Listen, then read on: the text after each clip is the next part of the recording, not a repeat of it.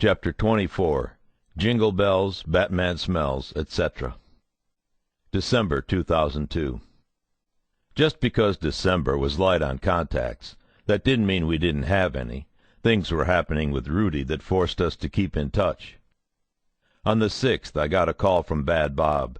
He was hearing distressing things about Rudy, but he wouldn't discuss anything over the phone.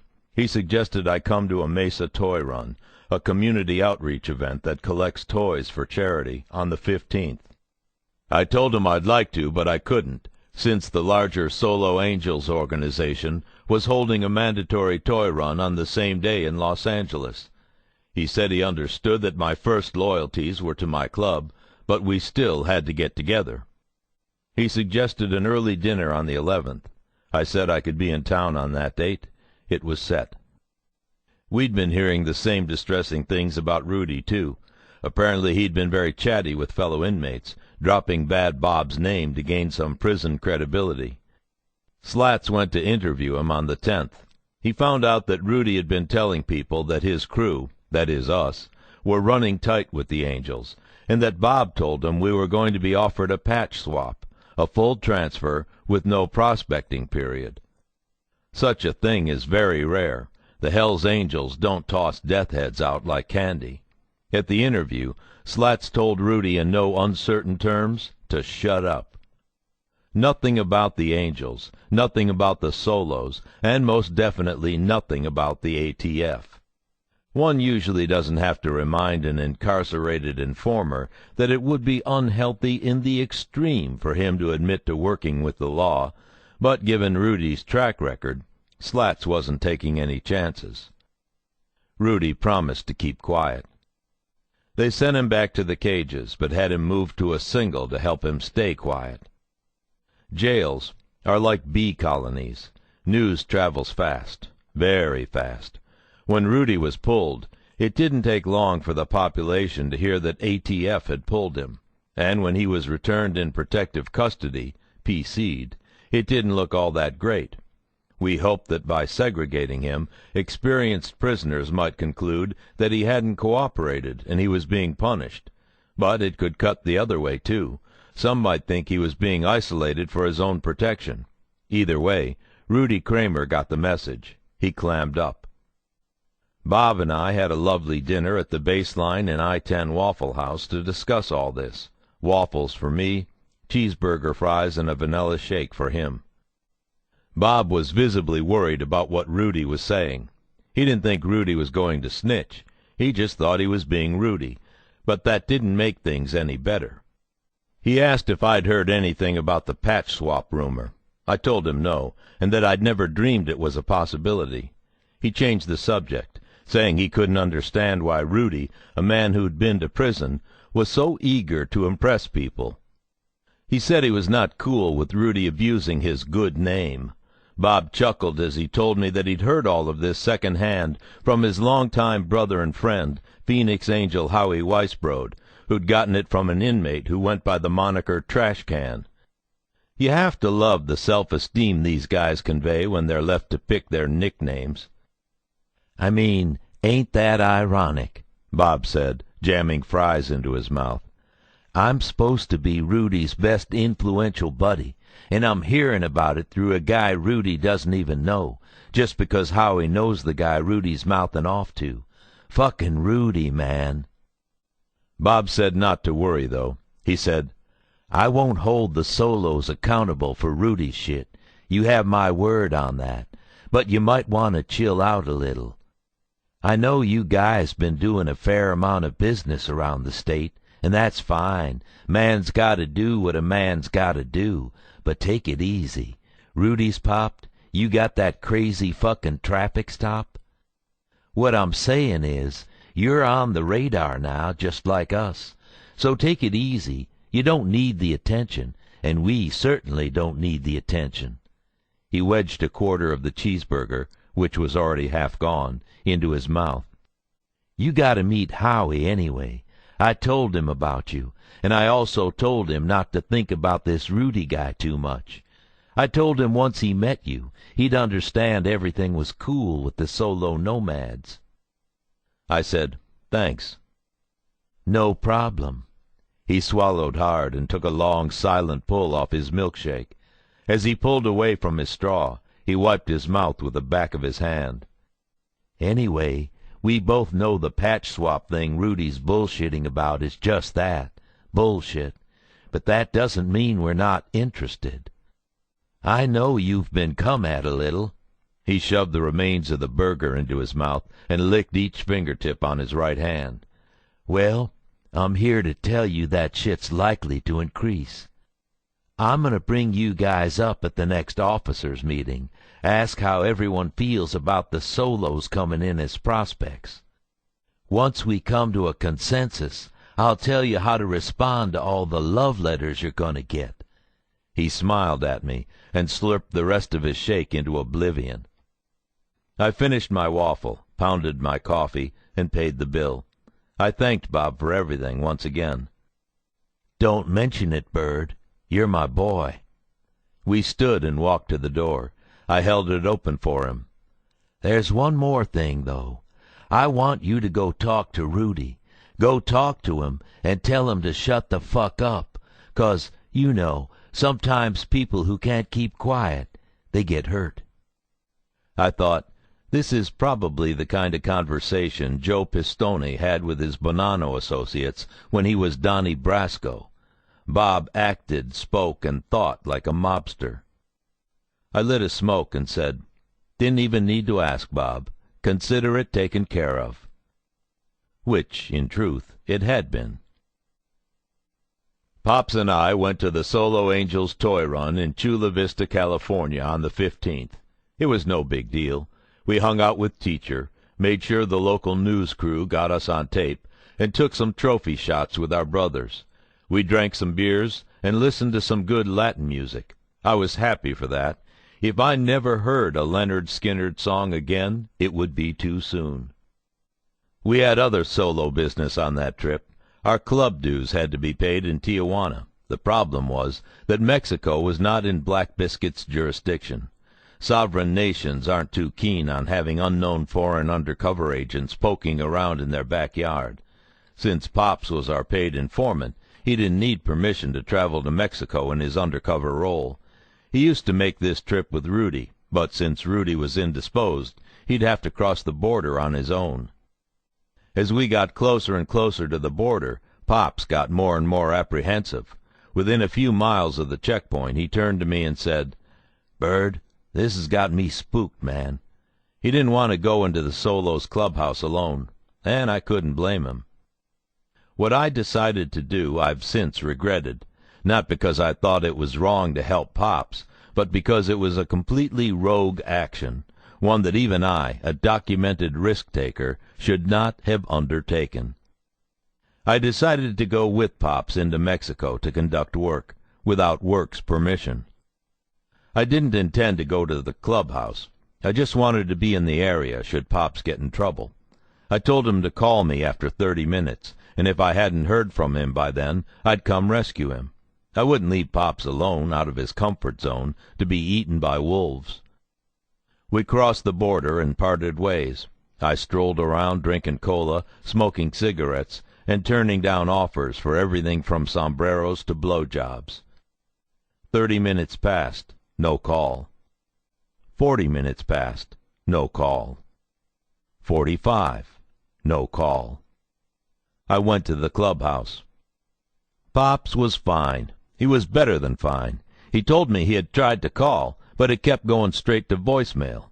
I looked closely at my phone and realized I had no service in Mexico.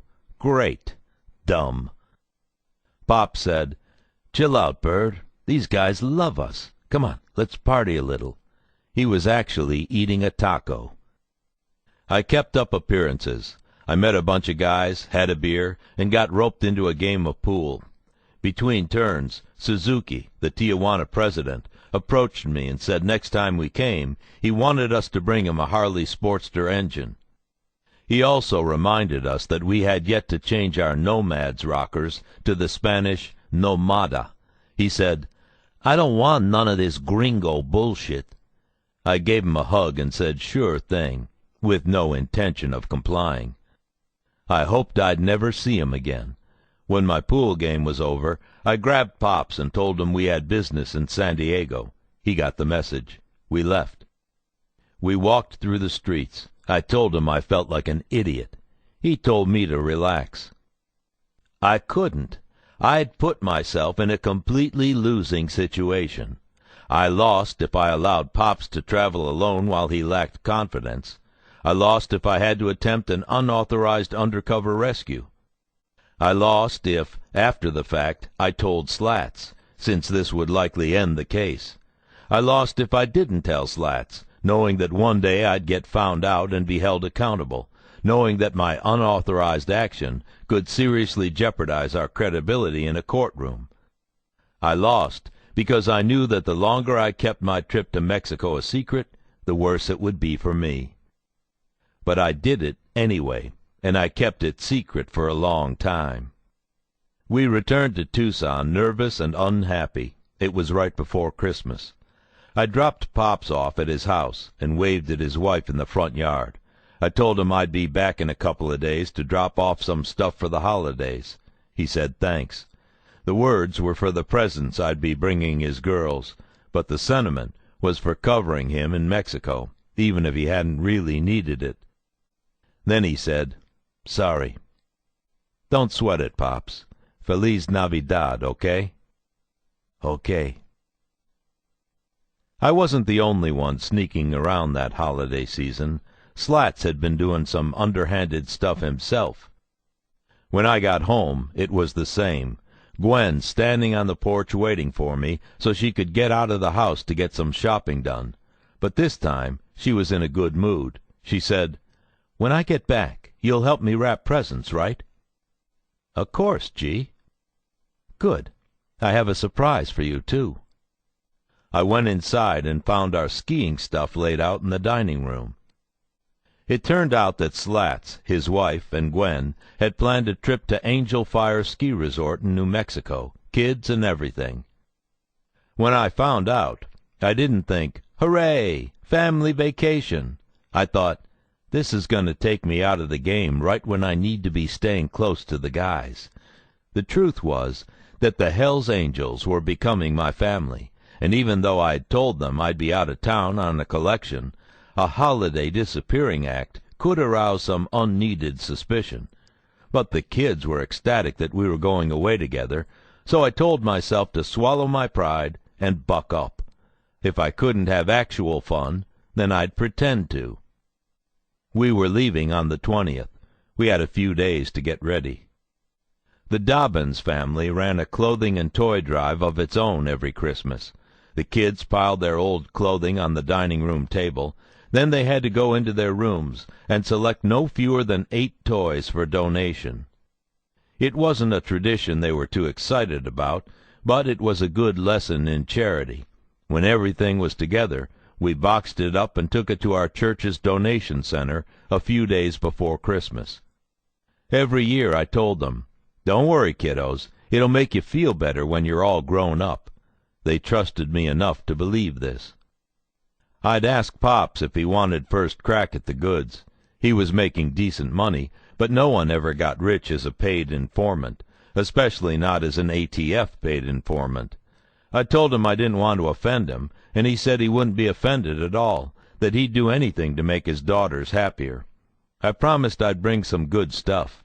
Dale helped me out by being kind enough to add 2 new stuffed animals, some unopened CDs, and some fresh makeup. She even insisted we wrap the nice stuff, which is what we did.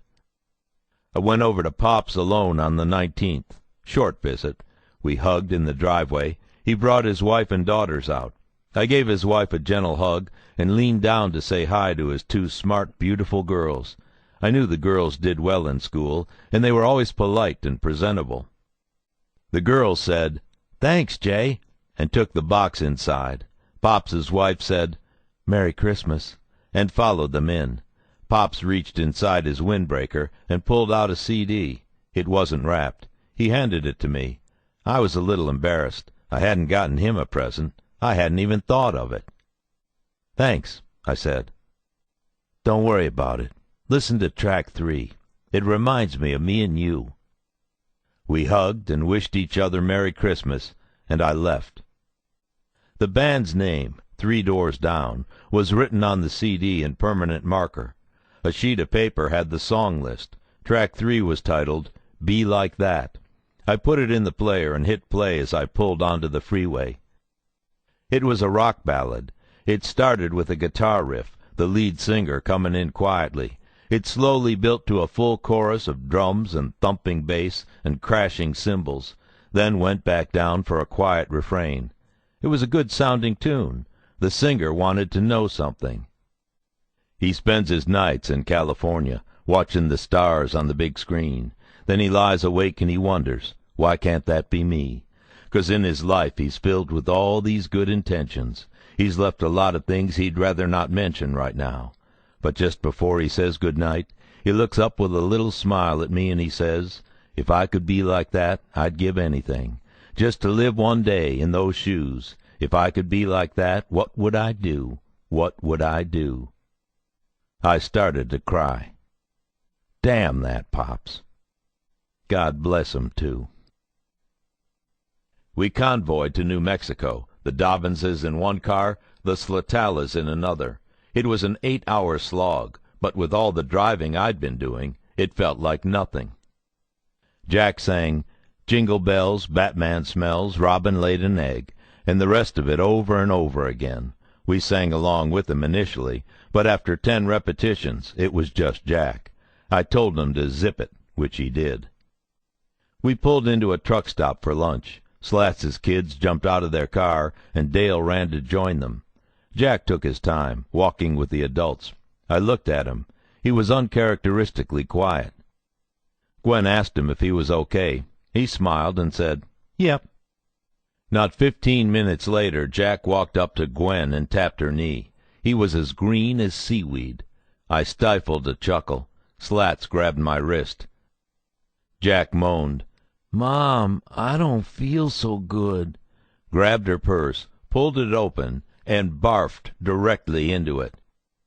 I hoped it wasn't an omen for our trip. We cleaned him up and hit the road again. After puking, Jack managed a PB&J and felt much better. He started singing again. The little guy couldn't wait for Christmas. Dale kept pestering Gwen for details of that year's presents. Gwen said, I'm not going to tell you, Shuey. And besides, you know Christmas is about more than presents. The presents just remind us that we're luckier than others. Dale whined that she knew all that. Gwen told her to sound more appreciative, and Dale wisely chose to drop it. I didn't engage in these discussions too much. I checked my phone constantly. I'd missed calls from Smitty and Bad Bob. The missed calls made me anxious. I felt I needed to be with them, massaging their egos and ingratiating myself. I decided to turn off my phone. Sitting in the car alone with my family for 8 hours for the first time in months, maybe even a year, it dawned on me that I'd put myself at complete odds with myself. The part of me known as J. Dobbins felt guilty, while the part known as Bird was angry at Jay for feeling guilty. The Slatalas had rented a condo at Angel Fire. 4 bedrooms, 3 baths, a nice small outdoor hot tub. We settled in. Slats and I got lift tickets, while the girls and the kids went grocery shopping. On our way to the ticket offices, Slats and I agreed to keep case talk to a minimum. We both knew that we needed to chill, and that we each needed some exposure to our old, more regular lives. Slats said, "Nighttime only, after everyone's down." I agreed, nighttime only, and added, "at the bar." Most definitely at the bar. Slats made a big breakfast every morning we were there. The first day it was cheese and scallion eggs, toast, bacon, OJ. The next was pancakes. The day after that was French toast. After that, poached eggs with homemade hot sauce. He was a regular short-order superstar. I joked that if this federal agent thing didn't work out, he had a future at the Waffle House. He said, "Nah, I'm too good for the house." We stayed for 6 nights and 7 days. The kids got along great. Dale was the same age as Slats's older son, and Jack was the same as his younger. We'd spend 3 or 4 hours a day on the slopes, trying to stay together. I'd constantly challenge Slats to races to the bottom, and he'd constantly refuse them. It didn't matter. I went down hell-bent on shorty skis with no poles. I liked them because I could do anything on them. Their only drawback was that I looked more like a monkey on sticks than like Bodie Miller. Each run, I'd be the first to the bottom, where I'd wait impatiently for everyone else. Slats would be last, carving graceful arcs through the powder on parabolic 210s, making sure everyone was down in one piece and not horsing around when they shouldn't be. Then we'd pile onto the lifts and do it all over again. On Christmas Eve, after the kids went to bed, I snuck out to the back porch and called Smitty's house. I lit a cigarette while the line rang. Lydia answered. She wanted to know what I was up to. I told her Big Lou had sent me on a collection around Santa Fe. She asked what kind of Scrooge works on Christmas Eve. I told her if Big Lou said the word, I'd shoot Santa in the knee and take all the world's playtime swag off the back of his sleigh while he rolled around in the snow.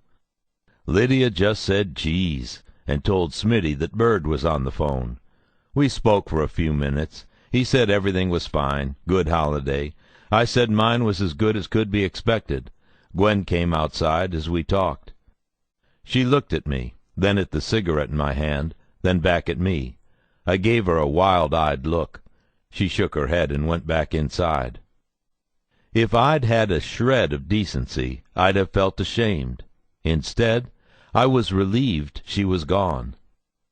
I hung up, smoked another cigarette, and went back inside, where a game of Scrabble was starting up. With Slats playing, I knew I had no shot at winning. I played anyway. On Christmas Day, the kids were up at the crack of dawn, and the coffee was brewing. The sound of 3 boys tearing into wrapping paper and 1 girl carefully pulling apart folds filled the living room. Their energy was infectious. I started wadding up the wrapping scraps and throwing headshots at the kids, and before I knew it, we were in a full-tilt Christmas Day wrapping paper fight. That wound down, and I played hide-and-seek with the younger kids. I was the seeker. Slats made breakfast again, and we ate, and then we hit the slopes. That night, after lights out, Slats and I went to the bar. Since it was Christmas night, there wasn't too much going on, mostly lone wolf locals and resort workers boozing after another day. We talked about the case's next step. We agreed that whatever it was, it had to be something that would really knock the Angels' socks off. I suggested we bring them a show of force. We decided to orchestrate a solo Angels Nomads run in Arizona, where every solo who showed was an ATF special agent. We decided to roll hard and deep and show the Angels what we were all about. This worked into Slats's operational direction of maintaining the solos, and without conceding anything, I knew it worked to my advantage, too. If the solos came in and proved we were a solid club, then Bird would gain that much more credibility, and I'd become an even more desirable Angels recruit. As far as Slats and I were concerned, this idea was win-win. We put the case aside for a while and talked about the week. I thanked him for making it happen, saying that if he hadn't, the Dobbins clan would be sitting around our living room staring at the walls. He shrugged as if to disagree, and changed the subject. He said, "Earlier today, I was thinking about how we ski." As usual, I'd spent the day racing to the bottom, while he enjoyed the sound of the breeze in his ears and the snow-covered pine trees lining the slopes, or whatever it was he did. What about it? Well, you know how you race down and fall, and get up and race forward, and tumble some more and get up and race forward again? Yeah, if you're not falling, you're not skiing hard enough. Yeah, well, you know how I cut from side to side and glide and check everything out and make sure everyone gets down to the bottom in one piece? Sure, you're slow, I get it. He let it pass. I was just thinking, we have opposite styles, but in the end, we both get to the bottom of the run at about the same time, and then we both ride the lift up together. One's really not any better than the other. That's all I'm saying. It's just how we are." "Yeah, I guess you're right." We clinked glasses and ordered another round. Chapter 25. The Solo Temporaries.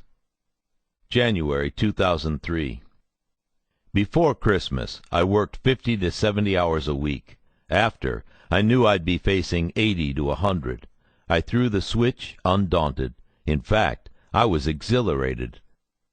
We busied ourselves setting the thing up for the first half of the month. We called a bunch of ATF agents and ended up securing 3 for duty: Steve Gundo Gunderson, Alan Footy Footboy, and a hotshot from San Diego, Jesse Summers. Each brought something to the table. Jesse was young and hard, appearing more Latino gangbanger than anything else. Footy was enormous, 6'4", 285 pounds, and had an easy-going personality that both frightened and attracted people. Gundo, an academy mate of mine who was 10 years older than I, was a crafty old-school UC, a classic straight-up operator who everyone, good and bad, couldn't help but like. While Slats, Timmy, and I briefed our peers, J.J. and Pops were busy with the minutia of hosting and outfitting 3 new solos.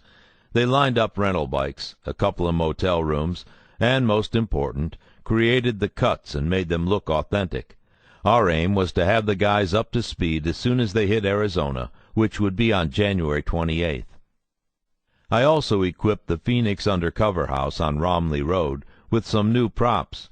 My 3-foot-long iguana, Spike, hadn't been getting the love he needed from the Dobbins clan, so I brought him up from Tucson. Once Spike got to the house, I realized that he should have a friend. For some reason, one of the task force agents was selling a nameless 8-foot boa constrictor. I bought him, and his huge glass tank, for $100. We ramped up our contacts after mid-January. Timmy and Pops went out with Bad Bob and the Mesa boys one night. Bob announced there'd be no more drugs in the clubhouse. No selling, no buying, no using. The guys said fine. Bob said there'd been too much of that lately. Then Bob took Timmy and Pops aside and asked, "By the way, you guys got any party favors?" Apparently, the rule didn't apply to him. Timmy later told me he had to stifle a chuckle by coughing into his hand, and Pops said he couldn't even believe it. Not much else happened until the show came to town on the 28th. Slats rolled out the equivalent of an undercover red carpet for the temporary solos, grilled New York strips, ice-cold cokes, and a makeshift casino in the patch, craps and blackjack tables and a roulette wheel. I tried to get J.J. to dress up like a showgirl, but she told me to fuck off. We gambled quarters and laughed and ate. Around 10, I suggested we go for a ride. Everyone was game. As we saddled up, Slats yelled, "Take it easy tonight. We got a big week." I said, "Got it." "No clubhouses, only soft spots." "Got it." "You got no cover." "Got it." We left. I knew these guys were up for anything, so I immediately violated Slats's orders. We headed to the Desert Flame, a strip club owned by a new Mesa prospect named Big Time Mike. We rolled in 7 deep, counting J.J. Big Time Mike asked, "What's up?" "Big Time, these are my solo brothers, Jesse, Footy, and Gundo." Big Time asked us what we'd have, and we told him. After serving us, he said, "You guys should go over to Mesa. Some guys are there. They'd love to see you." Before I could say anything, he called, spoke to them, and hung up. "It's all set. They're expecting you." "Cool, dude." I pulled Gundo and Footy aside and asked, "What do you think? We won't go over there if you're not comfortable yet. You heard Slats. He doesn't want us doing anything like this." Both said, without hesitating, "Hell with that. Let's go." I asked Jesse and J.J. the same, and they were game too. Timmy and Pops were always up to see the boys. I told everyone we wouldn't stay longer than an hour or two. in and out, meet and greet, get the lay of the land, that kind of thing. As we assed up, I looked at my guys. I thought, we don't need a damn cover team. We are the cover team. There was no way a room full of angels was going to outdo the 7 of us. My confidence soared. Mesa Angel Alex Davies met us at the gate and showed us inside. It was a small group. Nick Nuzzo, Mark Krupa, Casino Cal, Paul Eyeshide, and some prospect I'd never seen. Nick stepped behind the bar, poured us all drinks, and toasted the solo angels. Then he said, "Let's go next door." He meant the members-only section of the house. For the first time, we went next door. The decor was more of the same, except there was a greater concentration of lounging furniture, a couple of couches, 4 overstuffed chairs, a low coffee table with nonsense scratched all over it. AFFA, I Heart the Hells Angels, Mesa Rocks, and Jail, Death, and Pussy. Everyone mingled. The new solos hit the ground running and took over. No fear, no hesitancy. They'd been on the case for 12 hours, and they were already performing like A-list actors. For the first time in months, I was able to sit back and enjoy myself as my partners worked the room. Nick and Cal started to do bumps of crank off the tip of a buck knife, openly violating Bob's no-drug rule. Nick must have seen me looking at him, because he sheathed his knife and came over. He blurted out, "Fuck Bob." It was the meth talking. I didn't say anything. He repeated, "Fuck that guy." Cal came over and sat down. Nick sat down. He bounced one of his legs and spoke fast. "Shit ain't right around here, Bird, I'll tell you. Guys are splitting. The guys in this room, we want to be outlaw. Bob and Whale and Crow, those old fucks, they want us to take it easy." He spit on the floor. "We want to be outlaw, like you guys, you know." That took me aback. The Mesa Hells Angels wanted to be like us? Like solos? Nick sniffed hard. Cal took over talking. "Listen, Bird, we want to do business with you, but we got to take it slow, 'cause we don't want Bob knowing. He's hoarding you guys. He's paranoid and he's greedy, and he's keeping all the good shit to himself." Nick broke back in. "Shit, you know how many times I seen that fat fuck break his own drug rule? Man, I ain't got fingers enough." I nodded. They offered J.J. and me a bump, and I reminded them I didn't do that any more. J.J. said no thanks, not as long as Bird is my old man. "Anyway," Nick said, snorting at himself, "not everyone is Bob's boy here any more. Some shit is fucked up around here lately." This was good and bad for us. We had the opportunity to exploit some club weaknesses, but we had to keep Bob happy. Under no circumstances could any of us undermine his authority. I told Nick and Cal that we were always interested in business opportunities, but I didn't mention Bob, nor would I say anything to him. I decided to string them all along and see how everything shook out. I had to do it this way. If I ratted, Bob would know, but he'd also know I was a rat. If he found out later that I knew, then I'd come clean, but I'd add that I didn't want to be the guy to tell him. I'd have to shift the blame onto Nick and Cal for putting me in a bad spot. I knew Bob would understand and respect this reasoning. It was the only honorable course of action. We left not too long after that. We couldn't stay late. Slats was right, and we did have a big week ahead of us. We had our ops planned to the minute. I had these guys for a week, and I wanted to get Slats his money's worth. The 29th started with some club business that I invited Bob to. It concerned our prospect Jesse. The solos huddled around him in the living room of the Undercover house, merengue music blaring from some low-rider outside. I waited in the kitchen for my cue, Timmy saying, "What the fuck you looking at, prospect?" I lit a smoke and sauntered in, my serial killer cap pulled low over my eyebrows. Jesse sat in a folding chair in the middle of the room. I paced tightly in front of him, never traveling more than 4 feet. I stared him down. He swung his knees back and forth. I sucked my smoke. Everyone else was lined up, arms crossed, and bore down on Jesse with scowls. "I'm not going to waste your time, Prospect, and I sure as shit ain't going to waste the time of any of my brothers or esteemed guests. You're shit, plain and simple. I hear from your sponsor that you don't do shit, and when you do shit, you don't do it right. I asked your sponsor over there," I thumbed at Footy, "and he says you can't even open a beer right, let alone do something more complicated like gas up a bike. God forbid he asked you to do something real, something any one of the men in this room could do without thinking. You know what kind of thing I mean?" I stopped. Jesse stared at me like a busted schoolboy. Gundo said, "Bird asked you a question. Answer." Yeah, I know what you mean, Bird." His voice didn't waver. I stepped on his words.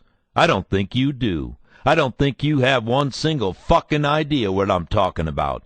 I'm talking about real shit, man-up shit, shit your mama wouldn't be proud of. You understand me, dude?" Yeah, I do." "Bullshit!" I barked. He didn't flinch. I pretended not to like that. I leaned in close. I placed my hands on my knees. I spoke quietly. "Bullshit, Prospect. I think you're a pussy. I think you're a spineless, unworthy fucking cunt. You ain't no solo. You want to ride a bike? I suggest you go home and join a BMX club, you California nobody. You hear me?" "Yeah." No fear in there. "All right. Now, since I'm a decent guy, now's when you talk, if you got something you want to say." He respectfully said that he didn't see it my way. He said he'd done everything that had been asked of him, and done it as well as he could. He said if it wasn't good enough, then he was sorry. He said for what it was worth, he still wanted to be a solo. I turned my back to him while he spoke and shook my head. When he was finished, I said, "Forget it, man. Forget it." I winked at Bob. "Ah, just forget it. Footy, give the man his shit." And Footy stepped forward and gave Jesse his patch, at which point we all cheered, and Jesse let out a big fake breath. Bob was transfixed. Later, he told me it had been the best patch ceremony he'd ever been to. "Except for this one, where the new brother accidentally got shot," he added, laughing. Then came the Solo Angels barbecue in honor of the Arizona Hells Angels. Around 20 Angels came over to our humble home in the Mexican hood.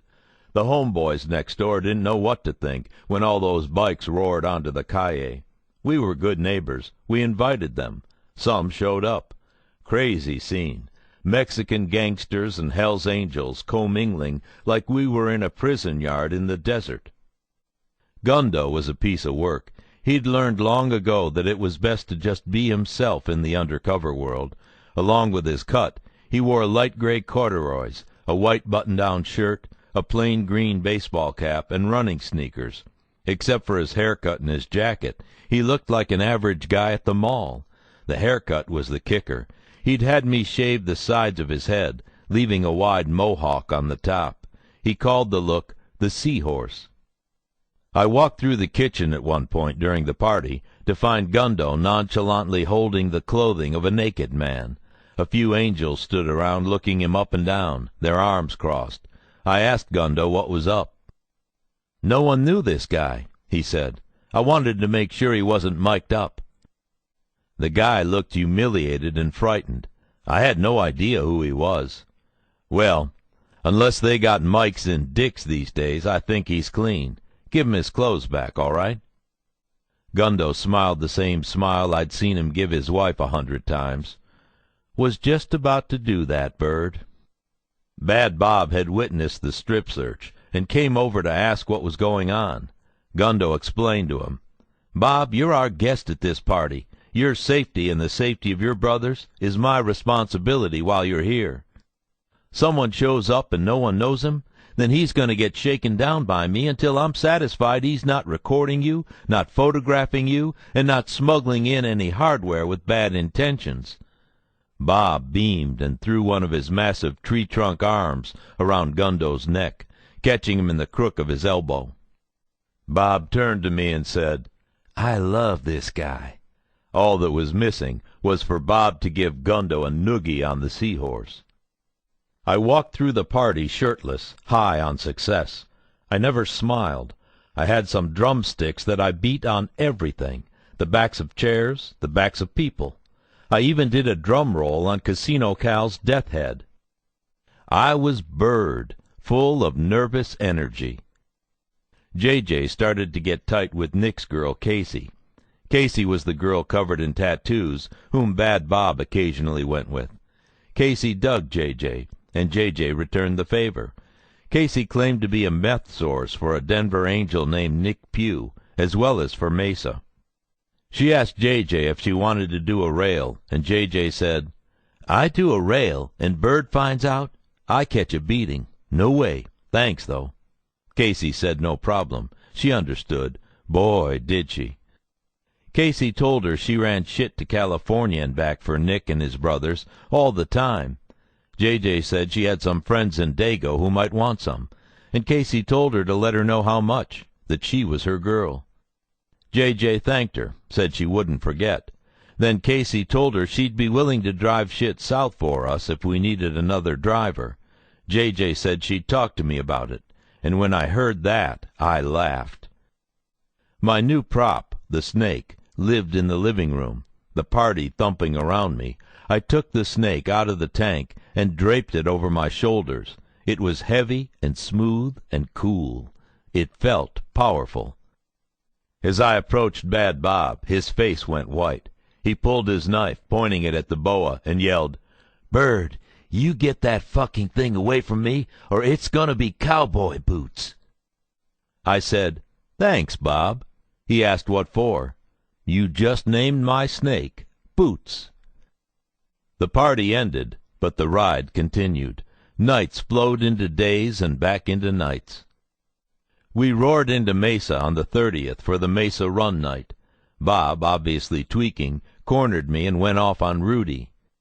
He was worried about him snitching again, saying he knew Rudy had a newborn at home, and he had talked to ATF, and maybe Rudy had made a deal to get out while his kid was still young, to spend some time with him and what not. I knew Rudy was going away no matter what, that he had nothing left to give us, but I couldn't comfort Bob. All I could say was that Rudy was messed up, but he wasn't an informant. Bob compulsively played with one of the rings on his fat fingers while we spoke. He said he'd hung his ass out for us, that he used to be dead set against other clubs starting up in Arizona, but in us he saw something he liked, something he hadn't seen in a long time. I thanked him for the millionth time. He said as soon as Rudy settled down, things would open up for us. On the 31st, we waltzed into the Pioneer Saloon in Cave Creek and got a full introduction over the PA. Gundo was right behind me, and after the announcement ended, he leaned into my ear and said quietly, "I don't care who these guys are, but that was fucking cool." I nodded. It was. Everyone was there, and I mean everyone. Sonny, Johnny Angel, Hoover, Smitty, Joby, Bob, Fang, every guy who had any kind of influence in the state. Sonny came up and greeted each one of us, and in one of the greatest moments in biker investigator history, we got a group shot with him. Just Sonny Barger and Johnny Angel in the middle of a row of solo angels, a.k.a. cops, Sonny's arch-nemesis. It was a damned coup. The night of February 1st, we went to Cave Creek's clubhouse. Theirs was bigger than Mesa's, on a more open lot in a residential neighborhood. They had a little stage with a stripper pole, and that night the pole had a stripper on it at all times. A blonde with thigh-high red patent leather boots, and a dirty brunette in a knit black bikini, or more often out of it, took turns twirling around the stage. All night Joby bugged me for my silencer source. He must have heard about it from Smitty. At one point Joby pulled me into a side room and said, "I need something that if I was to smoke someone right here, they wouldn't hear it out there." I told him not to worry. I'd talk to my guy, but I had to do it my way. He respected that. As we left the side room, I bumped into a short, roided-out live wire with a shaved head. He looked like my shorter, wider twin. Joby had moved on. The live wire asked, "What the fuck? You're fucking Bird, aren't you?" He stabbed his finger at me, tapping me hard right where the bullet had come out of my chest. "Yeah, that's right." "Shit, I'm fucking Dirty Dan, and I need to talk to you. Come with me." I followed this prison gangster to an empty corner of the clubhouse, preparing to become a human sacrifice. He turned suddenly, barking. "I heard all about you, Bird. You're some kind of crazy fucking cowboy, ain't you? Shit, brother, I love that." The veins bulged from his neck and his face turned red. He spat when he talked. I fed off his energy, and he fed off mine. He asked about Mexico. I said I went to Mexico often. He said he'd heard there were Mongols down there. I said there were, but not too many. He said that as soon as his parole was up, he'd like to come with me, see if we could find some. I said great. He said find some, and then kill 'em. I said awesome. He said we'd be a two-man massacre crew. I said, "Dirty Dan, you're the kind of Hell's Angel I've been waiting to meet." He said that he liked the way I carried myself, that the club needed more guys like me. I was perversely flattered and thrilled to have stumbled onto what I considered a real-deal Hell's Angel. No toy runs or public parties for Dirty Dan, just riding and beating and fucking. Amen, brother. After several minutes, we parted company just as abruptly as we'd come together. We agreed to meet and work out at the gym. He yelled, "All right, later, Bird." I yelled, "Later, Dirty Dan." We'd been in a complete bubble. Hours after that, when we were winding down at the UC house, Gundo told me that when Dan and I started talking, all eyes turned to us. Our body language looked overly confrontational. Gundo said, "Man, I thought you two were going to hit the deck. I was leaning against the bar with my hand on my gun, getting ready to pull out. I thought we were about to be in the middle of an ass-beating shootout." I laughed and said, "You kidding me? That guy kicked my confidence up about 1,000 notches. I fucking love that guy." February 2nd. The Solo Angels Hells Angels Love Fest had one more engagement, the Florence Prison Run. It was the anniversary of my first run the previous year, when I was a bullhead nobody riding with Mesa Mike. Oh, how the world had changed. The main drag in town was choked with bikes. We hung out at Yolanda's bar, drinking light beer and bullshitting. A band played. Ghost took the stage and sang a song. He was pretty good. Everyone was happy to be there. In spite of all the rival clubs in attendance, the mood was easy, and there weren't any beefs. We rolled into the desert, all 2,000 plus of us. The cops could do nothing but watch, and it was glorious. No longer relegated to the back of the line, we were fully integrated into the Hells Angels thundering column. We rumbled through the dust, all the colors of all the clubs flying. We were surrounded by our red and white brothers, the 8-1s. All the Arizona Hells Angels charters were there, Nomads, Cave Creek, Mesa, Tucson, Phoenix, Skull Valley.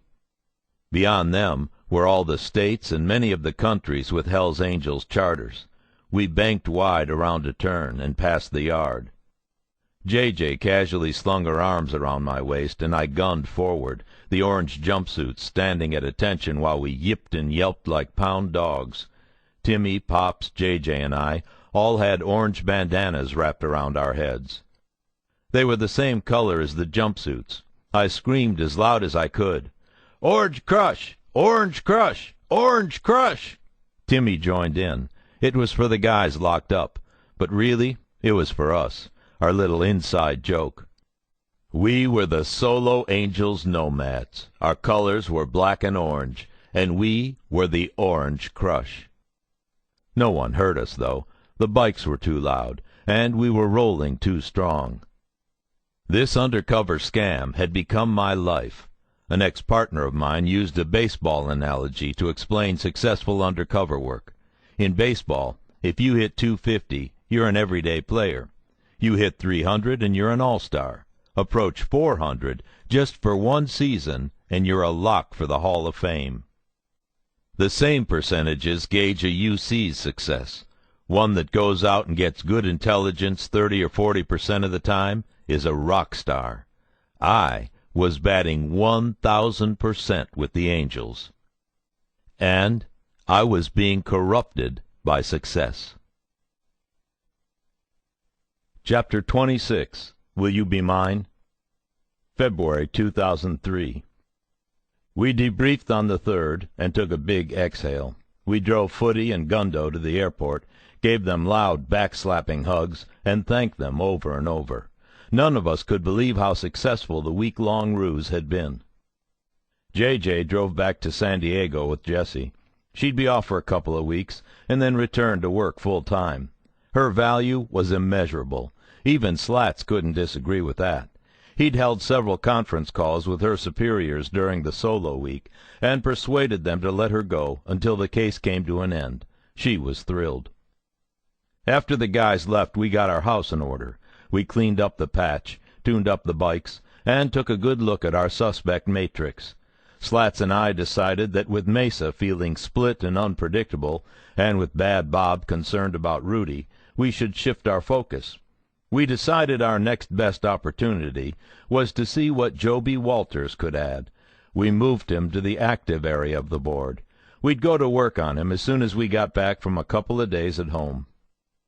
That other house of mine, the one I was ostensibly in charge of, the one that contained Gwen and Dale and Jack, was not in order. Not at all. I got home late on Friday night. No one was home. I knew they'd be gone.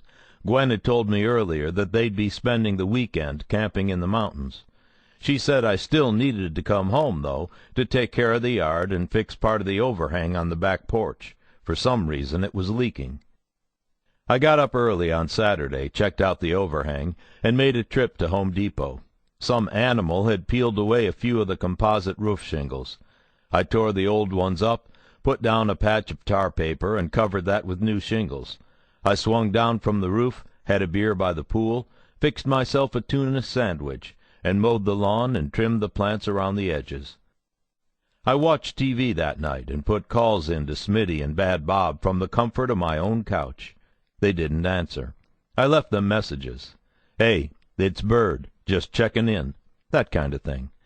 Smitty and I had a gun deal in the works, and Bob, well, I just wanted to hear his voice to make sure he wasn't flipping out over Rudy.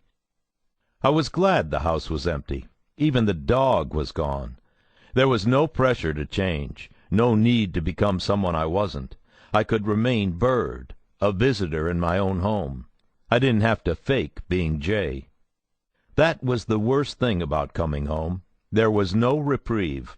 The Angels knew only what I told and showed them, but Gwen had known me for 18 years. I couldn't hide anything from her, or game her into thinking something that wasn't so. Coming home was becoming more difficult than hanging out with the Hells Angels. That didn't make me sad. It made me angry. Angry because I was beginning to feel that I shouldn't have to change, that I should be able to simply decide that I was just going to stay in role.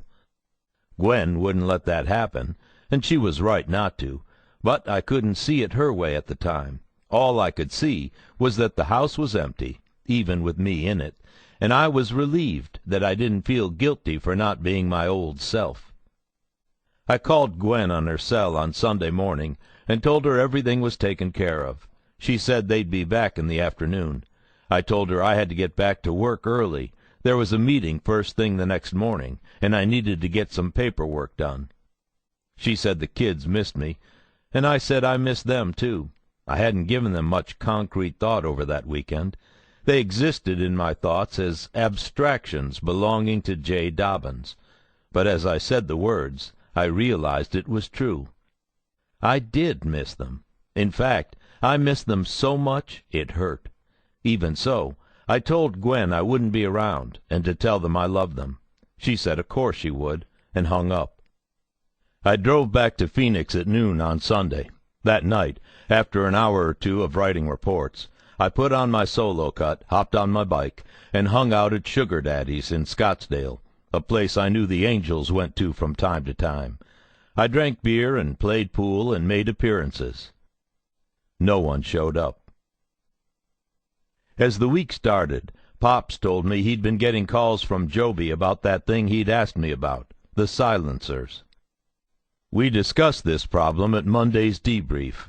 There was no way I could hook Joby up with my old bullhead silencer source from Operation Riverside, the machinist Tim Holt. We decided to walk a very thin line. I knew Holt was still making the tubes, and I knew Smitty was aware of it. I called Joby and told him that Smitty was going to have to hook him up because I wouldn't be in Bullhead any time soon. He said fine, and that was that. My ethics prevented me from brokering a direct silencer deal for Joby, but I also knew there was nothing I could do to stop it from happening. The simple truth is that cops cannot prevent criminals from making illegal purchases. If we could do this, the world would be a much different place. For example, I could choose not to sell a machine gun to Suspect X, but I couldn't prevent him from buying a different machine gun from a different seller. I could arrest him for completing such a transaction, or I could buy that machine gun from him and use the purchase against him later, but I couldn't prevent a third-party deal. That was the principle we were operating under with Joby and the silencers, except that we stretched our limits by referring him to Smitty, who we assumed would refer him to Holt. We sunk ourselves back into work that week. Timmy bought a 9mm Ruger from Cal that Bob didn't know about. Pops and I bought more tiny bags of meth from a Phoenix Angel named Aldo Murphy. He lived near our Romley Road house with his wife and their 10-year-old daughter, a perennially dirty, undernourished girl with the unfortunate name of Harley Angel. We'd bring the bags to the patch for field testing, and Slats would bark at us. "What, another half a teener? I'm sick of this shit." We said we were sick of it too. He implored, "Get me dealers, not users." We reminded Slats of the Casey woman, Mesa's meth hookup, and he waved his hand like he was brushing a cobweb from his face. He said, "Fine. When J.J. gets back, I'll put her on the Tattooed Wonder." I was convinced we weren't finding any mega-scale drug trafficking because we weren't fully trusted. Everything we knew told us that the Hells Angels moved volumes of drugs, and it was embarrassing to me and frustrating to Slats that we weren't getting them. He thought we had to push harder. I thought we had to gain even more credibility. I hoped to do just that when Joby invited us to a Valentine's Day party in Prescott. He said some guys would be there whom we had to meet. I asked if I should bring flowers. He laughed and said, "Naw, Bird, just you." Prescott is in a central valley between Flagstaff and Phoenix. People who haven't been to Arizona tend to think of the state as one big desert, but places like Prescott dispel that image pretty quickly. It's beautiful. Pasture land, swaying bluegrass, horse farms, mountains to the east and north, desert encroaching from the west. It's lush and cool, often cold, and it gets a fair amount of annual precipitation. It's a college town with libraries and sports facilities and bars. It's got a Starbucks, a fact I never miss. I often thought I'd retire to Prescott, but it's a small town, and since I now know a few guys there, I don't think that would go over too well. But I didn't know them then. Pops had rolled up ahead of Timmy and me. He'd called us on Joby's behalf and told us to meet them at the Desperado's Bar, the only joint in town that allowed bikers. He said it was right on Main Street. When Timmy and I walked through the door, Joby floated over to us like he was the host of some high-class cocktail party. He carried a club soda. He patted us on the shoulders and led us to the bar. I felt like we were the guests of honor. Pop sat at the bar with 5 or 6 Hells Angels. Surrounding them was an assortment of other club members. There were Vagos, Vietnam vets, Americans, desert road riders, and red devils. They orbited the angels like subservient moons around a dense planet. Timmy and I were brought to the center. I didn't think it was possible, but Joby introduced us to 4 Arizona angels we'd never seen before. They were Teddy Toth, Bobby Reinstra, Joey Richardson, and Rudy Jaime. He also introduced us to Robert McKay, the Tucson angel and tattoo artist who'd recently had his non-association clause lifted. The 4 unknown men belonged to the Skull Valley charter of the Hells Angels. Teddy Toth was the president. I'd heard about him. He was a former East Coast angel from New York City. He transferred out west when his health started to fail. We knew a little about him from Slatz's intelligence. Teddy was an old-school 30-year member, an angel power broker, on a par with guys like Bad Bob, Hoover, Johnny Angel, and even Sonny Barger himself. He took no shit and operated by the outlaw book. In spite of his stature, my first impression of him was that he could die any minute. He carried haggard sacks underneath his eyes, and a pair of tubes were stuffed up his nose. The tubes led to a wheeled oxygen tank that leaned against the bar. He was fat and slow. I knew, however, that I couldn't trust appearances.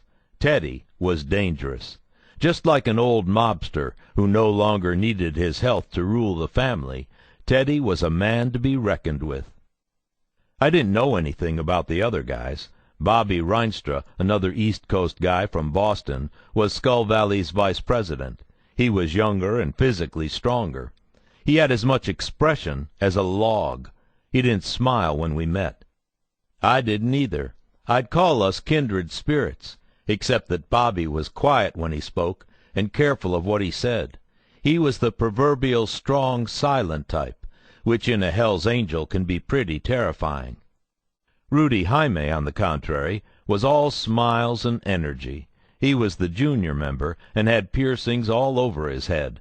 Joey Richardson, the last member, looked like your standard muscled-up middle-aged weightlifter.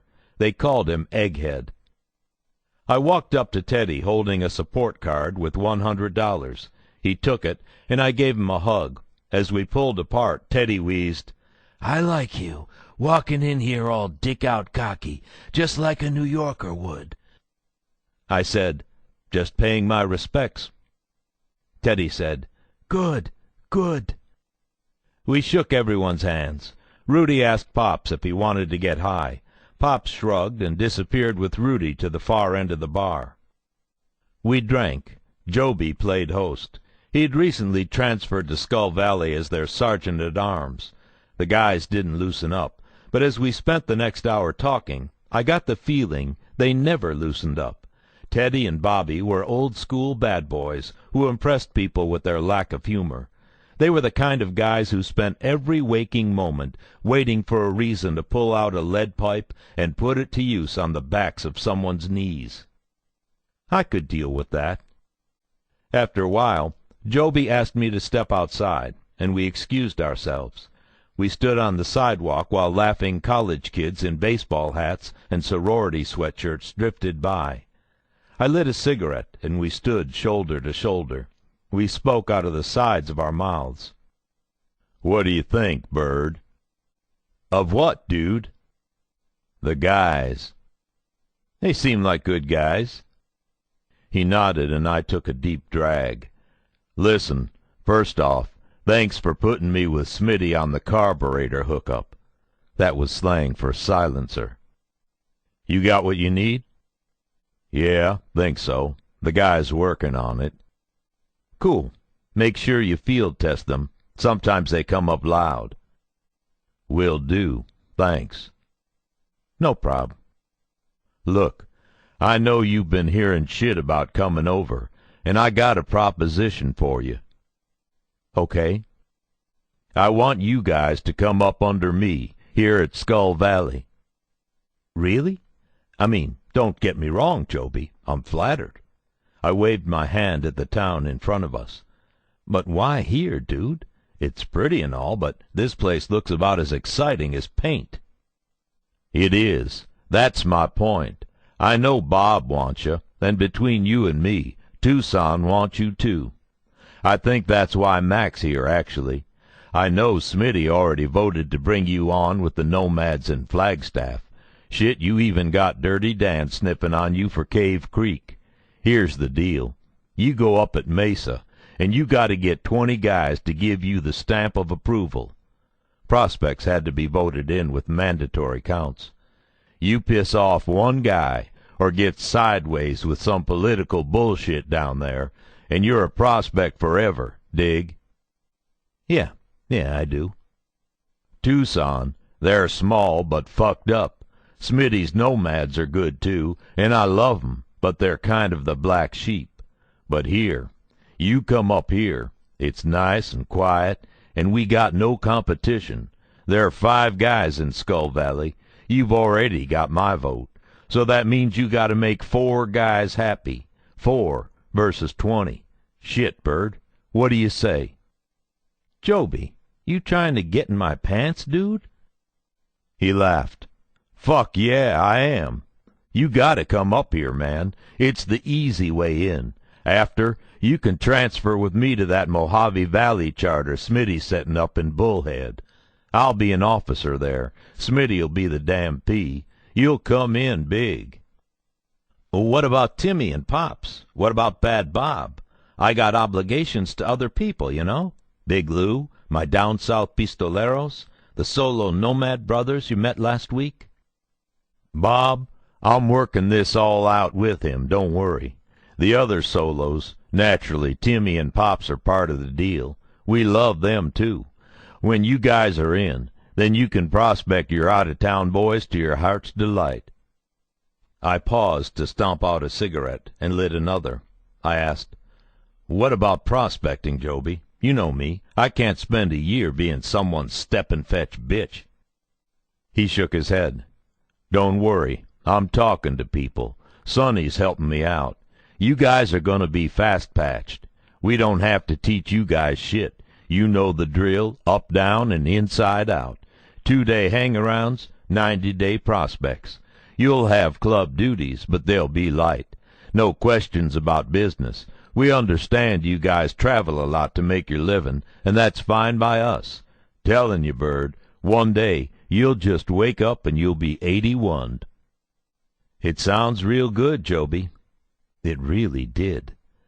Thank you for thinking of us, dude. It means a lot. So, that's a yes? That's a strong maybe. I'm sorry, I can't just say yes. I've been a solo for a long time, and I got to talk to my boys before I say anything, either way. I understand. I won't string you along, all right? You got my word. All right. I thought it was a great pitch, and one hell of an earnest valentine. I finished smoking in silence, thinking this must be what a popular freshman feels like during rush week. I went back inside. Joby had a high bounce in his step, like there was a pebble in his boot. He nodded at Teddy as he walked up to the bar. Teddy didn't move. He just wheezed. Chapter 27. 911, 911, get out of the house. Late February, 2003. On February 28th, my cell rang. Timmy, J.J. Pops, and I were hanging out at the Phoenix U.C. house on Romley Road. Yeah, Bird. Get the fuck out of the house right now. It was Slats. He sounded scared. Slats never sounded scared. I twirled my finger through the air like a little tornado. Everyone got up, grabbed their weapons, and ran outside. I followed, pressing the phone to my ear. What's up? Don't have time. Get to the patch right now. Watch your asses. We're already at the door. We'll see you in 15. We piled into the Cougar. I turned the engine on and peeled out. We drove in circles a little to make sure we weren't being followed. We pulled into the patch's office park and went around back. The bay doors were open, and we pulled in. They closed behind us. Slats paced. He spat into a can. I lit a smoke. Slats said, "Come on." As we made our way to the conference room, he told us what was going on. DEA's got a snitch associated with the Phoenix Charter. His handler called up half an hour ago and told me that Chico put together a hit squad and they were on the way to Romley to smoke you guys. He was talking about Robert Chico Mora, the Phoenix Angel that Mesa Mike had warned me of over a year ago. I asked, "Why the fuck's Chico want to smoke us?" "That asshole in Tijuana, Alberto, apparently he's been talking about you." I'd heard a little bit of this. Our receptions in Mexico had been generally warm and easygoing, but there were always guys who rocked the boat. This Alberto was the Solo's vice president. He'd always given us the cold shoulder. I assumed he'd had some bad blood with Rudy that went back years, and was never going to give us the benefit of the doubt. We chose to ignore it, hoping it would stay in Mexico.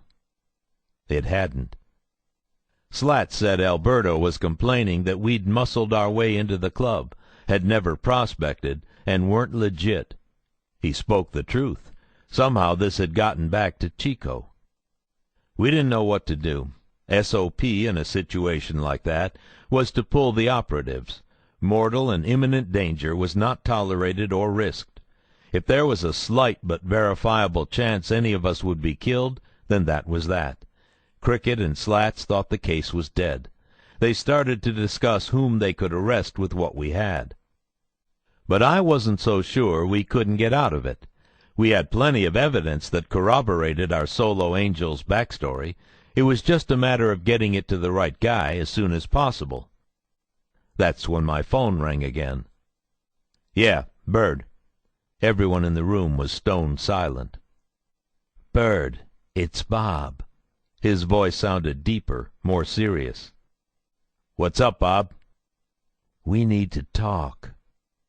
"What about?" He cut to it. "You're a real Solo, right?" "What the fuck you talking about, Bob?" "I know you're really a Solo." He sounded convinced in an unconvincing way. "Fucking right I am. What's going on?" "We need to talk. It's very urgent." "Okay." "Be alone." "Okay." We agreed to meet at a sports bar on Baseline, a place we'd never been to, in 1 hour. The entire team stuffed up with armor and grabbed their long guns. An advance team got to the bar quickly. They took their places and waited, sat at the bar and did crosswords, feigned watching games on the TVs. Timmy and Pops were in the surveillance van. Timmy was armed to the teeth. If things broke bad with Bob, I'd likely be fine. Still, I didn't have a good feeling about the meeting. Before leaving the patch, Slats helped me put together an impromptu package of Solo credentials, photos and video news footage from the December toy run, dues receipts, photos of Pops and Rudy in the Tijuana clubhouse, random flash we'd picked up. We talked dialogue, Slats role-playing Bob, me in role. We'd sell our case to Bob like we'd sell a crime to a prosecutor, physical evidence, historical evidence, and an argument for our position. Breaking character, I asked Slats if he thought Bob was trying to prove to his brothers where his real loyalties lay, if he thought Bob might be taking this opportunity to take me out. We all knew that as I went, so the Solos went. Slats said he wasn't sure, and if I didn't want to meet with Bob, I didn't have to. That meant the end of the case. I said, "Fuck that." He said, "Okay then, let's get out of here."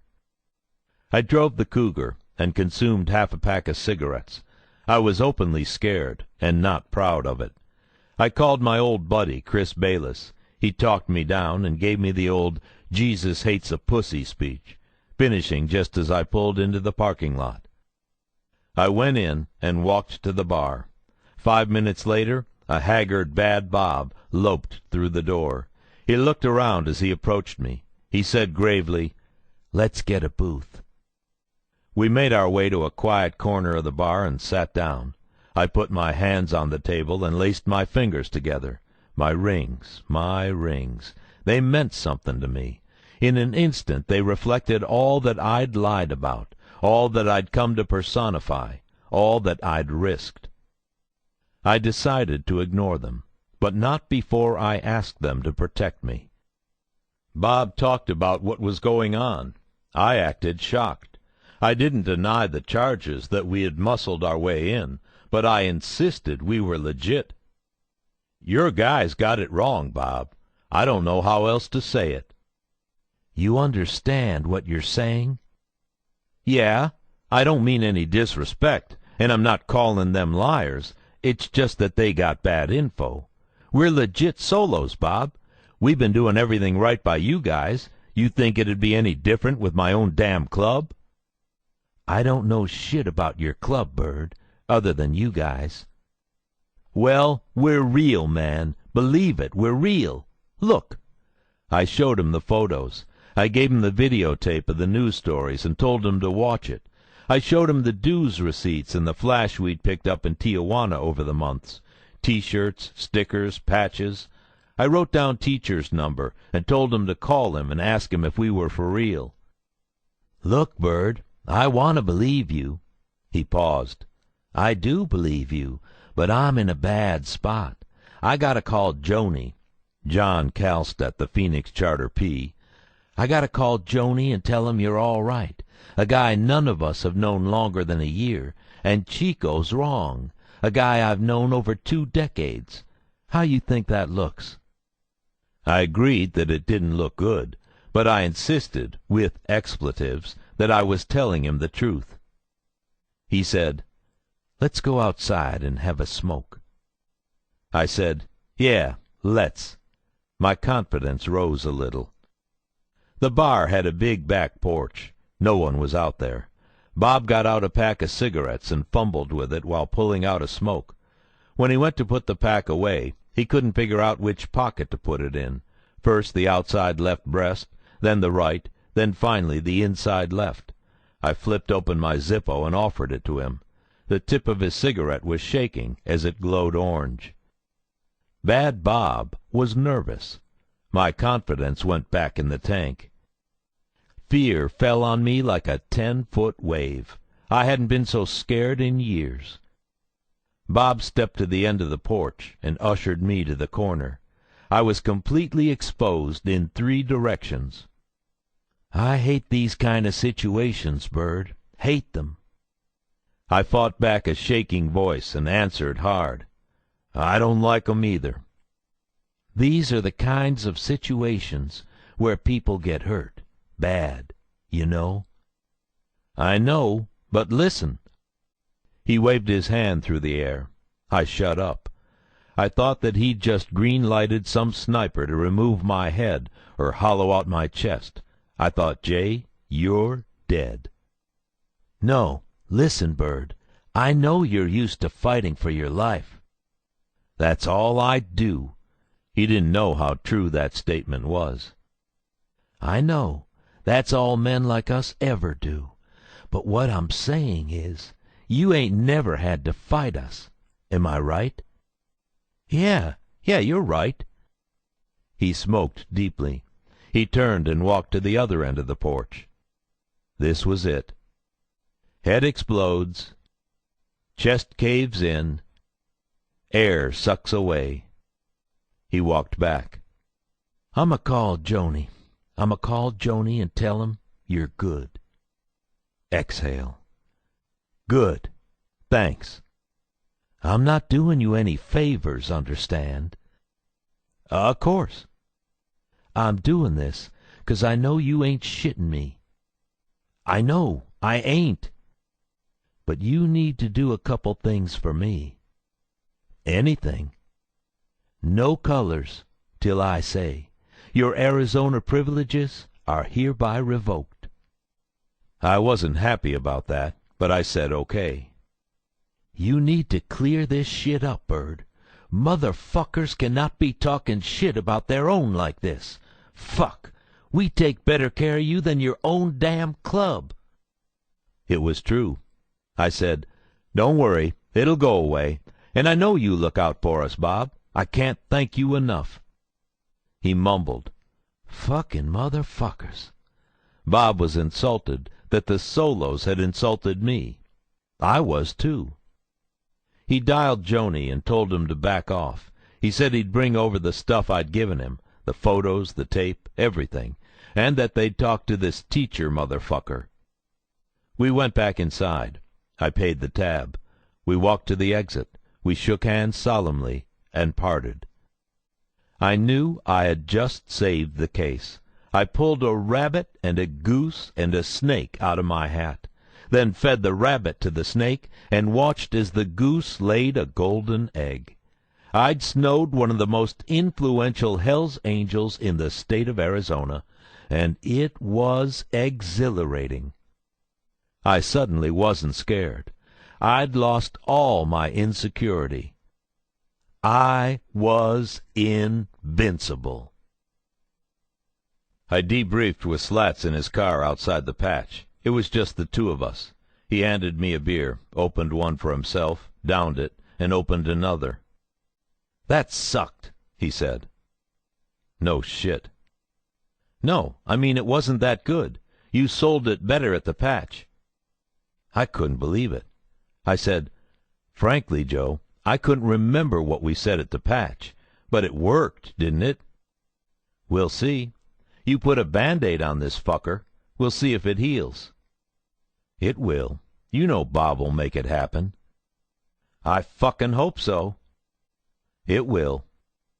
He drank half of his beer in 2 gulps.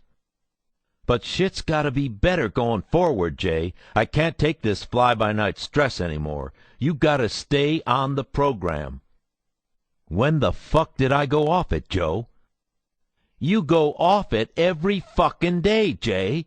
Every damn night we say, 'Tonight's the night Dobbins goes off the res,' and we end up doing a rescue mission. We're taking fucking bets on it, Jay." That was news to me. "The fuck, Joe? One day it's get me more. The next it's ease up. Which way you want me to go? I'm giving you everything I got, Joe. I can't think of how to give you more. This is the way I operate. You knew that going in. It's why you hired me." "Listen, Jay, I know you're under a lot of stress, but it's nothing compared to what I deal with. I hired you, but I can pink slip you too." "Excuse me?" He took a deep breath. "The fact is, you're 10% of this picture. You and JJ and Timmy and Pops. A crucial 10%, but only 10%. I have to deal with all of your shit, plus all of the evidence, all of the surveillance, all of the tech issues, all the money, all the approvals, all the protocols, and all of the personalities. I have to massage everyone's balls above me and rub everyone's backs below me. You may feel like you're the one in the middle of this thing, but you're wrong."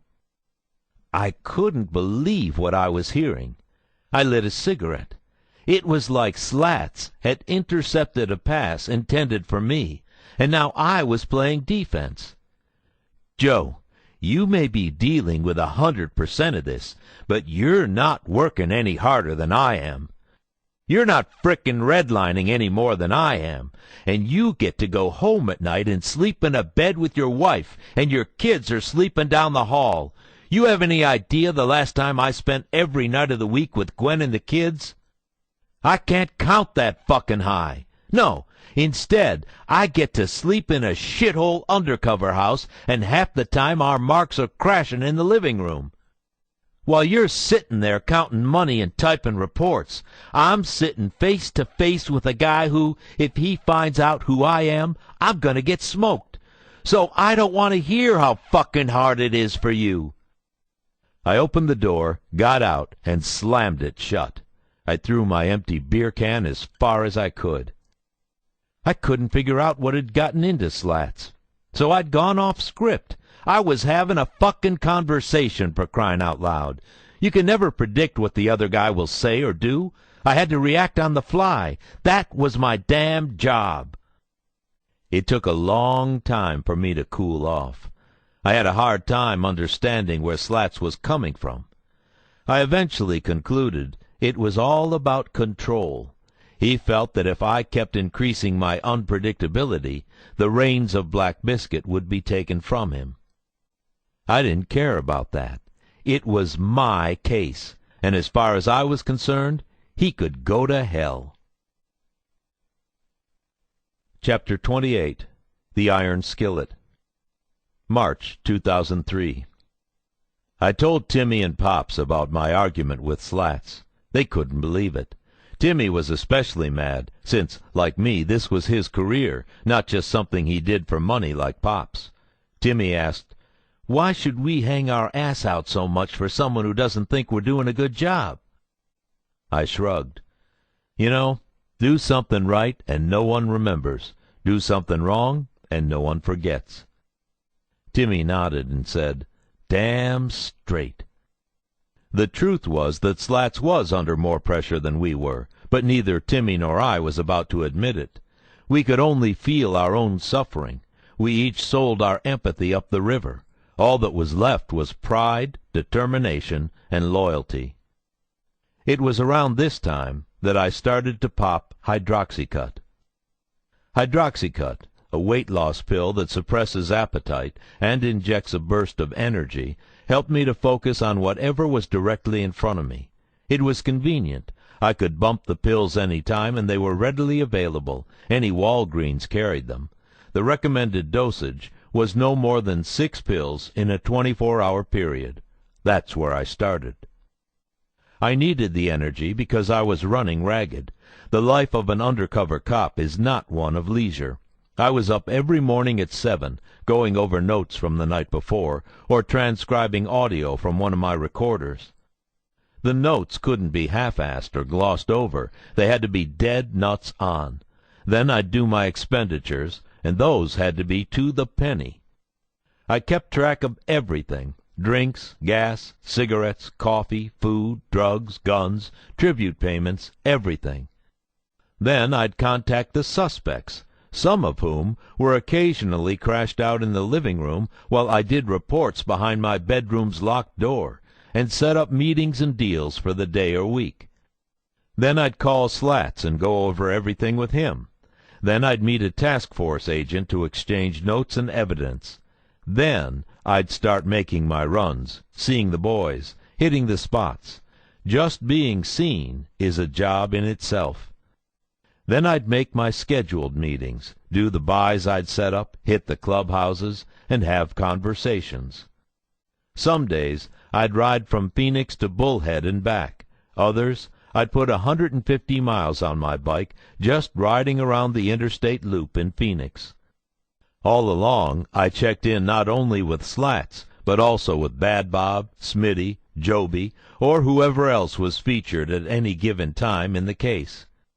While bullshitting with the boys, my mind constantly turned, thinking up new schemes, new ways to build credibility. The sun would set, the heat would dissipate, and the nights would begin. I'd go out, and despite drinking, would try to stay lucid enough to be able to defend myself, J.J., Timmy, or Pops, if any of us got made. The stress of being in near constant mortal danger is what we were trained to endure, but undertaking it day after day is enough to fry anyone. I'd get home, cross myself, smoke cigarettes, down coffee, jot down notes and reminders, and then try to get a few hours' sleep before doing it all over again the next day. It was no coincidence that I started with the Hydroxycut after my argument with Slats.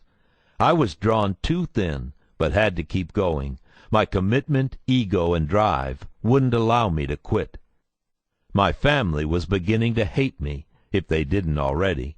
Slats was up my ass. The H.A. were getting farther up my ass. I was responsible for the safety of my crew.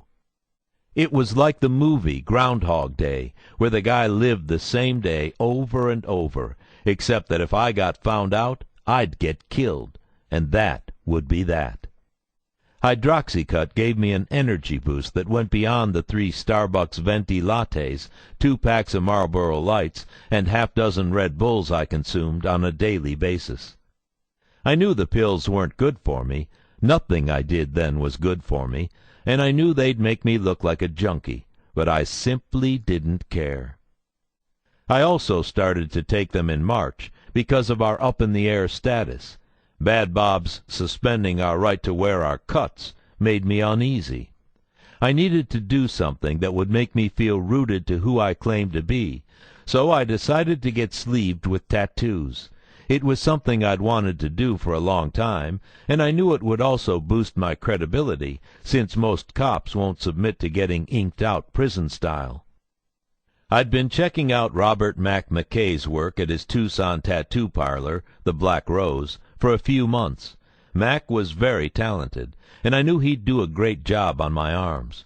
We had started discussing my getting sleeved when I'd met the Skull Valley guys in Prescott. He said he'd be happy to hook me up and give me a good deal. I didn't tell him how good a deal it would be. Since it could be tagged as an operational expense, ATF would pick up the tab.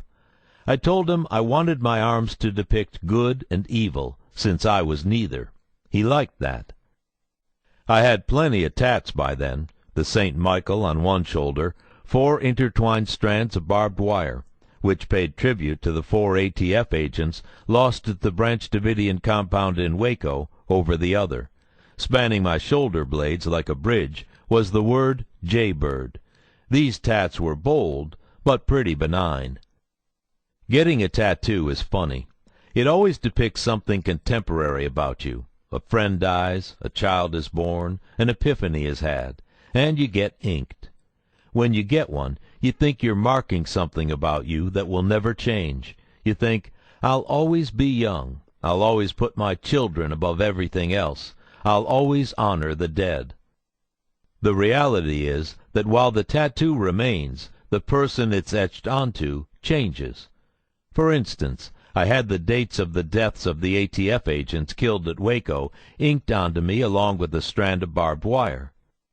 But I had to have them covered because I was afraid that someone, specifically Scott Varville from the Riverside case, would put 2 and 2 together and want to know why I was commemorating an infamous date in ATF's history.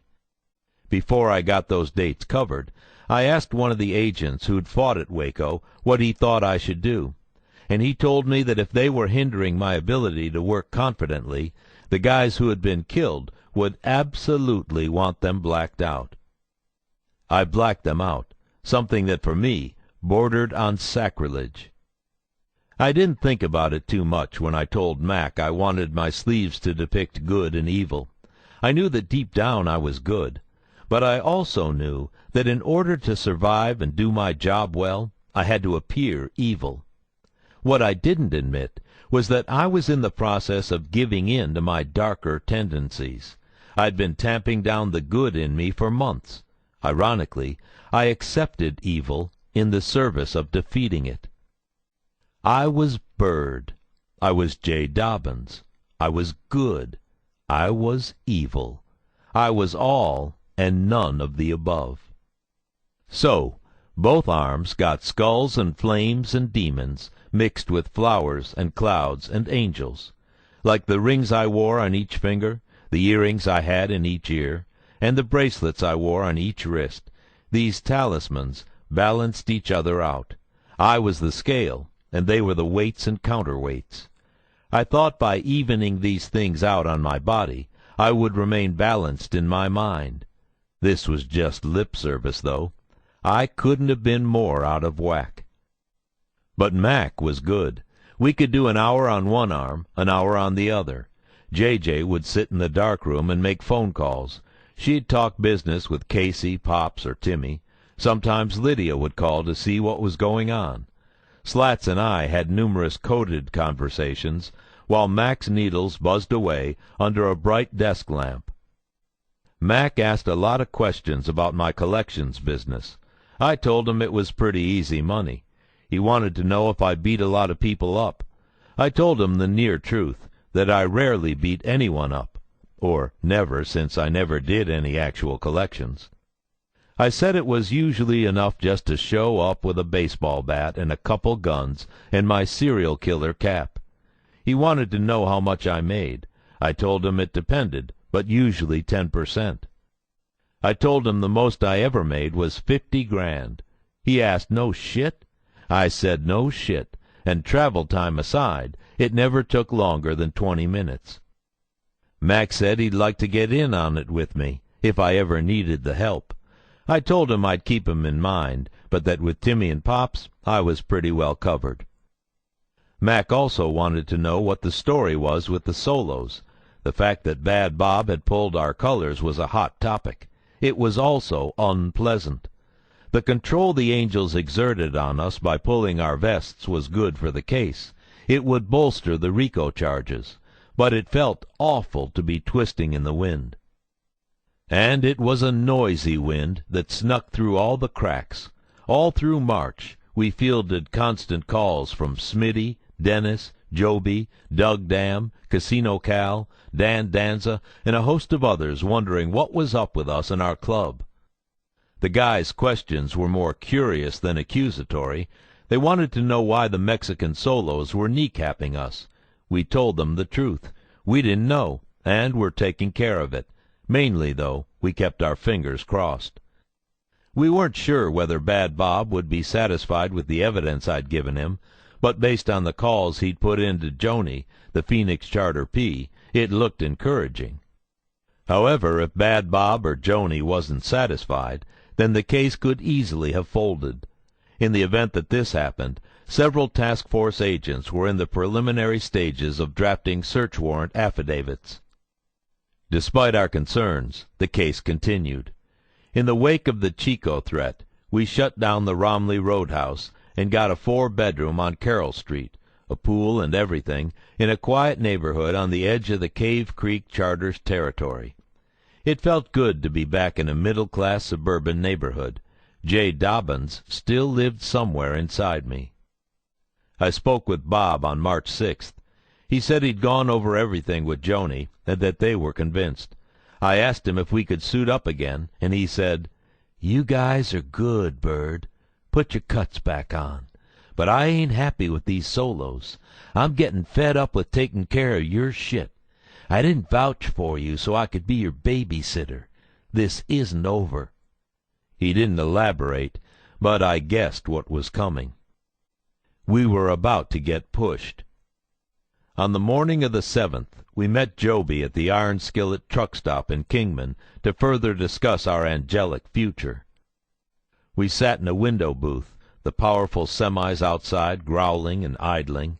It was before noon, but the sun was strong and soaked the thin veneer of clouds with a blinding white sheen. Timmy and I sat across from Joby. J.J. was wedged between Joby and Pops. Joby ordered eggs, sausage, dry wheat toast, and coffee. The rest of us ordered waffles. Joby wanted to know what was with us and waffles. J.J. asked him what was wrong with waffles. We all laughed. Our coffee came. Joby spoke quietly. He ranged over topics like a crop duster over pest-stricken fields. Laughlin, he was afraid he'd soon be arrested. He'd stabbed guys there. He'd given CPR to a fallen angel named Fester, whom he couldn't revive, and under whose body he'd hidden a firearm. He might go to Mexico if it didn't look good with the law. He'd expected to die the night of the riot. "I didn't think we'd make out the way we did. I think that's why we won. We went in there knowing we were outnumbered 4 or 5 to 1, knowing we were dead. So we weren't afraid, you know." He stopped there. He shook his head. Our food came, and we dug in. Joby moved on to the solos. He repeated everything he told me at the Valentine's Day party, how we had to come up to Skull Valley, how we'd be given freedom to conduct business, how we were ready. He said he was planning on giving us a formal recruitment offer when he got back from the 55th anniversary party in Purdue the following week. This was nothing new. What was new was that he said our membership was essential to consolidating angel power in the area between Bullhead, Vegas, and San Bernardino, California. Joby led on that we were needed. This sent me flying. I could use it to bargain, not only with Joby and the Hells Angels, but with Slats and our superiors. Breakfast was over. I tried to pick up the tab, but Joby insisted. We were on a frigging date. Joby and I walked side by side through the parking lot. He asked me if I had any support stickers. I thought he was asking if I had any red and white stickers. I began to remind him that I didn't wear those things, when he interrupted me. "No, not those. Do you have any for the solos?" I said, "Pops has some." He asked Pops. When we got to our bikes, Pops dug through his saddlebag and came up with 3 or 4 that read, "Support your local solo angels." Joby took one and walked over to his bike, peeling the backing off the sticker. He laid his hand over his oil bag and smoothed it into place. He turned and looked at us. J.J. leaned on my hip. I had an arm around her shoulders. Timmy and Pop straddled their bikes. We must have looked like Stallone's gang in The Lords of Flatbush. We couldn't believe what we were looking at. It was possible that this was the first time a Hell's Angel had placed another club's flash on his bike, ever. And that club was ours. Joby knew what he was doing. "I don't care, Bird. Timmy, Pops, J.J."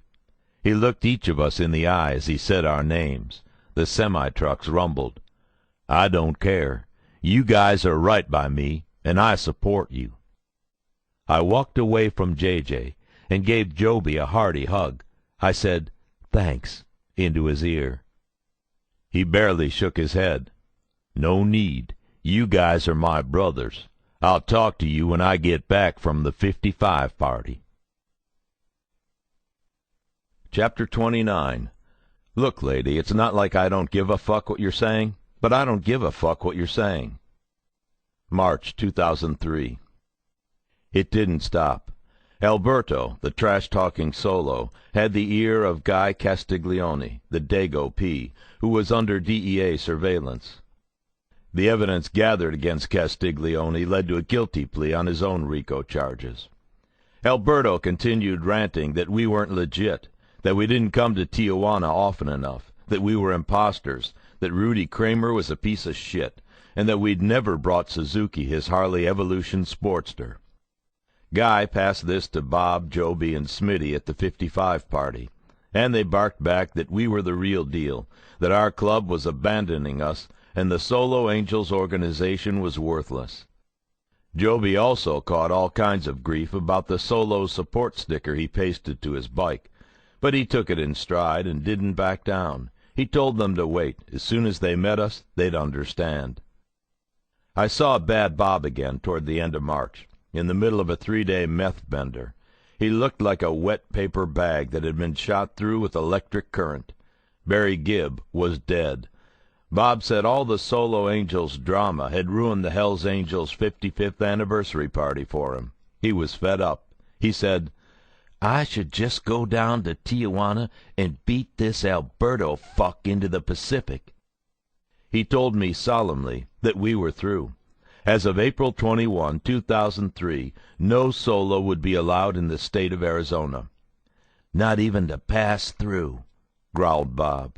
Then he said, "Bird, you gotta quit fucking around and state your intentions," like I was marrying his dearest daughter. Which, in a sense, I was. Oddly, the anger and confusion that Bob and Joby and the rest of them felt toward the Solo Angels in Tijuana never transferred to us. The worries revolving around our legitimacy put any lingering concerns about our cover story to bed for good. The Hells Angels had been given the perfect opportunity to question us, to take a good look and ask if we were what we claimed to be. They'd been told the truth about us, and they had dismissed it as jealous lies and slander.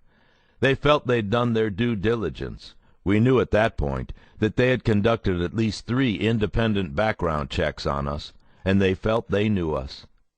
As Bob said to me, "I back you to my fullest, but I'm tired of this shit." But the fact that we were set did not put our anxiety at ease. If anything, March was the most anxious month on the case since August. It came down to continuing on an uncharted path, or shutting the whole thing down before it had run its course. We made an unspoken decision to ride it out. We had too much invested to end it, because the Hells Angels were forcing our hand. I wouldn't shut down because the opportunity to join the Angels was too important. Slats wouldn't stop because he refused to be swayed by the biker rumor mill. We continued with the game. Mac finished my sleeves. One morning in the middle of March, as Mac was putting the finishing touches on me, J.J. called. She said she was with a guy at a local diner having breakfast. I told her to keep him there. I was on my way. I flipped shut and asked Mac, "You want to make a few bucks? J.J.'s pinned down a guy I've been trying to collect."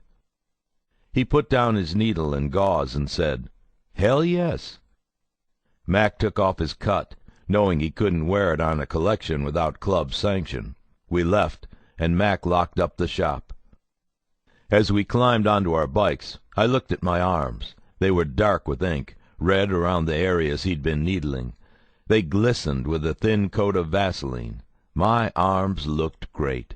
They belonged to me. They belonged to me more than they had before they were covered in ink. We went to the Grant Road Waffle House. We parked our bikes and stalked toward the entrance.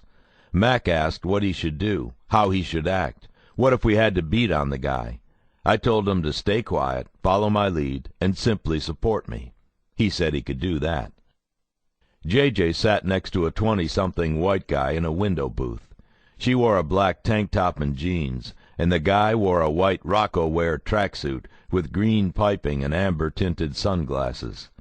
We walked up and stood over them, our arms crossed. I said, "Move over there, sweetie," indicating the other side of the booth. The guy just said, "Shit." I sat next to the guy. Mac sat next to J.J. Mac eye-fucked the guy hard. J.J. stared at the table, playing the part of the dumb girl in the wrong place at the wrong time. I pointed at the guy's food and asked, "You eatin' that?" taking the fork out of his hand. He said, "I was." "Not any more." I pushed the food around his plate and reached across him and grabbed his coffee and downed it in one gulp. "You know who I am?" "I have a pretty good idea." "Good. I just want to let you know, today's your lucky day." He harumphed. "See, they could have sent someone else, someone who introduces himself by putting a pipe on the back of your knee." I stuck my chin at Mac. He nodded slowly. "But you got me." "Great." "Don't show no lip." I took a mouthful of hash browns and mumbled, "Listen, don't talk. Dig?" "Yeah." "Good. We're getting along great. Now, I need that fucking money." I had told Mac that the guy owed Big Lou 21 large. The guy said he didn't have that kind of money on him. I said that I hoped he didn't. It wouldn't be too smart to walk around with a wad like that. I asked if he had a checking account. He said he did. "Then that means you have a checkbook?" "Yes." "How much you got in that account?" I reminded him not to lie. He said he thought he had about 17. I slid his plate over so it was in front of me and said that was a good start. We were getting places. I told him to start by writing out a check for 17, to sign it, but leave the pay to line blank. He said okay, and fumbled in his pocket. I told him not to move too quickly.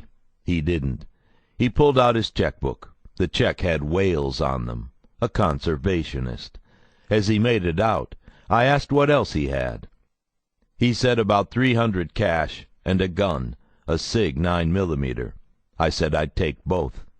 I asked him to keep his hands on the table, and asked him where the gun was. He said in the back of his waistband. I asked him if he had a concealed carry permit. He said, no. I told him to take it easy. What did he think, I was a cop? He laughed nervously. I removed the pistol and slipped it into my jacket. I reminded him of the cash. He took out his wallet and handed over a small wad. I counted it quickly. $314. I put a 20 on the table for the food, nodded at Mac, and got up. He got up too. J.J. and the guy stayed in the booth. I said, "You guys too. Come on." They got up. We went outside. The guy thought J.J. was going to go with him, but as we walked through the parking lot, J.J. looped her arms through one of mine.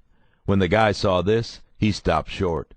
Mac and I climbed onto our bikes. J.J. climbed on behind me and hugged tight. She said to the guy, "See you later, sweet pea." We peeled out, leaving the guy to think it over. Back at the Black Rose, I gave Mac $200. I said, "See? 10 minutes, $200. That's how easy it is to make money with me." He smiled, shook his head, and said, "Thanks." "No problem. Thank you. I'll see you soon." "Sounds good." J.J. and I pulled out and headed to Phoenix. The collection victim had been ATF Special Agent Eric Otter Rutland. He'd played the part perfectly. J.J. and I spent the night in Phoenix. It was an off night. Timmy and Pops were at their real homes. She asked if I wanted to go drinking. "I'm sick of bars." "Yeah, me too." "Well, let's do something." We tried to think of the last place a Hell's Angel would show up, but our imaginations were dead. I didn't feel like going to a movie. J.J. didn't want to go out for dinner. We needed to blow off steam, not go on a bullshit date at the end of which nothing would happen. Finally, I asked if she played golf. "Couple times. Not really." "Want to go hit balls?" "Sure. Yeah." We went to a driving range in Scottsdale. She had lied. She had a great swing. We each hit around 100 balls, drank beers, and had a good time. Gwen called midway through the fun and wanted to know when I'd be home. I said tomorrow. She reminded me that we had a barbecue to go to. It was at the house of some old friends. I said I hadn't forgotten and that I'd make it. I'd forgotten. I hung up. J.J. leaned on a 7-iron, drinking beer from a brown bottle. She looked right at me. "That Gwen?" "Yeah." "She all right?" "Doubt it. She's sick of me not being around." I teed up another ball. Why should I have to explain the broken state of my marriage to the woman I was pretending to sleep with? I owed J.J. loyalty, guidance, friendship, and protection, not explanations. "Off to Tucson tomorrow, then?" "Yeah." I hit the ball with my driver. It hit the ground just shy of the 250-yard marker and rolled past it, stopping around 270. "Cool. I'm going to hang around here. Maybe see if Timmy wants to hit a movie or something." He'd probably do that. Timmy had also developed a mentor-like friendship with J.J., and I knew they did things on their own, too. She put her beer on the floor, teed a ball, and smacked it. With the 7-iron, J.J. could drive the ball 120, 130 yards. This one went straight down and rolled past 150. She laughed. "Oh, man, Jay, wait till Gwen gets a load of those arms." Our friends knew I was the police, but none of them knew what kind. Most thought I worked long hours as a city narc or on a homicide task force. I can't think of one who knew that I'd done deep cover work for over 15 years. This created some familial tension. Both Gwen and I would deflect questions about my job with half-truths and illusions. I was researching a drug ring. I was chasing down illegal firearms. I was backing up investigators looking at an interstate trafficking consortium. I was busy. No specifics. No talking about how I'd been shot. Nothing about the guys I investigated. No mention that I'd had guns pointed in my face dozens of times. The pride I took in these events was private, or at least limited to the company of my peers. This reticence wasn't such a big deal for me. I lived in a world of cops. I could stand around the water cooler and talk about my experiences till the cows came home. I had regular mental health checks from ATF shrinks and old friends and partners like Chris Bayless. I had outlets. Gwen bore more of this burden than I did. In a sense, she had to live an undercover life, too. She couldn't let on that she was the wife of a UC for the simple reason that doing so could compromise me or my partners and associates. She had learned a long time ago to keep the things she said about my job to a minimum. Our close friends got used to not hearing much about me. That was the way it had to be, and it was the way I liked it. Usually, it was easiest if I didn't put her in the position of having to lie. As the years passed, I'd grown accustomed to telling her less and less about my work. There were things she'd never know or need to know. I felt there was nothing to be gained from letting her in on the intricacies of my life. Of course, that wasn't true. While I hadn't yet lost her trust, I'd lost the closeness we'd once had. Telling her more about my work might not have made her feel better or ease her worries, but it might have prevented her from feeling so alienated. As for the tattoos, I'd spoken to Gwen for years about getting sleeved. A long time ago, she'd even drawn the flowers Mac had put on my upper arms. She liked what my tattoos said about me, that I wasn't the usual suburban husband. But while she understood that I wanted to get sleeved, she couldn't understand why I wanted to look like a gangster. I said it wouldn't look too badass if I got covered with Yosemite Sams, Tasmanian devils, and bunny rabbits. I knew that wasn't what she meant, but it's the way I thought about it. I liked the prison ink look. I guess in regard to tattoos, I wasn't too different from the people I strove to take down. Gwen wasn't surprised when I showed up with my arms done, but she was a little disappointed. "I guess you're just a biker now, huh?" We were in our bedroom, getting ready to go to the barbecue. I was tired, but rallying, sucking down a Red Bull. I poked her in the ribs. "Are you kidding me? You know I don't like riding bikes." "That's not funny." "I think it is." She didn't say anything. She went into the bathroom. I sat on the bed jonesing for a smoke. When she came out, she looked great. She pointed at my tattoos and asked, "What'd she think of them? I bet she loves them, huh?" "She who?" "That woman you're working with, Jenna." "I'm not even gonna—" "I know what's going on, Jay."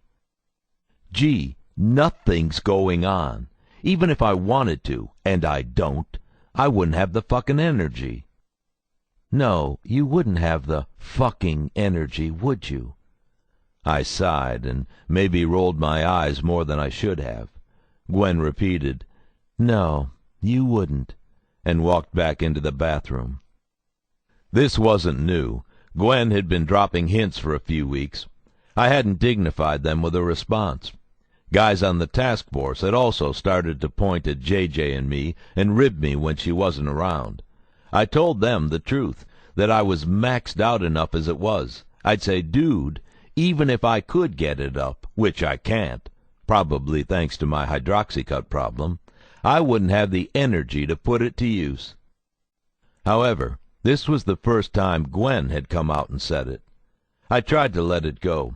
When she reemerged from the bathroom, I said, "Look, if it makes you any happier, I'll wear a long-sleeve shirt, okay?"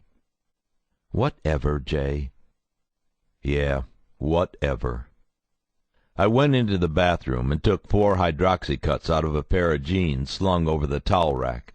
I gulped them down with the Red Bull.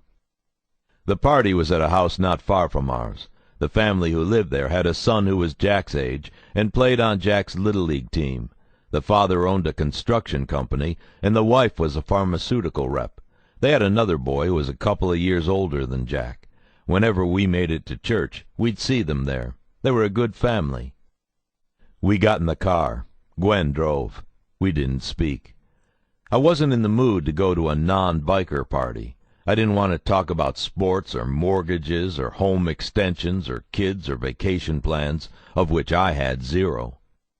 I didn't want to calm down or chill out. I wanted to keep my pot boiling.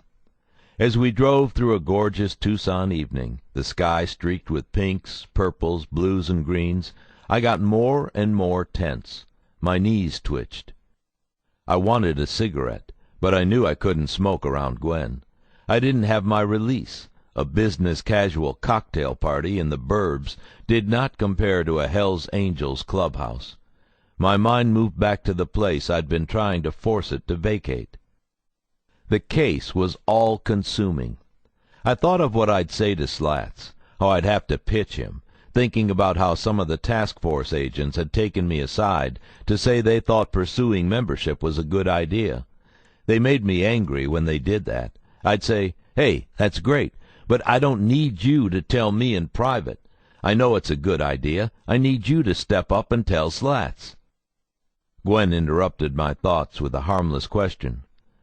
"They'll want to know what you think about the boys' team this season." "What? What team?" "The baseball team." "Oh, that. All right." "Just try, okay?" "All right, I will." We arrived and walked in. I might as well have been at a cocktail party on the moon. Some guy handed me a drink, and I drank it quickly. Tasted like a no-salt margarita, but I couldn't be sure. Gwen and I separated, and I found the beer. I decided to go with that. Before the case I'd been a lousy drinker, but by then I was in tip-top shape. I could guzzle with the best of them, and even though I wanted to get fall-down drunk, I knew I shouldn't. I took it slow. I horsed around with some of the kids. That was easy. They were playing in the pool, and they kept begging me to throw them in. It didn't take long before I did. I put my beer down and rolled up my sleeves a little and started chucking them into the deep end. They loved it. I did too. The woman throwing the party approached me holding 2 drinks, one full and one half empty. She held out the full one. She wore pink cotton pants cropped below the knees, a fuzzy light green sweater, and dangly turquoise earrings. Her smile screamed hostess. I took the drink she offered and downed half of it. She looked at my arms, and I self-consciously pulled the cuffs down to my wrists. I hadn't felt so exposed in months. She didn't say anything about the tattoos, but I could tell she wanted to. She asked how I was doing, and whether I thought the boys would have a good team that year. She talked about how hard my job must have been lately, since she hardly ever saw me. I didn't ask, but she said Gwen seemed to be holding up well. My end of that conversation was minimal. If I could have gotten away with grunts, I would have. She was neither cruel nor ignorant, but she pressed on. She was probably just curious. I must have looked like a circus attraction at that party. I was strung out, and fresh tattoos peeked out from the edges of my clothing. I was also the only guest with a twisted 5-inch corkscrew goatee, that's for sure. All I could think was that I'd rather be hanging out with my guys, not just Timmy, Pops, and J.J., but Smitty, Dennis, Bob, Joby, any of them. I didn't like them more, but I didn't feel so weird around them. I wanted to say to this decent suburban mom, "Look, lady, it's not like I don't give a fuck what you're saying, but I don't give a fuck what you're saying. I'll see you later." Instead, I stood there and watched her earrings and took my medicine. It was bitter. Chapter 30. Hoover's Hit. Late March, 2003. On March 29th we had a funeral to go to. Daniel Hoover Siebert had been shot through the forehead on March 22nd. He'd been killed in the parking lot of Bridget's Last Laugh, a Phoenix bar, surrounded by his brothers, who conveniently and ludicrously didn't see a thing. According to the Hells Angels witnesses, Hoover had just started his bike when he suddenly slumped over the bars. There was no exit wound. They didn't hear a discharge. Some claimed that until they saw the wound in his forehead, they thought he'd had a heart attack. Some said that he'd been hit by a sniper firing a large-caliber rifle, and they were all convinced that the shooter must have been a Mongol. We weren't so sure. The medical examiner concluded that the wound was from a small-caliber, close-range shot. We later heard that Sonny postulated his beloved club would have been better off if he'd been the one in the casket. Hoover was revered and respected nationally and internationally by friends and foes. He'd been groomed as Sonny's replacement, and was a perfect fit. His death devastated the club and drove their paranoia to new heights. Hoover's murder remains unsolved. The wound and the Angels' reactions, and the lack of a spent shell casing in the parking lot, all pointed to an inside job. There was plenty of internal tension among the Angels in those days, centering on which way the club was headed, what they'd symbolize as they continued their wild ride through American cultural history. The dispute between Bad Bob and Cal Schaefer concerning drug use and the amount of partying the Angels allowed their members to engage in offered a good snapshot of what the club was faced with on a broader scale. Generally, younger members felt as though they'd joined the Hells Angels to raise hell, to do what they wanted to, when they wanted to, and not be told otherwise. Older members, it should be said, who had lived this freer hell-raising lifestyle in decades past, preferred to rest on their laurels, doing whatever they could not to attract attention from the law. These Angels were content with being old-time kings of the hill and selling T-shirts at motorcycle rallies.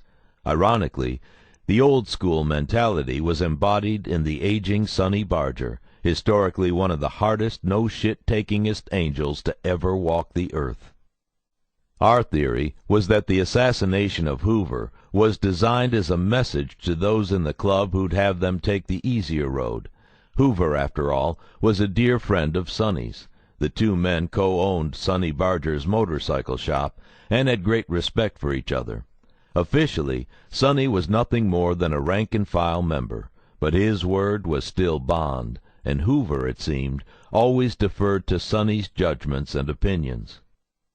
I have a slightly different theory. Whenever I think of Hoover's death, I think of all those silencers the guys had been asking me about. I can't speculate who actually pulled the trigger, but I think the evidence strongly points to an inside job by someone in Arizona, maybe even by someone I knew. Maybe the man who'd done it wasn't satisfied with the Hells Angels' lack of action against the Mongols. Maybe he thought there should have been a top-down effort to eradicate the Mongols from the face of the earth, and he was deeply disappointed that there wasn't. Maybe he felt that the men hindering this explosion of Hells Angels' vengeance were the same ones preventing some of the younger members from raising hell and living free. Maybe. This is all unsubstantiated conjecture, based on very circumstantial evidence and my own gut feelings, and I wouldn't confidently be able to point at any one person, but I think it's a reasonable theory, if not a likely one. Whatever the real reasons, there was no doubt the club was divided, and I believe my solo Angels nomads bridged that divide. I may be flattering myself, but it's my belief that we were highly regarded by both factions. The older guys liked us because we were buttoned up, respectful, and consistent. The younger guys liked us because we didn't take any shit and were into doing business. They all liked us because they believed we were connected enforcers, earners, and killers. I truly believe that the Angels saw in us a standard they could respect and even aspire to. I hoped to find out, and I hoped I wouldn't have to wait too long. 2 days after the shooting, Timmy, Pops, and I met Joby at the Cave Creek clubhouse. Hoover's murder, whoever had committed it, had spooked the Angels, and the place was on lockdown. Full-time armed guards secured a perimeter around the wide 2-story house. No one was in a good mood. Joby asked us upstairs. We were joined by Cave Creek Angel David Shell. Joby went over the same stuff I'd been getting from him and Bob and Smitty for the past couple of weeks. Our time had come. We had to join. We didn't say anything. We weren't yet fully approved to accept an offer. Honestly, I wasn't sure how to proceed. I assumed we'd have to wait a few more weeks, or at least until Hoover was in the ground. Not so.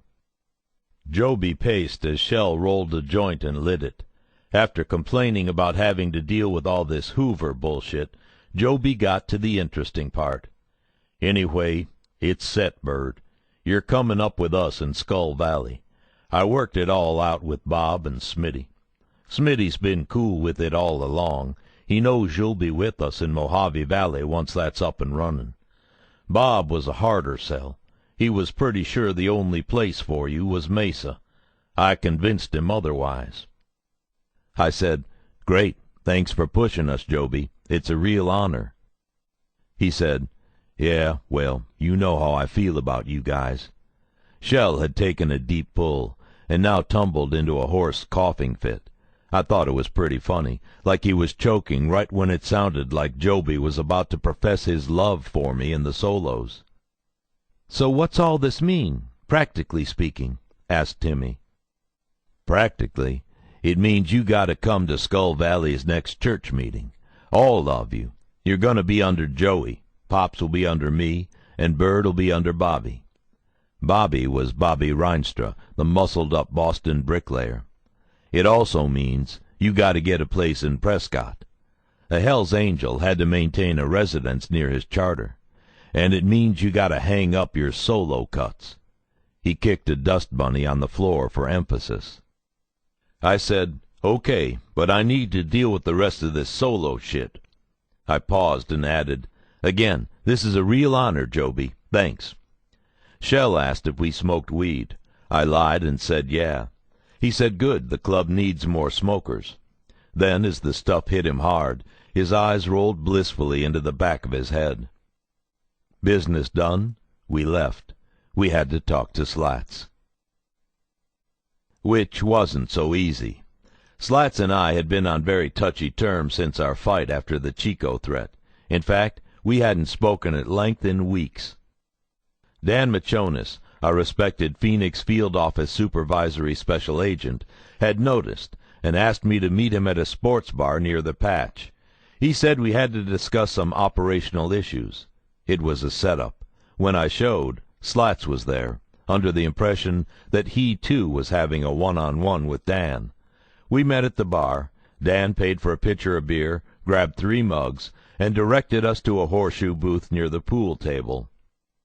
Dan sat between us. Filling the mugs with beer, he asked, "You guys ready to sort some stuff out?" Without looking at him, or at each other, we both said no. "Great." When he was done pouring the beer, Dan said, "Here's the deal. We're going to sit here and drink this beer. And if we drink all this beer, I'll get more beer, until you put aside your bullshit and start talking." He picked up his mug, held it over the middle of the table for a second, brought it to his lips, and downed half of it. Neither Slats nor I moved. Dan put down his mug, wiped away a frothy mustache with the back of his hand, and said, "Drink. That's an order." We waited a couple more minutes. I think I moved first. Maybe it was Slats. The other followed almost immediately. We picked up our beers and each downed them in a few gulps. Dan poured out the next round.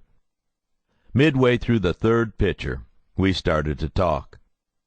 I said, "I know you're under a lot of pressure." Slats said, "Damn right, and I know you are too." We didn't need to say much before the floodgates opened. By the time Dan was coming back with a 4th pitcher, Slats and I were bitching about everything we'd had to deal with over the past months. We started to play pool. I beat Slats the first 3 games, as we talked about how to move forward. I said, "We have to accept the offer they're giving us. It doesn't make sense not to." "They're gonna run you all over. The Freedom Tour'll be done." "That's fine. It's what you're supposed to do when you're prospecting. I can handle it." "What about Timmy and Pops?" "They're in. You know they are. Timmy talked to you, right?" "Yeah." He leaned over the table, lined up a short bank shot. "They can handle it. No sweat." "JJ?" "She's fine. She's ready." Slat said, "Huh." He made the bank. He stood up and watched the cue ball move into position for the next shot. He didn't appear to be convinced about JJ. I said, "She's strong." "I know that, but this is still her first assignment." "I'll protect her. You know I will. I would have taken a bullet for her, or any of them." He made a straight shot up the side rail. "No, I'll do that." I let him have that one. Okay. He sank 2 more balls and missed a thin cut. I moved to take my turn. I continued my pitch as I shot. "We have to go over. We shut down now, and what do we have? You know as well as I do that if we allow them to force us over, then it's good for the RICO. Coercion, intimidation, all that. If we don't go through with it, all we can say to the judge is, they wanted us to come over with them, but we didn't. We do it, and we can say, they made us go over to them. He didn't say anything. That was good. I continued. I'm not taking anything away from the solos. You know that. It was a hell of an idea, and it's worked. Shit, your idea's been too good. Neither of us thought the angels would press us like this. No one could have predicted what we're dealing with. I sank 3 balls and missed an easy shot in the corner. Slats had 2 balls and then the 8. He didn't say anything. Dan, content that he'd done his duty, sat at the booth nursing a beer and doing the USA Today crossword. Slats made a tight shot, squeezing his ball between a rail and one of my balls. The cue ball moved directly in line for his next shot, a gimme into one of the side pockets. The 8 was frozen on one of the short rails between the corner pockets. Slats cheated his last ball into the side pocket with a lot of draw. After contact, the cue ball curved slightly and ran right up the table, stopping 5 inches from the 8 ball for an easy shot into the corner. Corner pocket. He pointed the tip of his cue at the target. He leaned over, took a few practice swings, and shot. He hit it too hard. The 8 rattled in the jaws and stopped, hanging over the lip. Fuck! As I sank the rest of my balls, Slat said, Okay, we'll try it out. You know I know all about the prosecutorial benefits of letting it play. Of course I knew. This was a guy who, during a lull in his career, had taken the LSAT on a lark, no studying, no guides, and scored in the 96th percentile. He was like Rain Man with a gun. He could cite incidents, addresses, suspects, and statutes off the cuff, and they were always right. I'd seen him play 5 hands of craps at once, win, and then correct the dealer on payout mistakes. Even when we were at odds, I trusted his knowledge and intelligence. He continued, But if I get a feeling, or something smells bad, that's it. If you do something too crazy, that's it. If they want you to do something too crazy, that's it. If I wake up one morning and my back hurts and my feet are screaming at me and the Pepto ain't doing its job, that's it. Got it? Got it. Slats was still in control. I sank the hanging 8 with authority, just to tick him off. Good. He yelled over to Dan to get us another pitcher, our 5th. Dan looked up from his paper, nodded, and climbed out of the booth. Slats turned to me and said, Let's play some more. See if you can win just one more game. We played for 2 more pitchers. Win? We were pretty drunk, but I don't recall even shooting at another 8-ball all night long. Chapter 31. No More Solos. April 2003. Church convened on April 3rd at a Super 8 motel in Prescott. Skull Valley had a clubhouse, but for some unknown reason we couldn't use it. We met Joby first, drove to the motel, parked, and went inside. We went up to the 2nd floor and walked to the room. That day's Arizona Republic lay on the threshold in a plastic bag. Joby knocked on the door 3 times, paused, then knocked once. The chain came off and the locks turned. The door swung into the room. Rudy Jaime, the short, pierced meth head, stood in the dark hall wearing a half-smile. He nodded and told Joby to come on in. Joby turned and gave us a deep nod. He went inside. The door closed. The locks tumbled. The chain slid back into place. Timmy, Pops, and I stood in a tight circle, looking at each other. Pops made a little frown and shrugged. Timmy and I were motionless. Rudy was probably watching us through the peephole. 20 minutes in a motel hallway.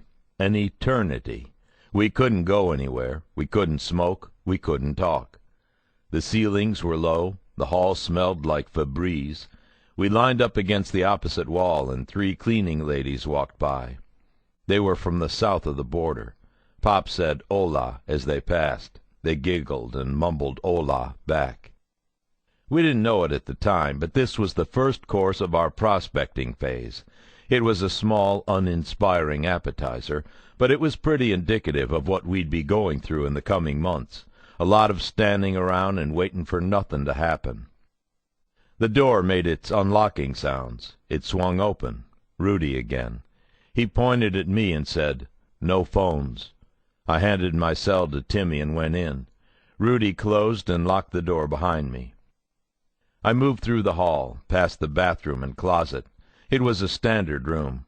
Rudy squeezed by me and sat on the edge of the king-sized bed.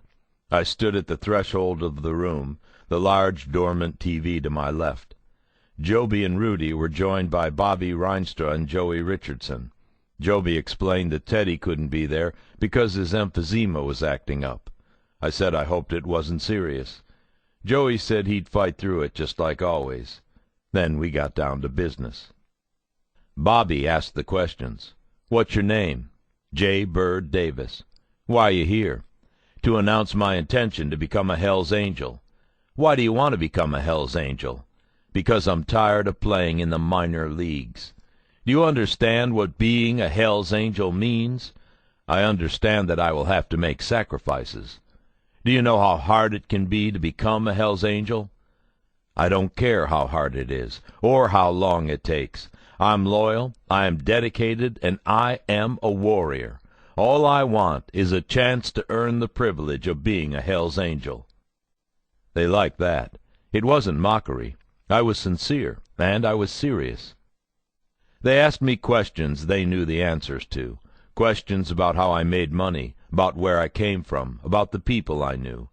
They asked me what I thought about the Solos' association with the Mongols. I told them I didn't like it, and that in part their relationship was one of the things that had compelled me to seek membership with the Angels, the Mongols' sworn enemy. They liked that, too. I was excused. Then Timmy, then Pops. They spent about 15 minutes with each of us.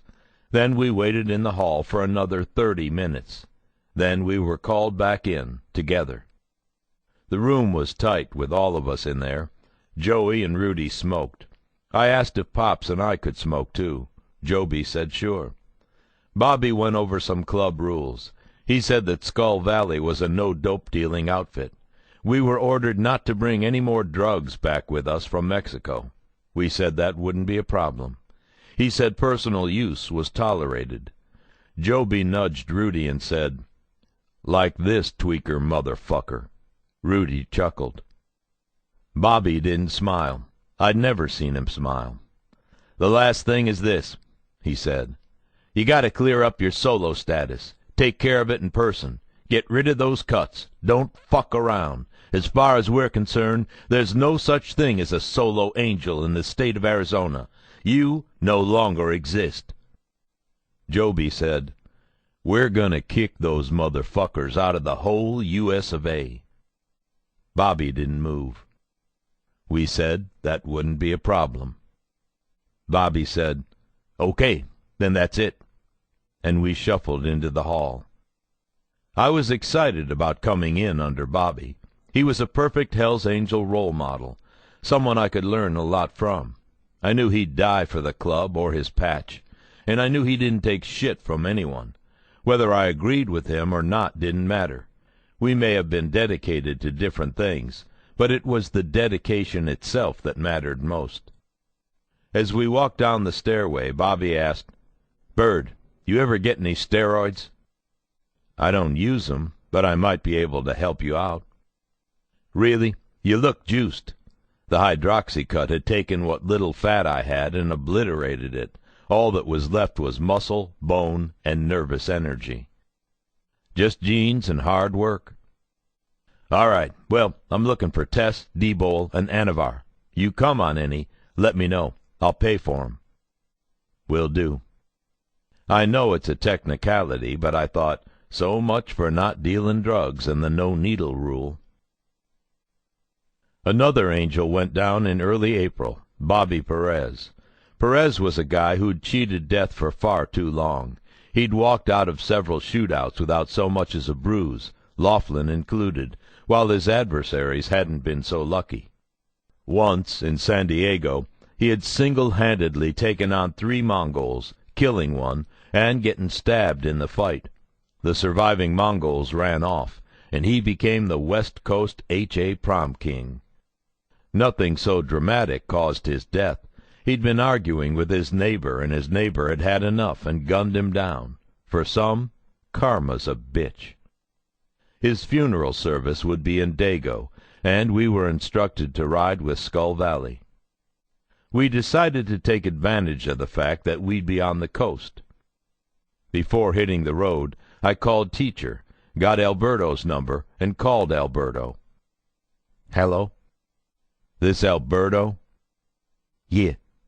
That's how he said it. "Yeah." "This is Bird. You know who I mean, right?" "Oh, yeah." "Me and my guys are going to be in Dago in a couple of days. We want to meet. We got some things we need to say to you." "Okay," he droned. I was hoping he'd sound scared, but he didn't.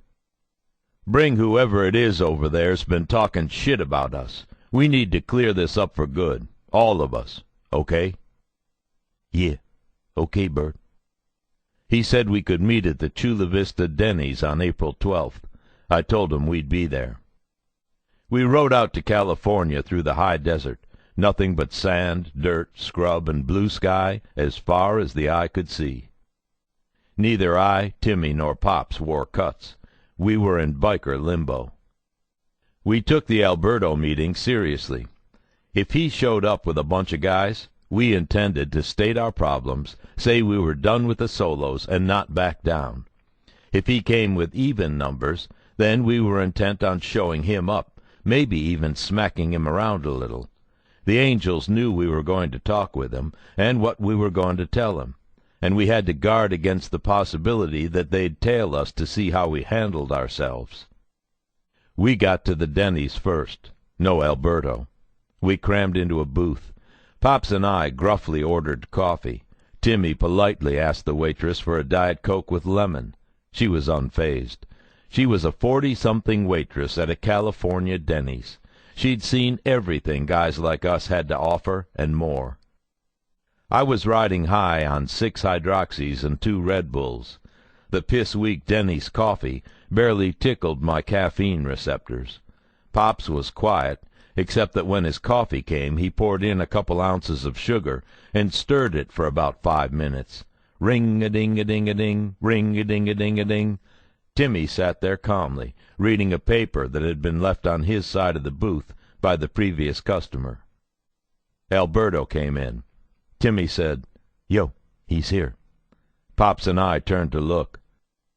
We weren't prepared for what we saw. He was alone. "Timmy, tell him we'll meet him outside, behind the kitchen." Timmy got up. I rummaged in my pocket and pulled out $7 or $8 and put them on the table. The waitress saw it and came over and asked, "You boys done, then?" "Uh-huh," said Pops. We waited for the receipt. We got up and went out back. Timmy stood facing Alberto. He was a short, sturdy guy pushing 50, who wore a drooping mustache and a pair of aviator sunglasses. Timmy wasn't talking to him. He pinned Alberto down with a hard stare and crossed arms, under one of which was tucked his neatly folded solo cut. I looked at Pops as we approached. He lit a cigarette and offered me one. I waved it off.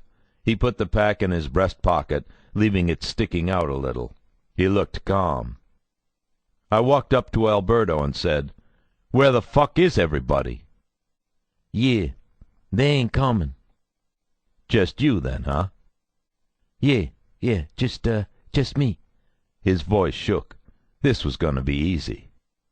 "All righty, then. Here's how it is. We're leaving the solos, effective immediately." Why you want to do that?"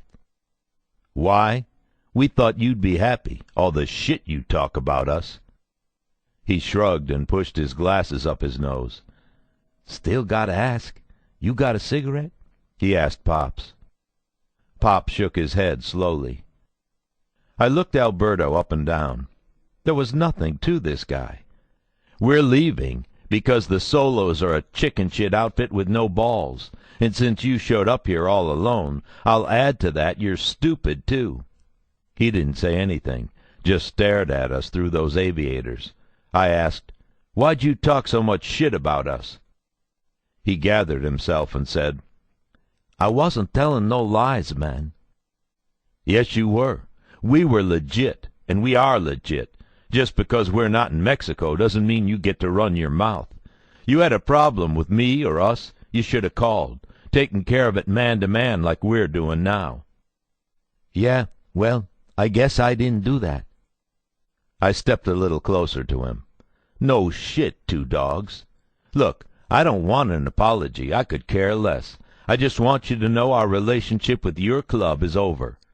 I turned to Pops and signaled for a smoke. He handed me one. I held it, unlit, in between my fingertips. Alberto asked, "That's it, then?" "Yeah, that's it, Al." I lit up. "Well, I'll need to have your cuts, then." I couldn't believe him. "Really? Maybe you do have some balls." I looked at Timmy. The muscles of his face moved in increments.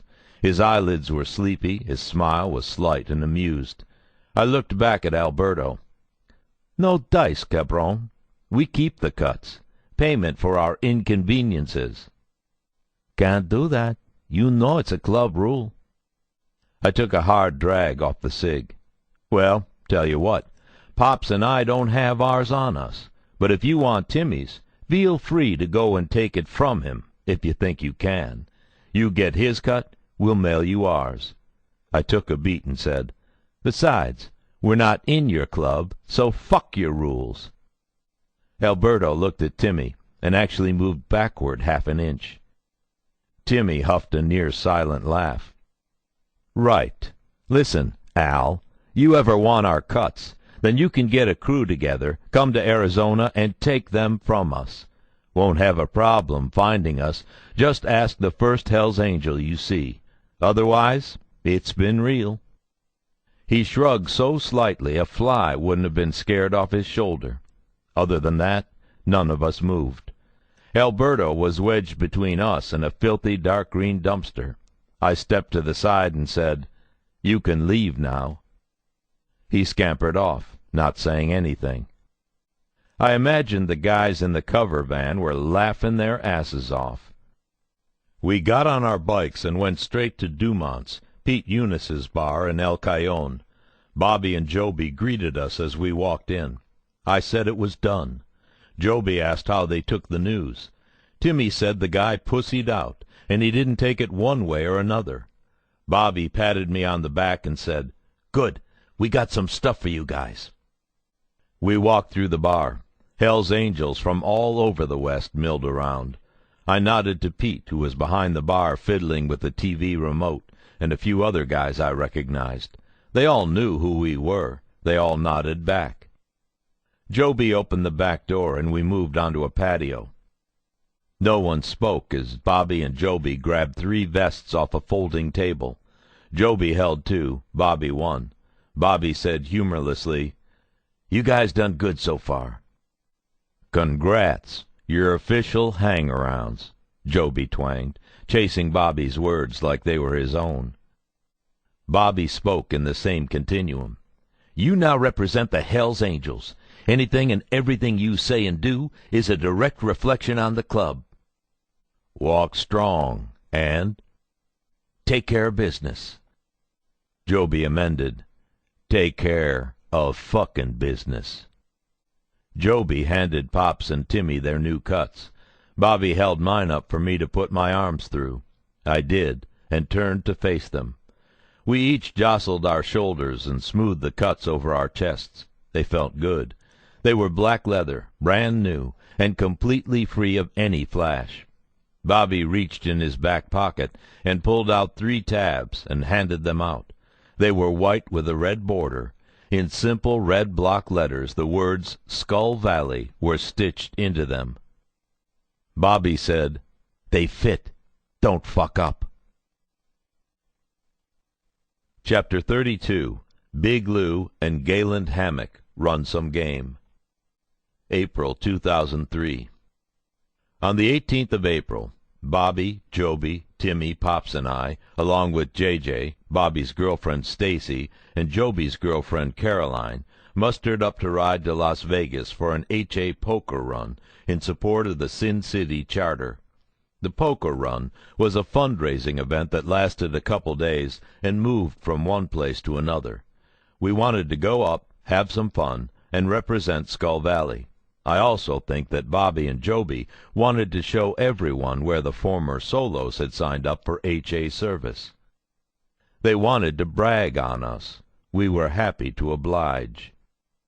Hell's Angels can be very forward-thinking when it comes to scheduling and attending runs, but they very often neglect basic things, like reserving rooms. Availability of hotel rooms just doesn't register for a Hell's Angel. It's a square world concern.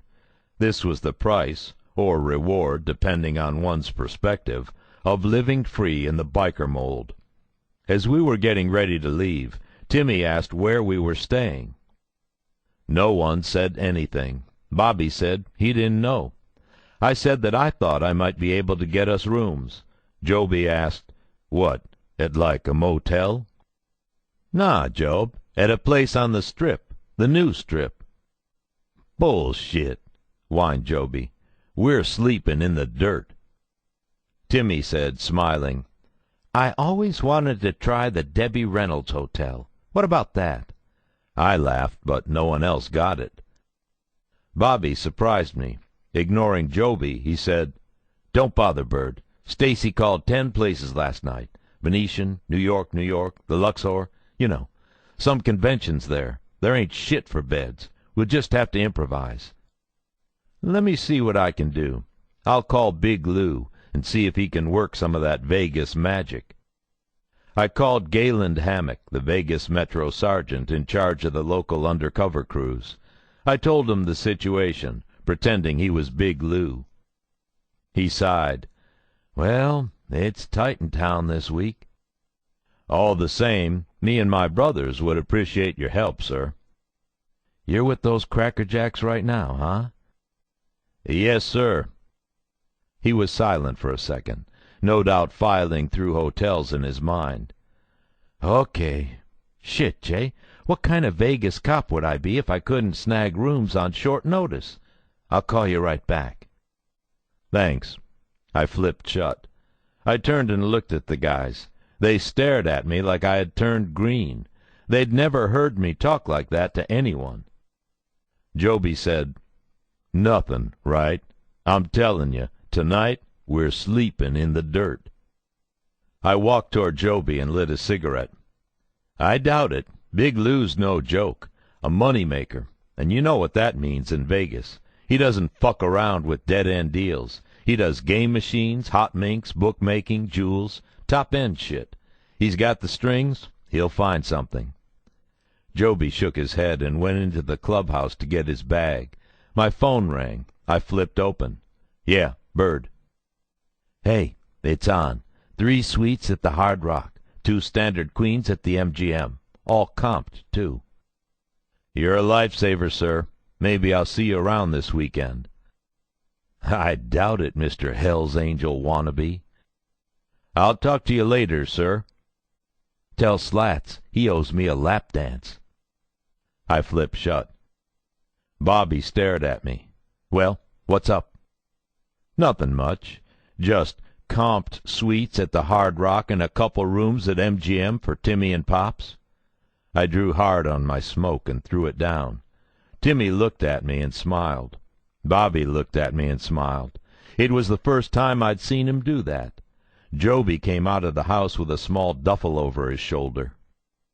Bobby chuckled at Joby.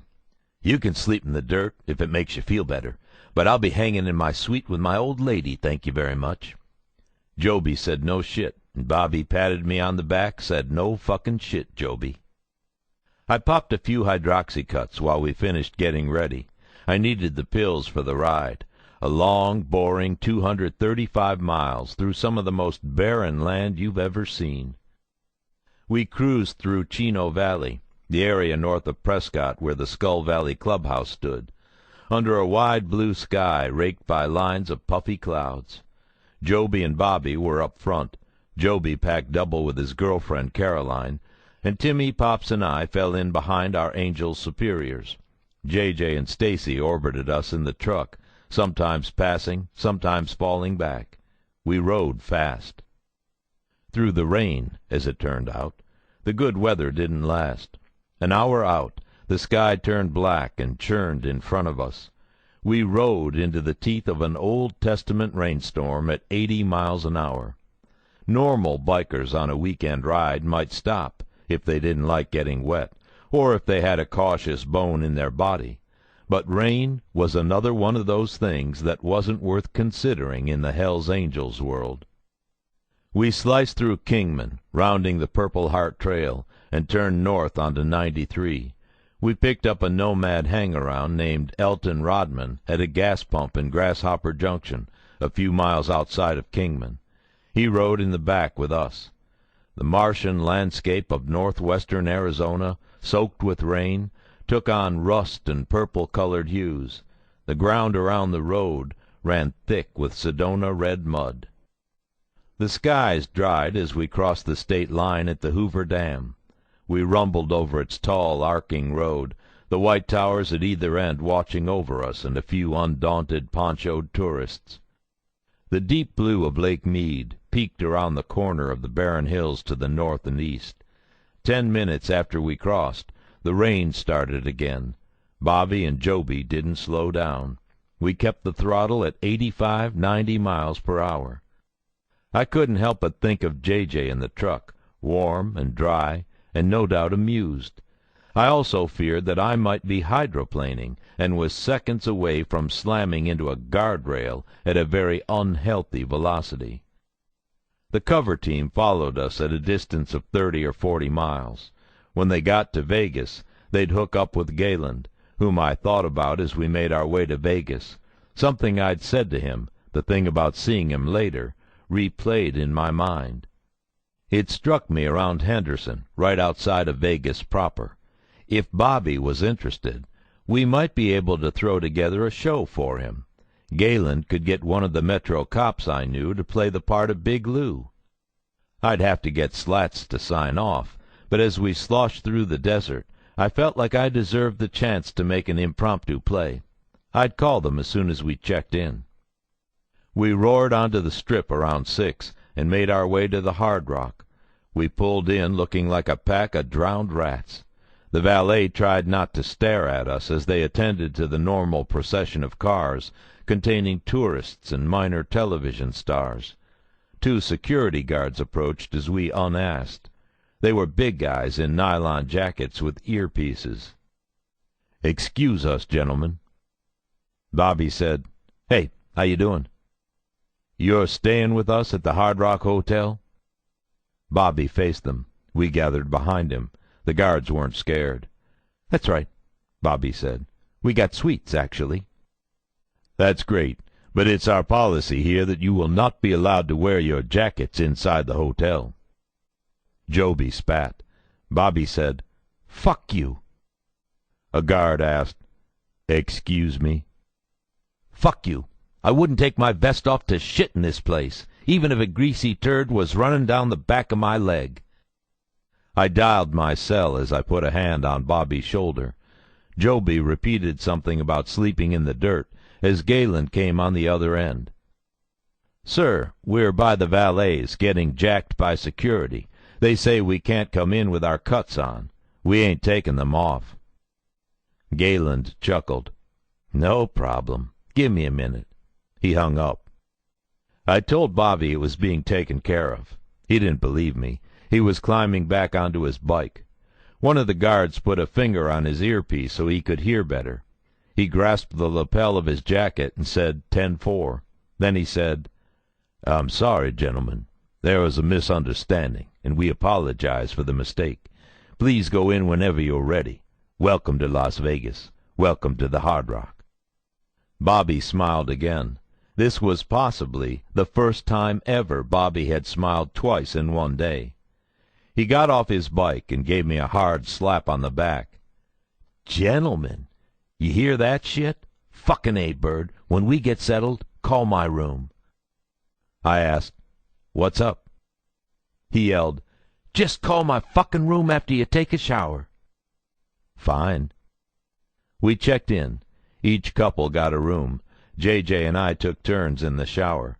It felt good to wash off the road. When I called Bobby, he asked if I was planning to see Lou while we were in Vegas, and if I was, could he meet him? "So, you want me to set something up?" "Fuck yes, Bird. That's what I'm trying to tell you." Big Lou isn't too into meeting new people, but I'll see what I can do. Give me a few minutes. We hung up. I called Slats. He conferenced in Galen. We thought it sounded good. We could intro him and talk around a gun deal we could complete the next day. I asked if we could get a load of prop guns to make it look like a big haul. Slat said no problem. I reminded Galen that whoever he got to play Big Lou, the guy had to come on hard, like a real-deal crime boss. He said it wouldn't be a problem. They said they needed half an hour to throw some things together. They'd call me back. I went into the suite's living room. JJ watched Jeopardy. I heard her say, "What's a terrapin?"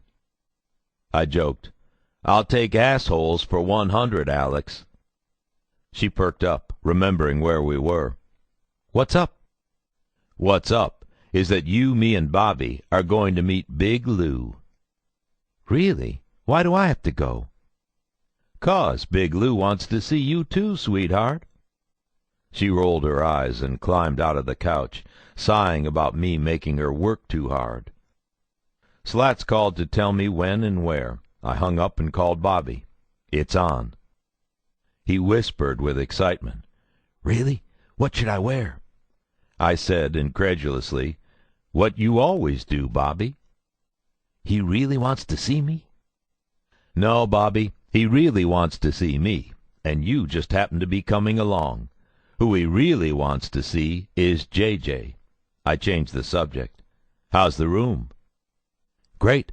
Stacy won't shut up about how great it is anyway. But $5 for a bag of M&Ms is fucking nuts, isn't it?" "Yeah, these places get you coming and going." "You got that right," he agreed. "Look, JJ and me'll meet you in the lobby at 10. No Stacy." "Are you kidding? I couldn't get her out of the room if I laid down a trail of speed to the slots. I'll see you then." "Cool. See you then." We got in the truck and made our way to PT's pub. Halfway there, my phone rang. "Yeah, Bird." "It's Slats. Listen, Galen couldn't get any of the guys you know to play Lou." "Are you shitting me?" "No, but don't panic. The show's still on. Galen's got a guy he says will be terrific. Says you won't have any problem figuring out who he is." "Fuck me. Okay, we'll be there soon." "Bobby with you?" "Yeah." He chuckled, saying, "Tell Reinstra I told him to go fuck himself." He hung up. Bobby asked if everything was okay. I told him everything was better than okay. Big Lou just won 50 grand, beating the spread on the Mets game. Bobby raised his eyebrows and nodded, impressed. I had to cover myself and hoped he wouldn't bring it up at the meeting. We pulled into the parking lot and got out. I didn't like going into this kind of situation blind. All of a sudden, I didn't know anything about a guy I'd supposedly known for years. The bar was open and dark with a low ceiling. Red neon lights framed the booths. Flat panel screens above the bar showed baseball games and horse races. There was a Keno game tucked into a far corner. I saw Slats and Galen. They glanced at us and then turned their attention back to a game. It was casual and well played. If they hadn't checked us out, like every citizen in the bar was doing, it would have been as suspicious as staring us down. I looked for my guy in Vegas. I didn't have to look for long. From the back of the bar, a short, wide, balding guy, whose remaining hair was slicked back in shiny streaks, walked toward us with open arms. He had on large square eyeglasses with an amber tint in the top half of the lens. He was about 60. He wore a dark suit. It was hard to tell the exact color in that light, with a chalk-line pinstripe, a checkered blue shirt, and a solid red tie. He had a pinky ring and a brass tie-clip. His black tasseled loafers were glossed to a high shine. Two very large guys, one fat, one just cranked with muscles, moved slowly behind him. They wore matching tracksuits. I thought it was just too much. Cookie-cutter wise guys. And then he started to talk. "Jabed, my guy! JJ, come over here where's I can see you." He dipped his head and shook his fingers in the air, beckoning us closer. I went to him. He reached up, grabbed my neck, pulled me down, and planted a loud kiss on each cheek. When he was close to the ear farthest from Bobby, he whispered, "Don't worry, we're good." He pushed me back and looked me over. I held him by the shoulders. Locked together, I said, "Mr. Lou, it's been too long since we've seen each other in the flesh." "You ain't fucking kiddin', and look at this." Lou was a dis and dat guy. "JJ, what's it been, a year? More?" "Yeah, more than that, Lou," said JJ, tossing it out like Lou was her favorite uncle. "I can barely remember." "But I'll never forget you. Never, my darling." He moved toward her, took her right hand, and actually kissed it. I thought we were done. The guy was too much. I wanted to look at Bobby or Slats or Gayland, anyone whose face would tell me if it was working, but I knew I couldn't. Lou graciously directed JJ to a reserved booth and snapped for a waitress. He told JJ we had business to discuss and suggested she take it easy.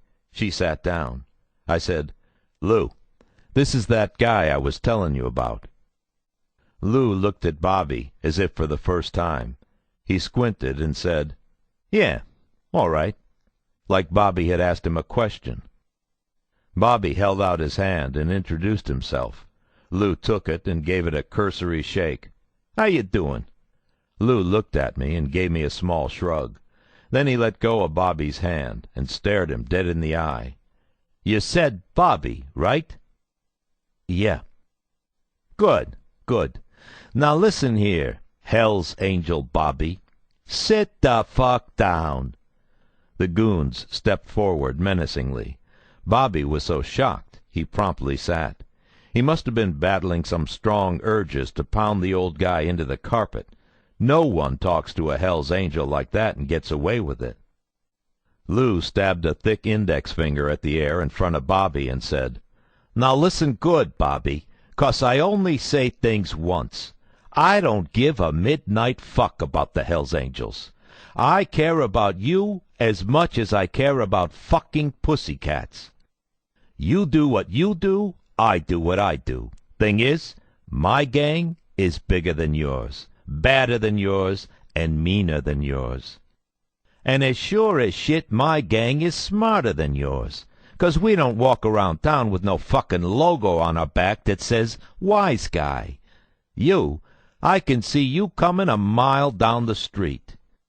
Me, you don't know if I'm standing next to you at Mickey D's. You capiche?" He pointed at me. "Anything happens to this guy here while he's doing this Hell's Angel thing, you answer to me. He makes money for me. He carries money for me.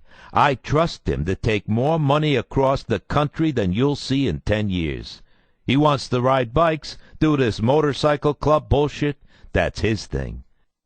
But if that shit overlaps with my life, fucks me out of so much as a quarter, if he gets hurt or can't come to work for me when I call, well, the Hell's Angels are gonna be disappointed, I'll tell you what. I'll start burning down houses with the doors locked from the outside. Or maybe I go easy on your guys, and one day they find you lying on the floor all blue and gray, having had a little accident with a dry-cleaning bag.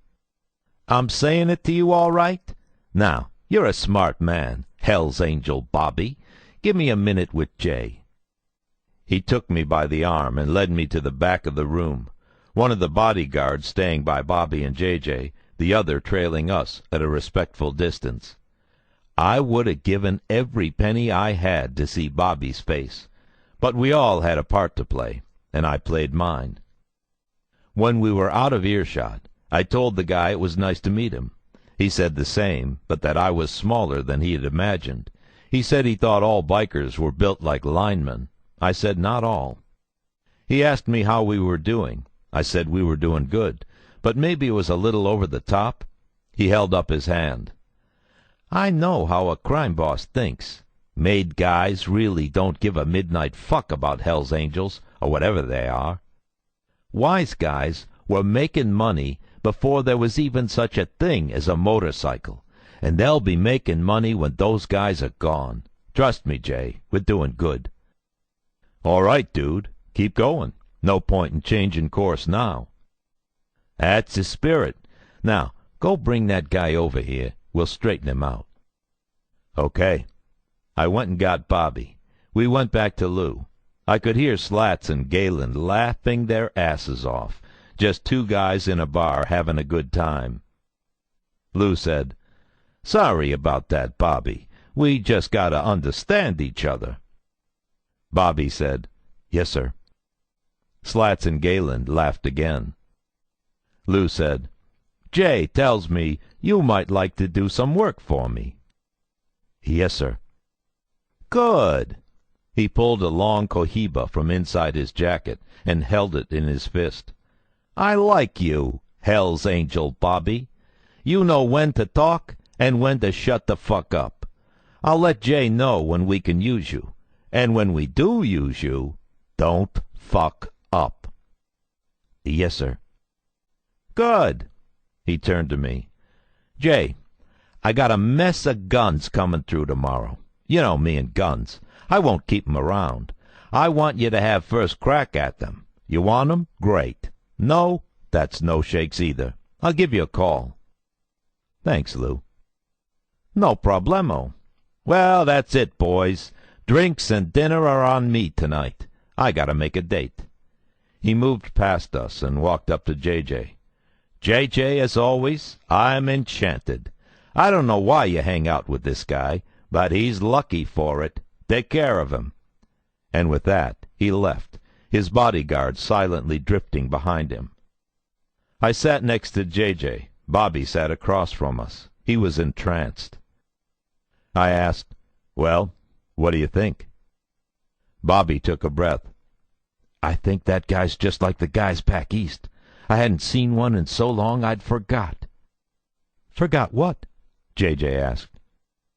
"Those kind of guys are real fucking badasses. Yeah, I think it's good. I hope when my time comes I can prove myself, make Lou proud." I lit a cigarette. "I'm sure you will, Bobby. I'm sure you will." I called Gayland later on, after I'd seen Bobby to his room. Gayland asked, "So, how was our guy?" "He was good. Almost too good. Bobby bought the whole thing, though. Said Lou was a real deal gangster. I don't know where you got him last minute, but he was good."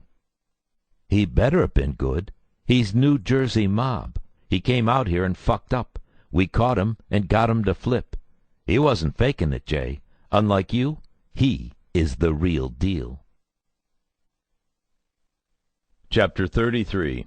Get me that brown mustard, not that yellow shit. April to May 2003. Bobby accompanied me on the completion of the Ruse gun deal the next day.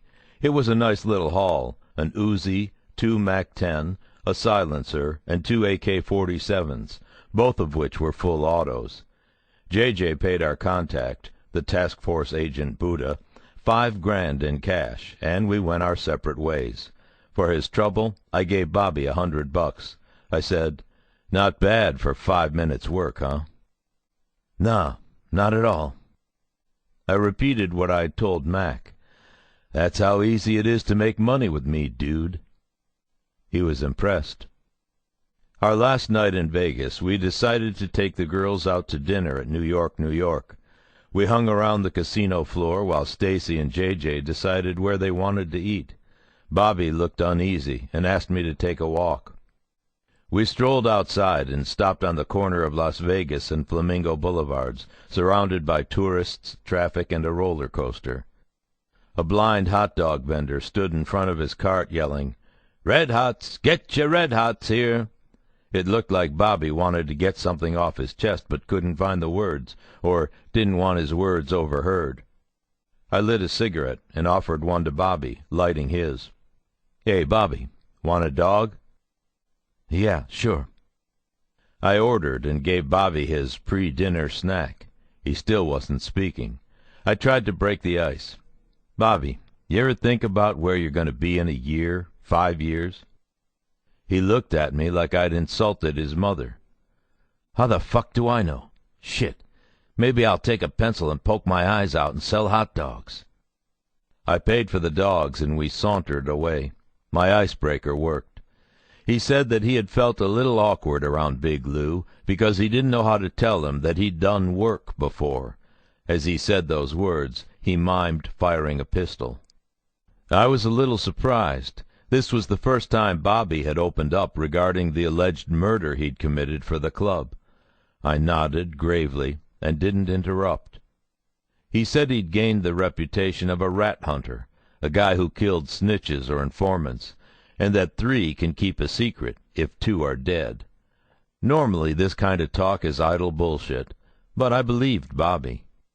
He was calm, matter-of-fact, and not boastful. He assumed I was in a similar position, an assumption I didn't deny. He said that some call it stupidity, but it takes balls to walk up and shoot someone between the eyes. He said some other guys couldn't live with themselves after the fact, which was a problem he didn't have. "Me, I take care of business. Anyone crosses me, I'll get payback. It may take me 4 or 5 years, but I'll get it. I'll be the guy standing by your pillow at 3 a.m., holding a 2x4, waiting for your eyes to pop open." The words weren't hypothetical. They were meant for me. He said, "Remember that. You're in, and you're with me, so don't fuck up. Blood in, blood out." The next day, after I had downed a handful of hydroxys, we rode back to Arizona. Timmy and Pops had gone home the night before to see their families, so it was just me and Bobby. Right after crossing the dam, Bobby's bike broke down, and we loaded both bikes into the trailer. J.J. and Stacy got in the back, and I drove. The road hypnotized me. I tried to picture the day Bobby would find out I was a cop, tried to guess what his expression would be. I wanted to gauge his level of shock, because I didn't have any problem imagining what he'd look like standing over my bed at 3 a.m., grasping a rough-hewn 2x4. Slats liked the Big Lou ruse. He wasn't sure what had gained us, but he had a good time watching it go down. Still, it made him nervous. He said our plays were getting too intricate and too risky. "Tone it down. Play it out with these guys. Don't play it up." He reminded me that he could pull the plug whenever he wanted. He said, "You guys get too close to the fire, and I will stamp it out." "All right, fine." Slats wanted to hear the words, so I said them. I knew I was lying, though. Being H.A. hang-arounds, and soon-to-be prospects, was not easy. I thought March had seen the worst, that my days and nights had reached their saturation points. I was wrong. Since we'd become hang-arounds, each day's obligations had mushroomed. If it wasn't Slats, it was the Hells Angels. If it wasn't either of them, it was my family. If it wasn't my family, it was me. I couldn't shut down. Every morning started with my hydroxys. I swallowed them down with coffee or Red Bull, and took more in the afternoon, and if I was out with anyone at night, more after dark. I drank alcohol while on them, worked out on them, wrote reports on them. My spelling suffered. My bike riding actually got better. My ability to gab endlessly also improved, something I thought impossible. I felt edgy, and my stomach shook all the time. When the pills wore off, I plunged into a deep chemical, or lack of chemical, depression.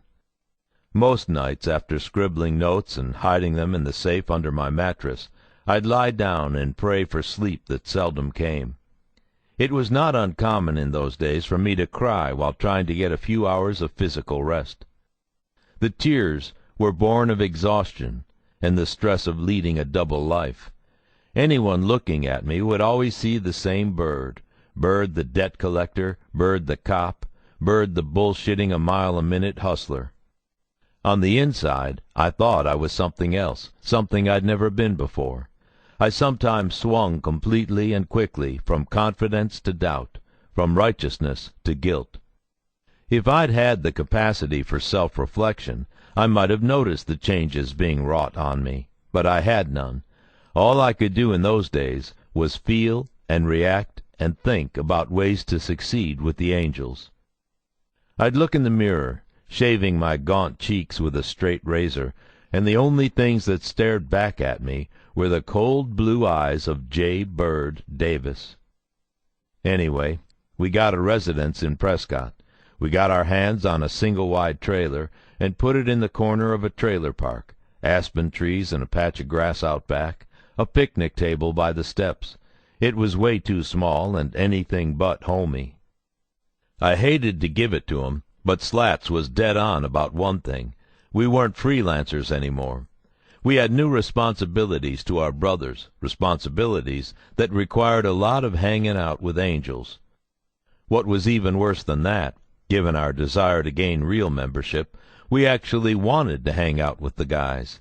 Time bled into a continuum of pills, bikes, riding, guns, guard duty, lectures on rules, and general monotony. Rarely did one day seem much different from another. The only way I could remember anything was by listening to recordings and reading and writing daily reports. April 24th, church at the clubhouse. The Skull Valley house was on a nice country road surrounded by farms and crop fields. Bobby and Stacy lived in a first-floor apartment. Teddy lived upstairs. Joby had turned a large closet into a bedroom to crash out in. The main room was a storage facility. Before church convened, I asked Joby what we should do if any of us came across a Mongol. "Kill, or otherwise fuck that bitch up," asked Teddy. I did. He said, "Yeah, it's your duty to kill him and not get caught." Bobby announced that church that day was members only. We were ordered outside to secure the perimeter. It was cold, around 40 degrees, and we were underdressed. We blew on our hands and stamped our feet. Pops and I crossed paths every 10 or 15 minutes. The moon was up. Invisible things scurried through the grass. At one point Pops asked, "Who we guarding these guys from?" "Bunny rabbits, dude. They're full of rabies around here." Pops laughed. "Maybe we should fire off around, just to scare them." I wasn't sure whether he meant the rabid rabbits, the Hell's Angels, or both. It didn't matter. I laughed too. The boys finally had some hang-arounds to pull guard duty, just like the other charters. I laughed some more. It felt like a big joke. The boys were probably in the clubhouse laughing too, knowing no one was going to interrupt church at Skull Valley. After an hour, they whistled from the house. We trudged up in the moonlight and went inside. There was an empty bucket of fried chicken on the table, and dirty plates strewn with bones. There were 3 unopened containers of coleslaw. They asked if we'd had any recent run-ins with the law, when they knew we hadn't. Asked if we were wearing wires. We lied. We said, "Fuck no," thinking, what are we supposed to say if we are? Yes? They lectured us again on being hang-arounds and prospects, though we were reminded that we weren't prospects yet. They said for the time being, we were basically bodyguards for full members, and that each member had his own way of dealing with guys in our position, and that whatever that was, we had to respect it. They said no drinking, no drugs, no fucking around, unless given permission. We said we understood. They dismissed us back to the cold and continued with their heavy members-only shit. We went up to Bullhead at the end of the month to check on Smitty and Lydia. Smitty invited us to their place. It was nice to see them, nice to see Lydia's glass-strewn yard.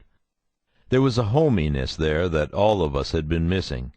Not long after we got in, Lydia microwaved us a meal of beef stew, the kind with the creamy gravy, potatoes, and carrots. I thought, wow, this is how real people live. I'd gotten so used to the Waffle House, I'd forgotten what a real meal was like, even one that came from a can. After she fed us, she said she was going to bed. It wasn't late. Lydia was turning in at a decent hour, something I hadn't done in months. Smitty lit up a red. I lit up a Newport. I'd recently switched to menthols for no reason, and he proceeded to bitch and moan about his problems. He was having trouble getting backing for the Mojave Valley charter he was trying to set up.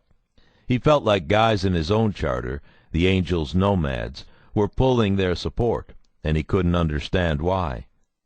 Compounding these troubles were the persistent rumors of Mongols over the hill in Kingman, guys who had miraculously avoided detection for months. He told me he was looking for untraceable guns so he could pop some of those guys off. On May 1st, I sailed back into Prescott on warm spring winds and the chemical loft of weight-loss energy pills.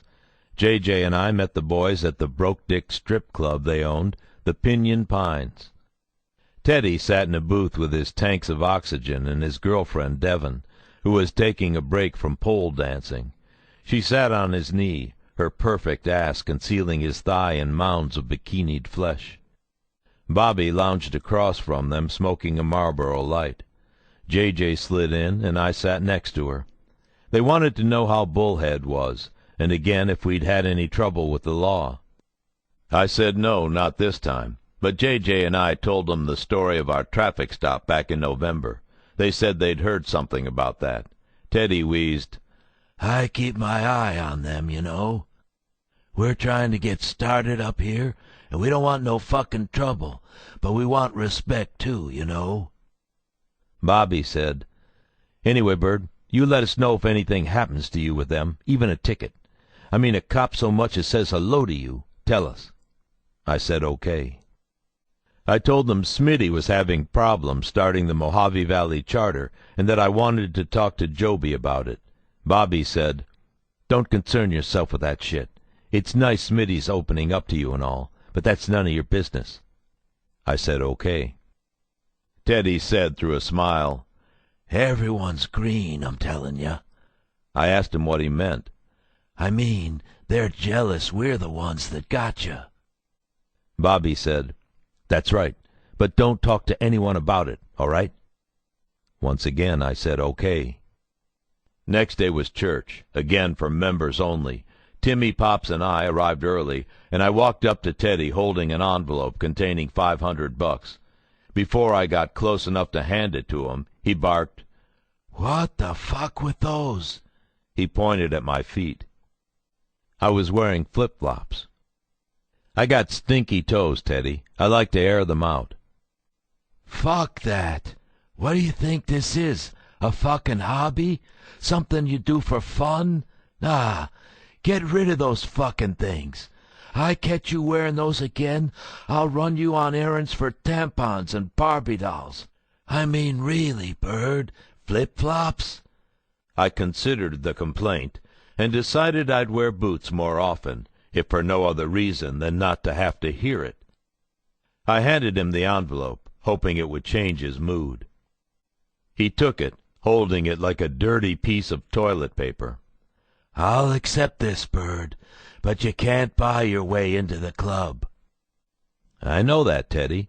I'm just doing what I think is right. We made a lot of money off Big Lou's guns. I thought you'd appreciate it." I do. Thanks." "Sides, Teddy, I wouldn't want to be a member if I could buy my way in." Timmy and Pops seconded that, and Teddy said okay. Bobby then told us we had to go get them sandwiches from Subway. Teddy stuffed the envelope in his back pocket and growled, "Right, I'm hungry. Subway sounds good. I want a hot cappy sandwich, provolone, lettuce, and tomatoes if they're red. They got any white or green in them, or they look mealy? Forget the tomatoes. And get me that brown mustard, not that yellow shit. No fucking mayo." Bobby said he changed his mind and felt like a burger and a black and white milkshake. He said we'd have to get that somewhere else, maybe TGI Fridays. Joey wasn't there yet, but they told us to get him a small salad, no dressing, since he was on a bullshit health kick. As we were leaving, Teddy yelled, "And get a variety of beverages." We filled their order and came back. As Teddy chewed his sandwich, he said, "Good job on the mustard." Bobby slurped his milkshake and said, Yeah, that's good shit, hang-arounds. You just earned yourself some beers." We got some cold ones. Joey showed up. They gave him his salad, which was also from Subway, and laughed at him. He ignored them and told them it was actually what he wanted. He went to the fridge and drenched it in ranch. He didn't thank us. We were told to go outside and secure the perimeter. We walked the fence again. While outside, Pops told us he'd wiped all of their straws with his dick. We tried not to laugh too hard. We went down to Phoenix on May 3rd and spent the next couple days catching up on paperwork.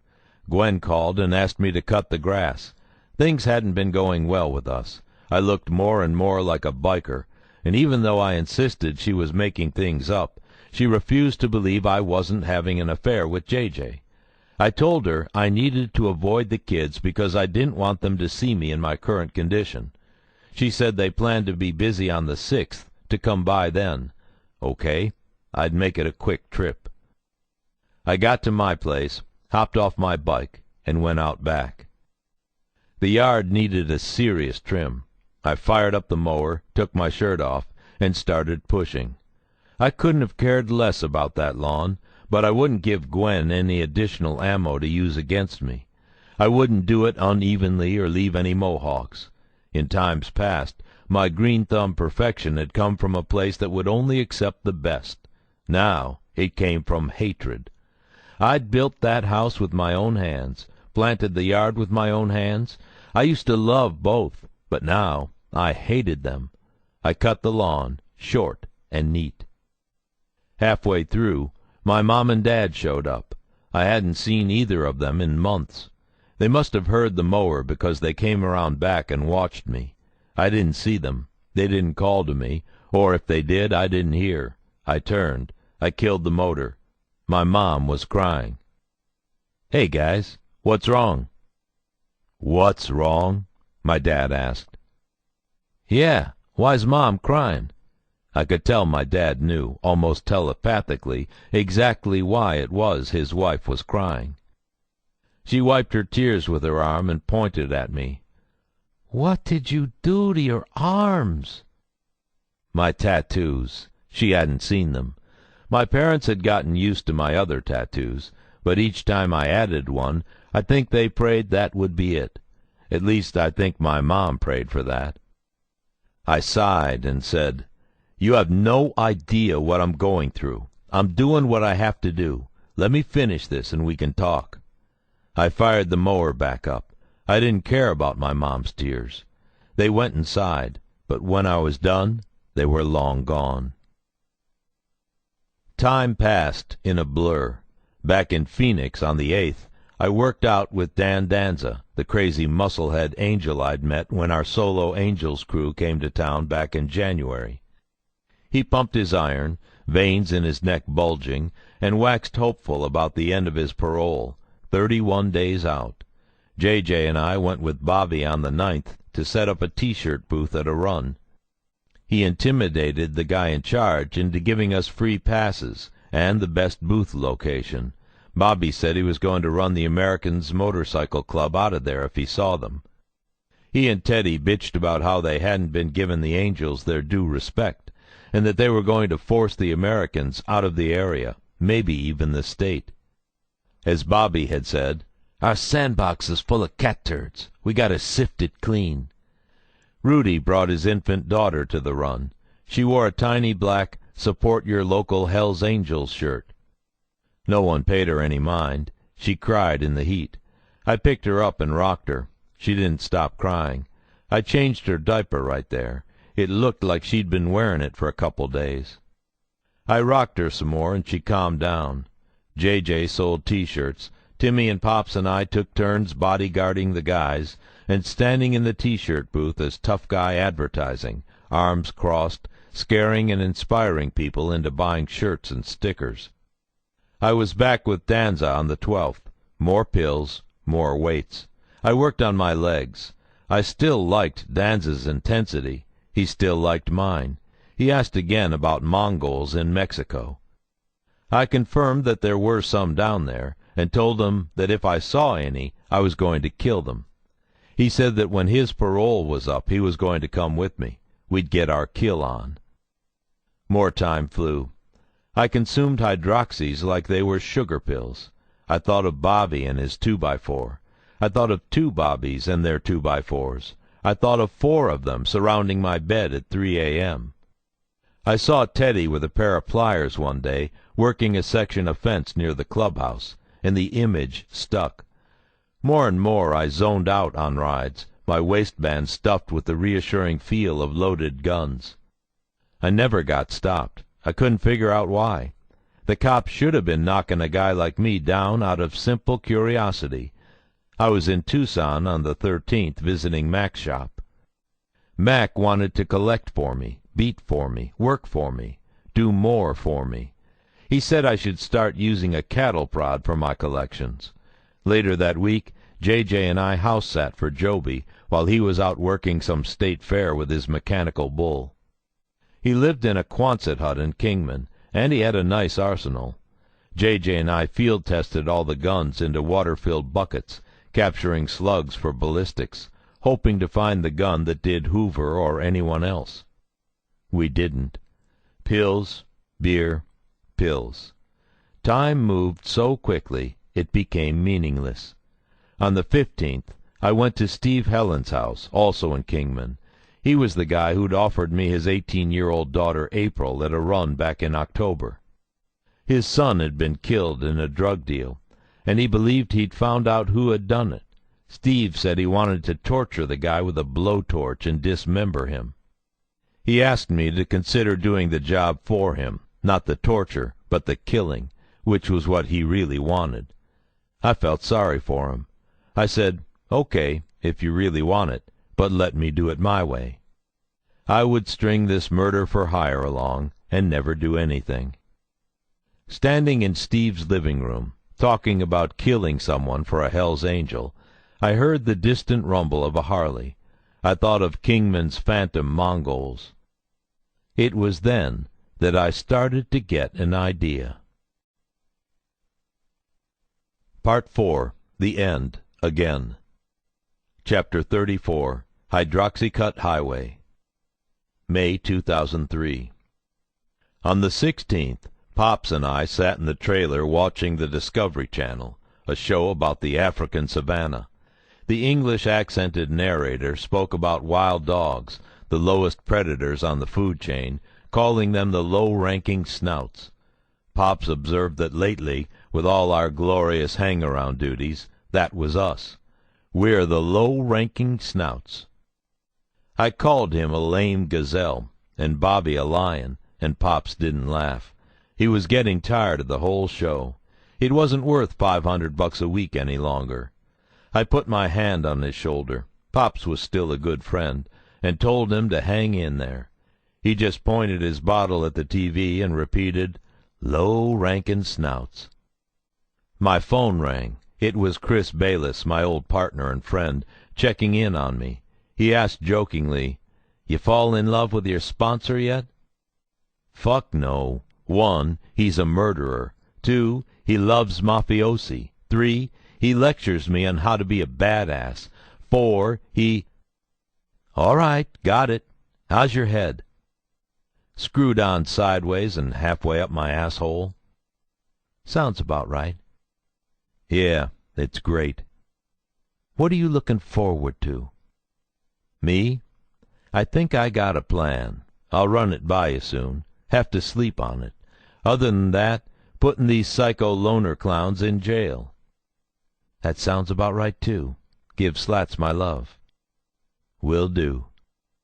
Since April, when the solos got dissolved, I'd been getting more head checks from Chris, from my psych officer, Paul Haggerty, and since our weekend in Vegas, from Gayland. They were making sure I wasn't cracking, that I hadn't decided I liked the bad guys more than the good guys, especially since they all knew how much of a pain in the ass the good guys could be. I wasn't sure why they were so worried. Maybe it was my appearance, or how much time I was spending with the angels, but I didn't like the bad guys more. Not at all. I was more concentrated on Black Biscuit than on any case I'd ever been involved in. It was, in every sense, my life. I told them I was fine. We came up for more guard duty on the 21st in Bordeaux, rode out with Joey, and stood around the clubhouse in the blazing sun. At one point I was relieved and told to go inside. Timmy and Pops had been sent on separate errands. We were split in 3 directions, making it nearly impossible for our cover team to protect us. I was sure Slats was sick of it and thinking of calling the whole thing off. Joey saw me and told me I could have a beer.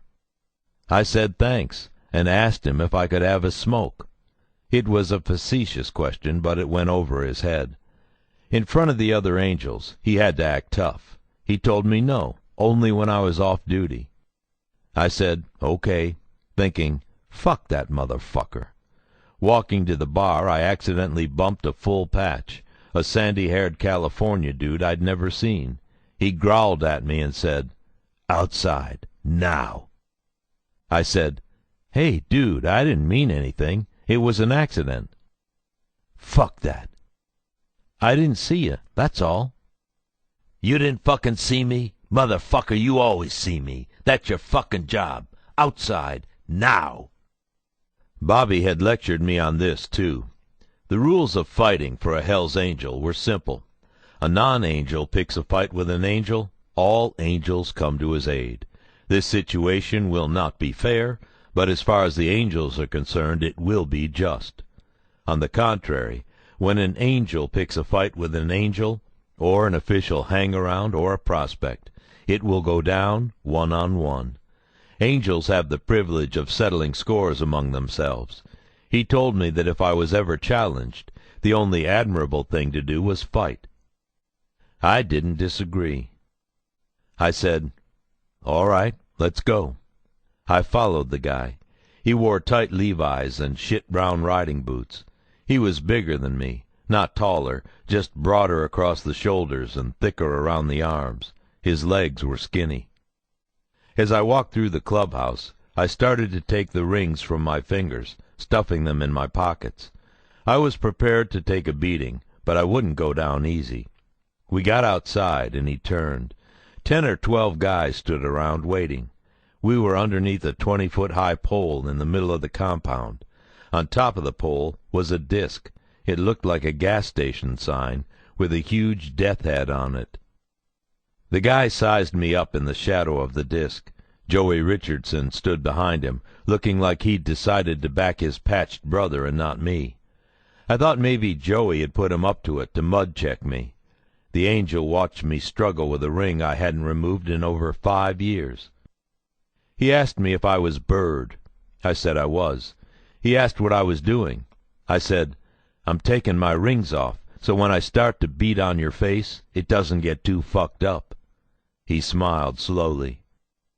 Joey laughed out loud. Shit, here comes Skull Valley. The smile on the angel's face faded. He shrugged and said, ah, fuck it. What were you drinking? I looked him in the eye and told him. Mud check passed. I put my rings back on. 4 days later, we pulled more guard duty at Cave Creek. There was no shade to be had there either. It was a big party. Guys were coming and going from all over. A guy from England, the London P named Marcus, was there.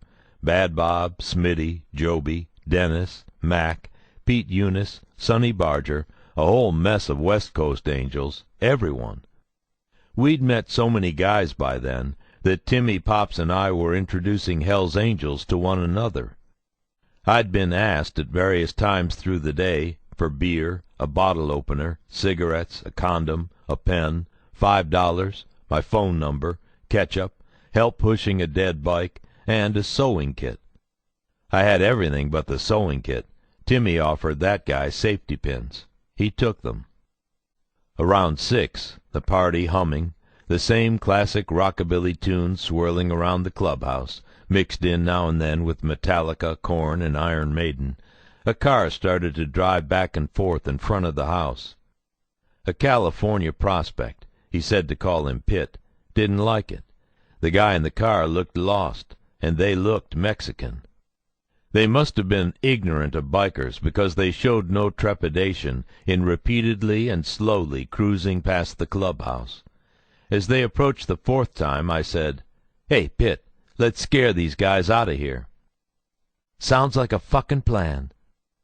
We stepped into the street, and Timmy took a position by the gate. We stood in the middle of the road and waved at the car, an early '90s Toyota hatchback with a lot of miles on it. It stopped. Pitt asked who they were. The guy held up a crumpled piece of paper and pointed at it. He didn't speak English. He looked like an itinerant looking for a relative's house. Pitt didn't look at the paper. He asked, "It look like I speak spick?" The guy didn't understand Pitt or his insults, but he and his buddy understood the guns. He started to repeat, "Okay, okay, okay," holding his open hands in the air. I could see his buddy tapping him on the shoulder like they had to leave. Pitt was not happy with them. "Listen close, hombre. You're in Hell's Angels territory. Cruising by too many times and too slow will get your ass shot." He held up his pistol, a small caliber blue steel semi-auto, and shook it for emphasis. "Get it? Bang, bang." "Okay, okay, okay." The driver put it in reverse and slowly backed away. We didn't see them again. Pitt and I went back to the front yard. "Those wetback motherfuckers were Mongols. I fucking know it, Bird. They come back here, and I will slit their throats and give them Colombian fucking neckties. I will cut off their dicks and stuff them in their mouths. Can you believe the balls on those motherfuckers? Mongols coming around here, Cave Creek, Hoover's backyard." I told them to calm down. They were probably just poor sap nobodies who'd gotten lost. Pitt wasn't having it. Timmy whispered in my ear, "We bring any tranquilizer darts?" I chuckled. As if on cue, the guy started to beat the air. At first I thought he was acting out what he'd do to them.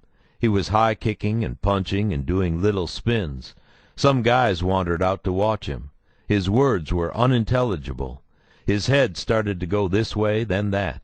He looked at the air around him with wild eyes, like he was all of a sudden losing his imaginary fight, fists coming from everywhere. Someone stood next to me. It was Mac. "What's with that guy?" "Don't know, dude. Looks like he's about to have a seizure." That's when we started to understand what he was saying. "A fucking bee! I'm fucking allergic! Get this fucking bee away from me!" I started howling. Mac had to hold me up. "I'll fucking die, man! I ain't got my EpiPen!" Marcus marched out from a side entrance, collared Pitt, and yanked him inside. He was an embarrassment. I laughed harder than I'd laughed in weeks, maybe months. Tears fell from my eyes. When I could talk again, I told Mac about the Mexicans. I mean, this guy goes from Billy Badass to Mortal Kombat with a honeybee inside of 5 minutes. That guy's a punk. Bobby heard that. He came up and told me I was right, but I shouldn't say it. He said the guy was just a prospect, but that I was just a hang-around. I said I was sorry. Mac said I was right anyway. The guy was a punk. At least he thought so. Bobby told me to stop goofing off and get to work, and bring him a beer. I asked Mac if he wanted one, and he shook his head. I got Bobby a beer from a cooler by the front door, walked back, and fought the urge to open it for him and spit in it, knowing I'd be seen. When I got back, they were talking about guns. Bobby said, "Yeah, I got my old lady a little .22, a nice hit piece. One behind the ear, gets in there and scrambles everything up. like on The Sopranos, you know?" He turned to me and reached for the beer. "You know, right, Bird?" "You know I do, Bobby. Anything else? I gotta secure the perimeter." I lit a cigarette. "Nah, that's good." Then he said wait, held up his beer bottle, and told me to open it for him. The guy had an opener right on one of his belt loops, but didn't even move for it. I took his bottle, opened it, handed it back, and walked off. I had a hard time falling asleep that night. I'd taken 4 or 5 hydroxys late in the day, and they were still working their magic. When I was idle, not working or riding or talking or writing, the pills caused my mind to switch and flicker. That night, trying to sleep, I saw Bobby ordering me around. I saw the outlines of my developing plan. I saw Dale asking for her new guitar. I saw the spiderweb tattoo on my elbow. I saw Slats trying to rein me in, Teddy with the pliers, Joby when he drew down on the tweaker so many months back. I saw Bad Bob that first night at Mesa when he reminded me of Barry Gibb. I saw my mom's tears, heard Gwen's accusations, held Jack's rocks. He'd never neglected to put one in my hand as I left the house, or if he wasn't there, leave one for me on the kitchen counter. I had more Jack rocks than I could count. I passed them out, and the guys at the patch had started to keep them for themselves. I could only vaguely remember the way Jack looked as he rounded the bases in Little League. I thought, Jack rocks are a shit substitute for Jack. That night, exhausted and overrun, I cried myself into an uneasy sleep. I was met at some point in the middle of the night by Bobby standing over my bed with a 2x4. He wore his shades. He was harshly backlit, as if he'd driven his motorcycle into my bedroom and left its headlight on. He pursed his lips and raised the piece of wood, bringing the butt end of it down on my face. I saw the splinters as it came down. It didn't hurt. The next thing I knew, I was in the Skull Valley clubhouse. Teddy was there, holding his pliers and a bloody Chucky doll that he kept in a corner of the living room, the centerpiece of a caricatured shrine to death. He shook the doll at me, and drops of blood spattered off it. Teddy said something I didn't understand in a bad, high-pitched impersonation of the murderous toy. I looked around. We were all of a sudden behind the clubhouse by the wire fence. Teddy pulled his oxygen tubes from his nose, inhaled loudly, gathering phlegm, and spat on me. He was powerful, no longer sick, possessed of all the menacing vigor of his youth. He clicked the jaws of the pliers. They were rusty. Chucky was gone, and in his place were a pair of silver vice grips. Bobby still clutched the 2x4. They said I was a rat. I couldn't speak. Maybe my face was too bashed in. They must have understood, though, since they insisted I was a rat. I spat some blood and managed some words, saying, "No, I'm something worse." I thought, rats don't have partners. Rats don't have backup. But backup never came. Bobby wedged my mouth open with a pair of wooden blocks. Using a nylon compression strap, he secured my head to a fence post. I couldn't turn away. Teddy came toward me. He stuck the pliers in my mouth. They tasted like a penny. I could tell because they latched onto my tongue. He pulled. Through it all, I remembered the taste. He pulled and pulled and pulled, and when my tongue was far enough out of my mouth, Bobby raised a serrated buckknife and... I woke in a cold sweat, my heart racing. I stood up and fell down with dizziness almost immediately. I crawled to the doorway and pulled myself up. My left arm began to hurt. I slapped myself a few times and tried walking again, touching my face, making sure it was still there. It was. I made it to the kitchen. I grabbed my car keys. I went outside, fell into the Cougar. No one else was home. Timmy and Pops were with their families. JJ was off for the weekend. I sat there and clutched my chest, short of breath.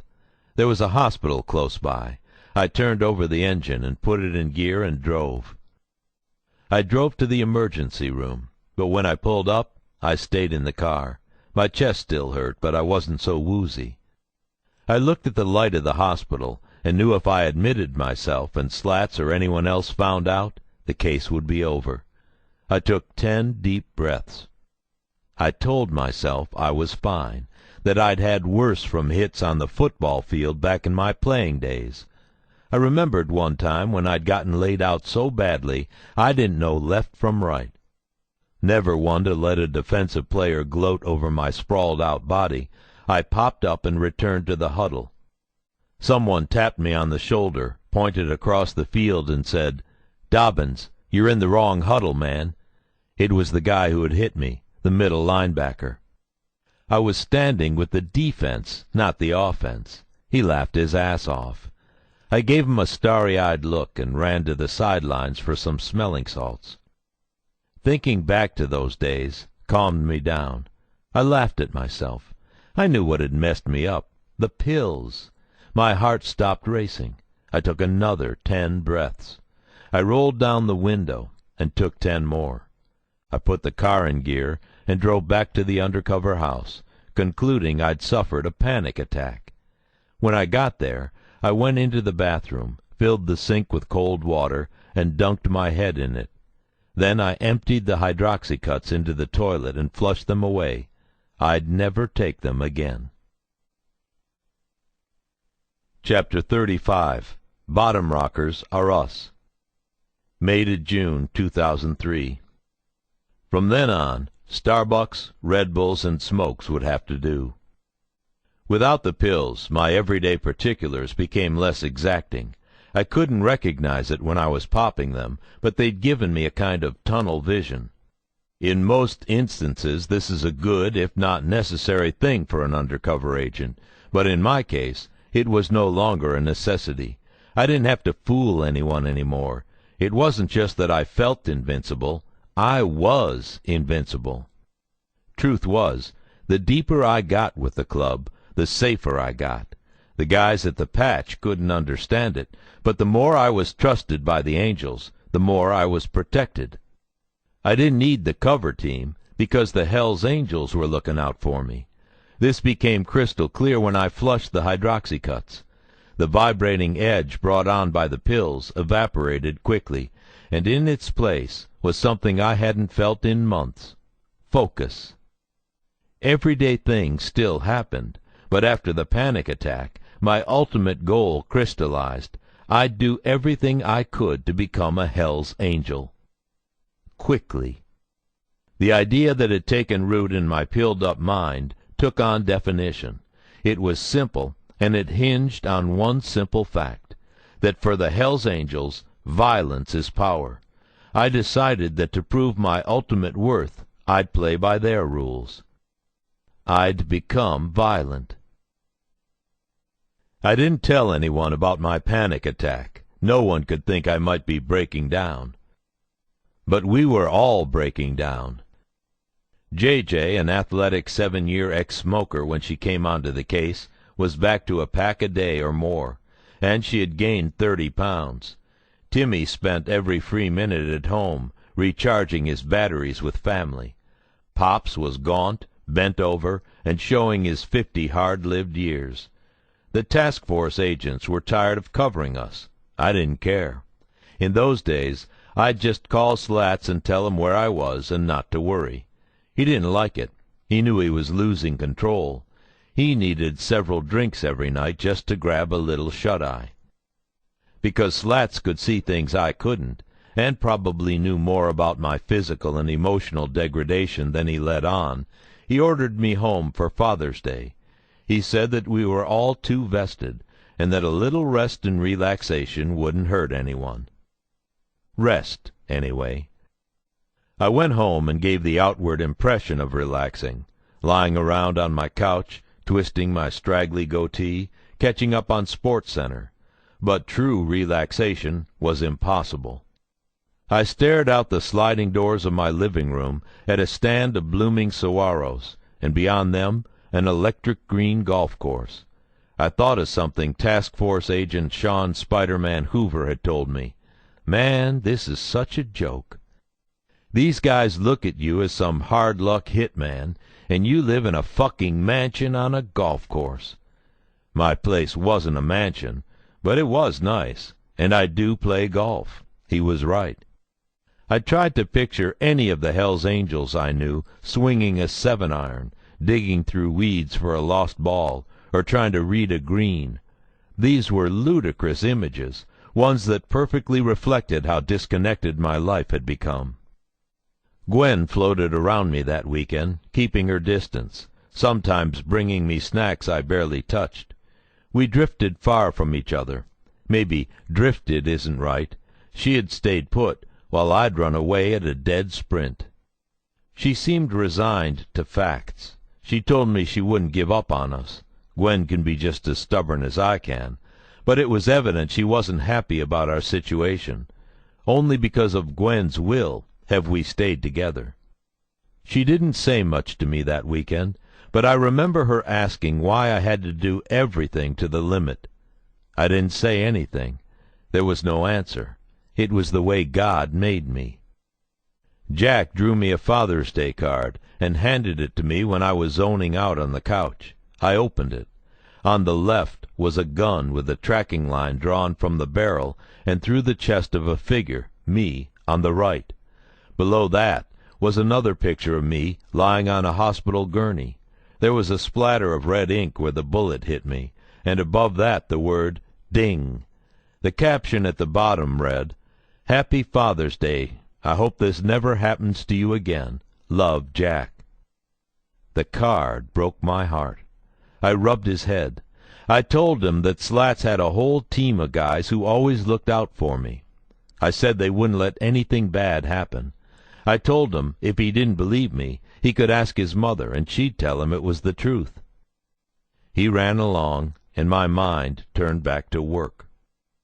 My professional situation was untenable, and I knew it. It wasn't just that prospecting was going to be unbearable. It was also going to be a hard sell in terms of operational viability.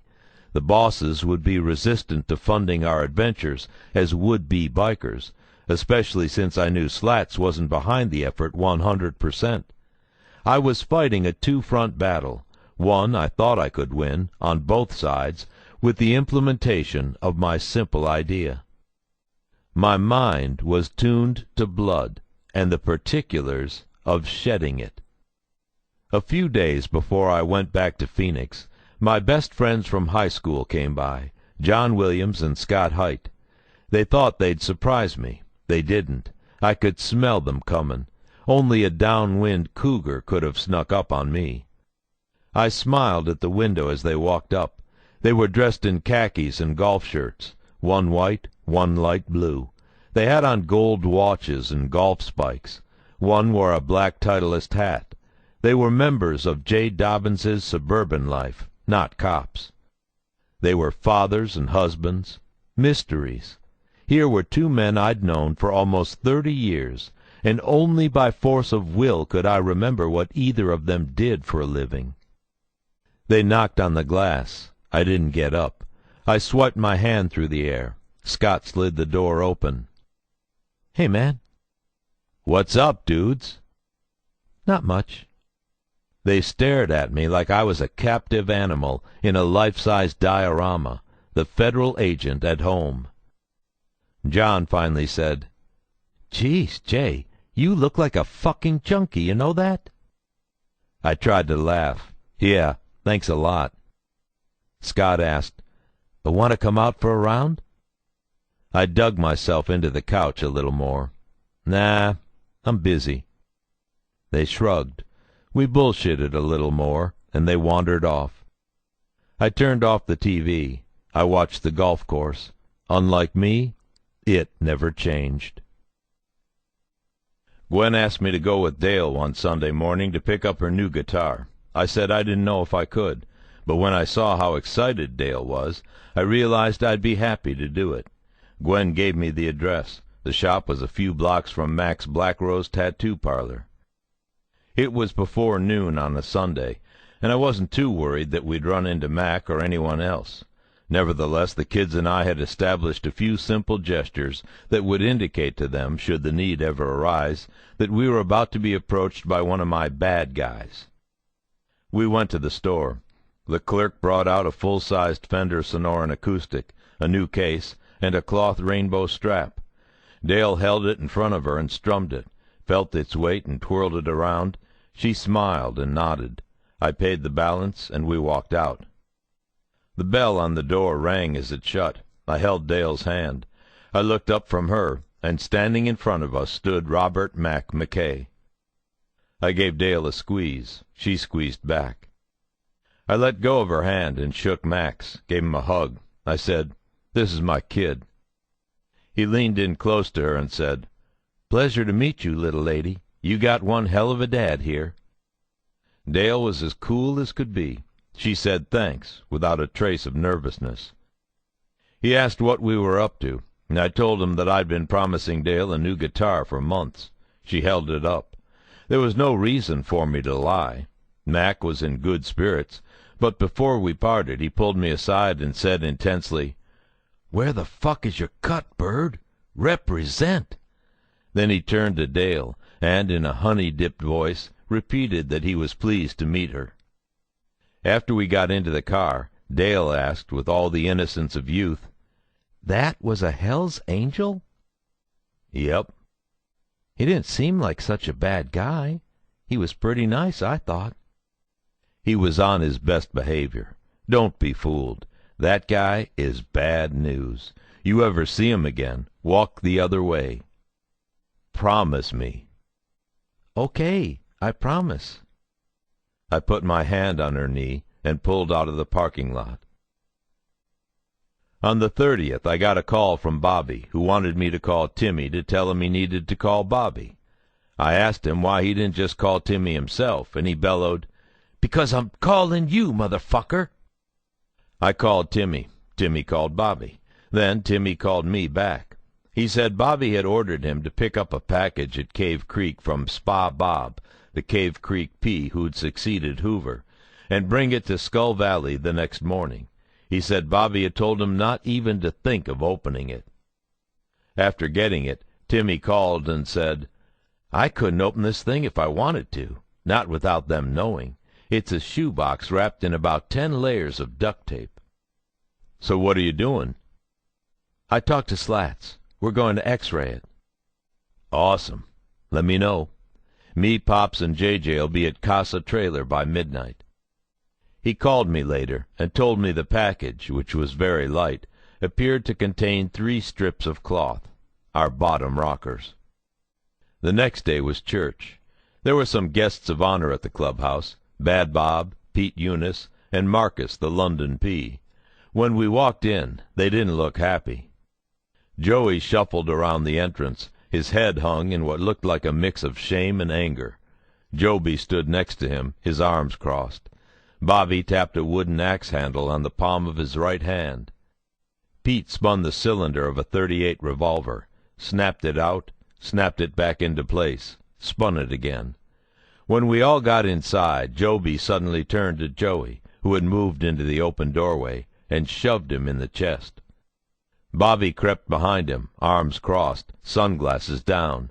Joby yelled, "Get the fuck out of here," to Joey, who backpedaled, his face still hung low. I looked to Bobby for a clue to what was going on. He didn't have time for me. Joby repeated, "Get the fuck out of here," and Joey turned and slunk away. Rudy got up, grabbed Timmy by the arm, and told him to come with him. They left. In addition to whatever was going on with Joey, I later found out he'd screwed around with another member's old lady without his permission. Bobby was pissed about dinner. He'd sent Stacy out to get it. We knew JJ had met her while she was out, and now they were late. "Those bitches better get here soon with our fucking grub, or it's lights out." I nodded. Teddy told Pops to wait outside and keep an eye on the grounds. Pops left. Everyone turned to me. Pete, still holding his revolver, placed it in front of his waistband, resting his hand on the rubber butt. Bobby tapped the axe handle. Joby closed the door and leaned against it next to Marcus. They stood shoulder to shoulder, staring at me. Bad Bob was in the back of the room, smoothing his hair. Teddy removed the tubes from his nose and started to talk. He growled, "You're gonna have to leave too, Bird." I didn't say anything. Teddy was legitimately terrifying. He wielded his infirmity like a blunt weapon. He continued, "I know you've been doing your best, but it ain't good enough. You ain't got what it takes to be a Hell's Angel." "Get the fuck out!" It was Bobby. I took a deep breath. "No fucking way. You can kick me out, but I ain't walking out. I got too much in this." As I said the words, it occurred to me that they were monumentally true. "You want me gone. You're going to have to lift me up and throw me out." I was pretty sure it was bullshit, but witnessing Joey's ouster gave me some lingering doubts. Maybe they were cleaning house. If they'd boot Joey, they'd boot anyone. Still, Teddy's words were familiar. I'd run the same game for Jesse when we patched him solo, as Bad Bob had witnessed. I knew they had our bottom rockers. In addition, I knew I was the best damn prospect they'd seen in years. I had the drive, the toughness, and the arrogance that Hell's Angels love. This was my life, and they knew it. I was going to be a Hell's Angel, and I was going to be one of the best. Teddy smiled. "Okay, if that's the way you feel, I guess I'm going to have to give you a second chance." He reached behind him and stood up in one motion. When he turned to face me, he was holding an Arizona bottom rocker. Bobby told me to stand up. Everyone smiled. Bobby and Joby patted me on the back. I took the rocker. Teddy gave me a bear hug. The old guy could still muster a lot of strength when he wanted to. As we separated, Teddy said, "We're doing your partners next. You keep quiet and pretend like we just stole your lunch money." I said, "All right." An hour later, the three of us were official Hell's Angels prospects. We pinned our rockers on with the safety pins Timmy carried with him. Bad Bob pointed at the pins and said, "Damn, you guys really got it covered." I smiled at him. He told me he was proud of me, of us, and that he knew we'd get patched quickly. I hoped so, but I just said, "As long as it takes." Bobby said, "That's my boy." My phone rang. "Yeah, Bird." "Hey, Daddy." It was Dale. She sounded happy. The volume on my phone was up, and Dale's little girl voice could be heard before I could click it down. "Hey, what's up?" The guys listened to me. "Nothing much. Just calling to say hi, that I like my guitar." "That's great, but I'm pretty busy right now. You got something you need, or are you just bothering me?" "Daddy, what's wrong?" "Nothing's wrong. I just don't have the time to deal with you right now, unless you have some kind of emergency." Silence. "I guess not. Look, I'll call you later. Bye." "Bye." I flipped shut. Bobby asked who that was. I said, "It's one of Big Lou's guys." He laughed. Joby smiled. Teddy, too. They knew I was lying. I looked at Timmy and Pops. They knew I never talked to one of Big Lou's guys. I only ever talked to Big Lou. They correctly assumed it was Gwen, Dale, or Jack, and they both had looks on their faces like I was the biggest prick in the world. I was, but I truly didn't care. I'd just gotten my bottom rocker, and I wasn't going to spoil it by taking the time to have a chat with my little girl. I was so upside down with who I'd become that I'd been willing to lose my daughters and my own respect in the service of a case. I was consumed with a mixture of exultation, indifference, and hate. I could only make real-time decisions, and invariably I made those with the lone goal of maintaining my credibility in the eyes of the Hell's Angels, my new brothers. I knew they knew I'd just hung up on my daughter, and I knew they approved. As if reading my mind, Bobby approached, nodding gravely. He said quietly, "That's right, Bird. You have to give up everything. your family, your life, your woman, your job, your money, your car, your dog, to be a fucking Hell's Angel. We did, and you will too. His hand held my shoulder firmly. Then Teddy announced, Boys, as Hell's Angels, I can promise you 3 things: violence, jail, and death. If I'd been in a more sober frame of mind, I might have burst out laughing, yelling, "That's your fucking sales pitch?" But as it was, I just nodded. They told the truth. I was prepared to play along precisely because I believed I was the one who would send them to jail. It was right after this that Stacy and J.J. arrived with the food. As we heard the gravel of the driveway under the tires, Bobby said, "That better be them." And when he confirmed it was, he added, "She better have gotten in a bad fucking accident. She's so late." And when he found out she hadn't, and was completely drunk, he growled, "That's it. She's catching one tonight." I quickly went up to J.J. and told her to stay in the car, hand me the food, and drive away. I couldn't be put in the position of being ordered to beat J.J. She said, "Okay." Stacy got out, and then she left. Bobby took Stacy roughly by the arm, the food she was carrying falling onto the ground in a pile of take-out boxes. He dragged her yelling into their apartment on the ground floor of the clubhouse. We brought the food inside. Teddy ordered us to secure the perimeter while they ate and talked club business. We went outside. Bobby emerged from his apartment 15 minutes later. I was too far away to see how he looked. There was no sign of Stacy. Later on, out in the fields down from the clubhouse, Timmy asked, "Was that Dale on the phone in there?" "Yeah, it was." "You have some fucking nerve." "What was I supposed to do? Go lovey-dovey on her right after getting mud-checked? I don't think so. Those guys like shit like that. You know that." "I don't give a fuck what they like. Call her back." "I'll talk to her later." "I'm not asking you. Call her back." I knew he was right. I also knew he could kick my ass in about 2 seconds. I said, "Okay, okay." I called. Dale was still crying. I apologized and tried to explain my situation. Gwen grabbed the phone and laid into me.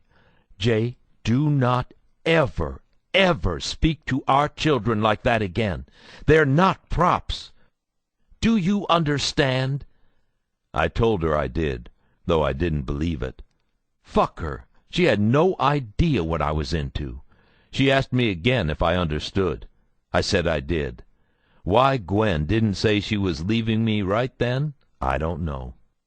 I asked to speak with Dale. I suddenly realized what I had done. For a moment I reverted to J. Dobbins. I told her the guy who said those things wasn't me. He was someone else. I didn't mean those things. I loved her so much. I was glad she liked the guitar. She settled down, but was still upset. I promised her I'd make it up to her. I asked her if she could forgive me. She was a child. What was she supposed to say other than yes? I hung up. Anger bubbled inside me, but I didn't know where to direct it. I hated the Angels. I hated ATF. I hated Timmy for making me apologize. I hated my wife. I hated my family. I hated myself. Then I hated the Angels again, and repeated the cycle. I ramped my hatred down and tried to stay cool. I told Timmy that Dale was all right. I sounded convincing. He believed me, or pretended to. I apologized to Timmy, and he said it was okay. We were all under a lot of stress. I wanted someone to blame for what I'd become, and every person I knew raced through my brain, but it was me. I was to blame. The truth, however, was that I'd been all too willing to sell my family down the river if I thought it would curry some favor with the Hells Angels. I thought, perhaps foolishly, that my family would ultimately understand, that if given an inch, it was okay, even expected, for me to take a mile. The truth was that by then I wouldn't have hesitated in doing what I did to Dale again. Bobby's words came back to me. You have to give up everything to become a Hell's Angel. His words had sounded ridiculous to me, but suddenly they made a grotesque kind of sense. I felt pathetic. No, I was pathetic. I was more Bird than J. Dobbins. My transformation was almost complete. When we were called back to the house, Bobby wanted to know who I was talking to on the phone. I told him I was lining up a big deal in Culiacan, Mexico, for later that week. I said we'd have to be out of town for a little while, but that we'd be back for the next church meeting on June 6th. Bobby said okay. They'd known what they were getting into when they brought us up, and they had promised us our freedom when it came to business. I said thanks. Joby told me to be on the lookout for 30 or so handguns he could distribute to the San Francisco charter so they could arm local and sympathetic street gangs. I told him I would. The following day, June 1st, we left Prescott for a breather. Slats was not at all enthused with the bottom rockers, but I could have given a fuck. If I was prepared to write off my family, I wouldn't bat an eye doing the same to a co-worker, even one of Slats's stature. This was a golden opportunity I had worked too hard to accomplish. There was nothing Slats could do to stop me. I had developed a hero syndrome. I was bound and determined to save the day, no matter the cost, and against all odds. I felt like it was up to me and only me to make all of it work. By then, the task force was solidly split into two groups, one headed by Slats and the other by Timmy and me. For Slats's group, the bottom rockers represented a new, exhausting phase in the investigation. They meant months, maybe years, of additional work. They meant that the pace we'd been running at over the past several weeks would continue, and in all likelihood intensify. My group believed that once we got patched, the evidence would get better. We'd be brought into the Hells Angels' inner circle. Joby's request for 30 firearms was a good indication of this belief. If we could do a sale of that size, across state lines no less, then we'd have a nice addition to the RICO. I knew it was just the tip of the iceberg. Timmy was becoming more demonstrative with Slats. He lobbied passionately to see this through to its utmost ending. The black biscuit pot hadn't boiled over, but it was foaming and bouncing on the burner. Timmy and I met with the task force on the 4th, back at the patch. I told them not to worry, that I had a plan to get us in quick. I said it was risky, and that we might not pull it off, but that if we did, it would ensure our position. Naturally, they wanted to know what it was. I told them I couldn't go into details yet, but that I'd do so the following week. That was a promise. After the meeting, I headed out to the dumpsters for a cigarette. There was no moon, no clouds, nothing to reflect the night lights of Phoenix. The sky was a limitless pool of ink suspended overhead. Slats wandered out. He spat a wad of chaw. It exploded on the pavement. He opened a beer and handed it to me. He had another one for himself. He asked me what I was thinking of doing. I drank a few sips of beer and said, "That's simple, Joe. We're going to kill a Mongol." Chapter 36. Call to Arms. June 2003. Slats didn't like it. He didn't like it one bit. I didn't like his not liking it.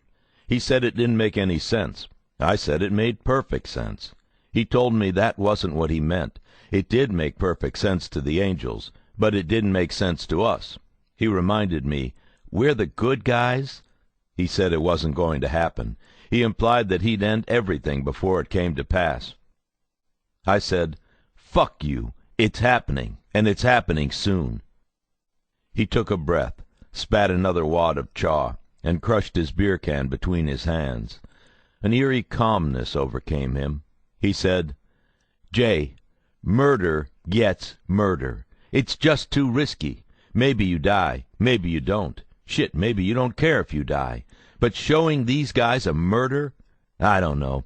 You run the risk of igniting a biker war, a war you could be right in the middle of." He was right. I didn't care.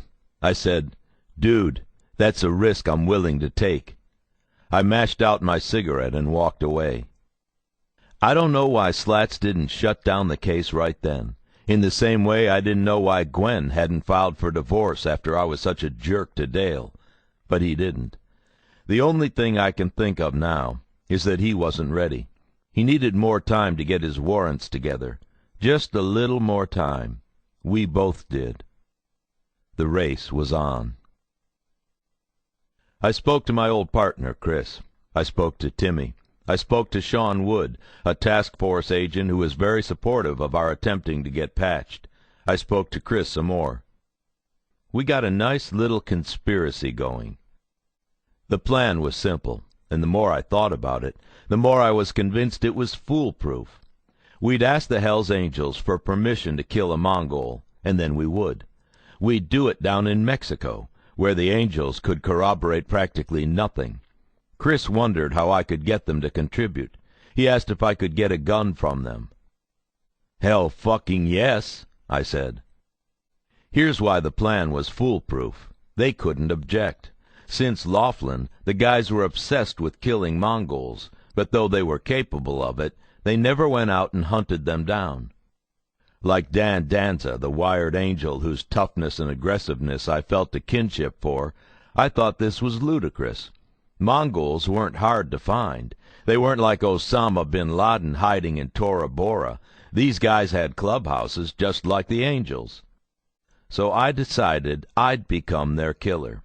If Steve Helland, the Angel nomad, was willing to discuss hiring me to kill his son's murderer, then why couldn't I discuss killing a Mongol for the club?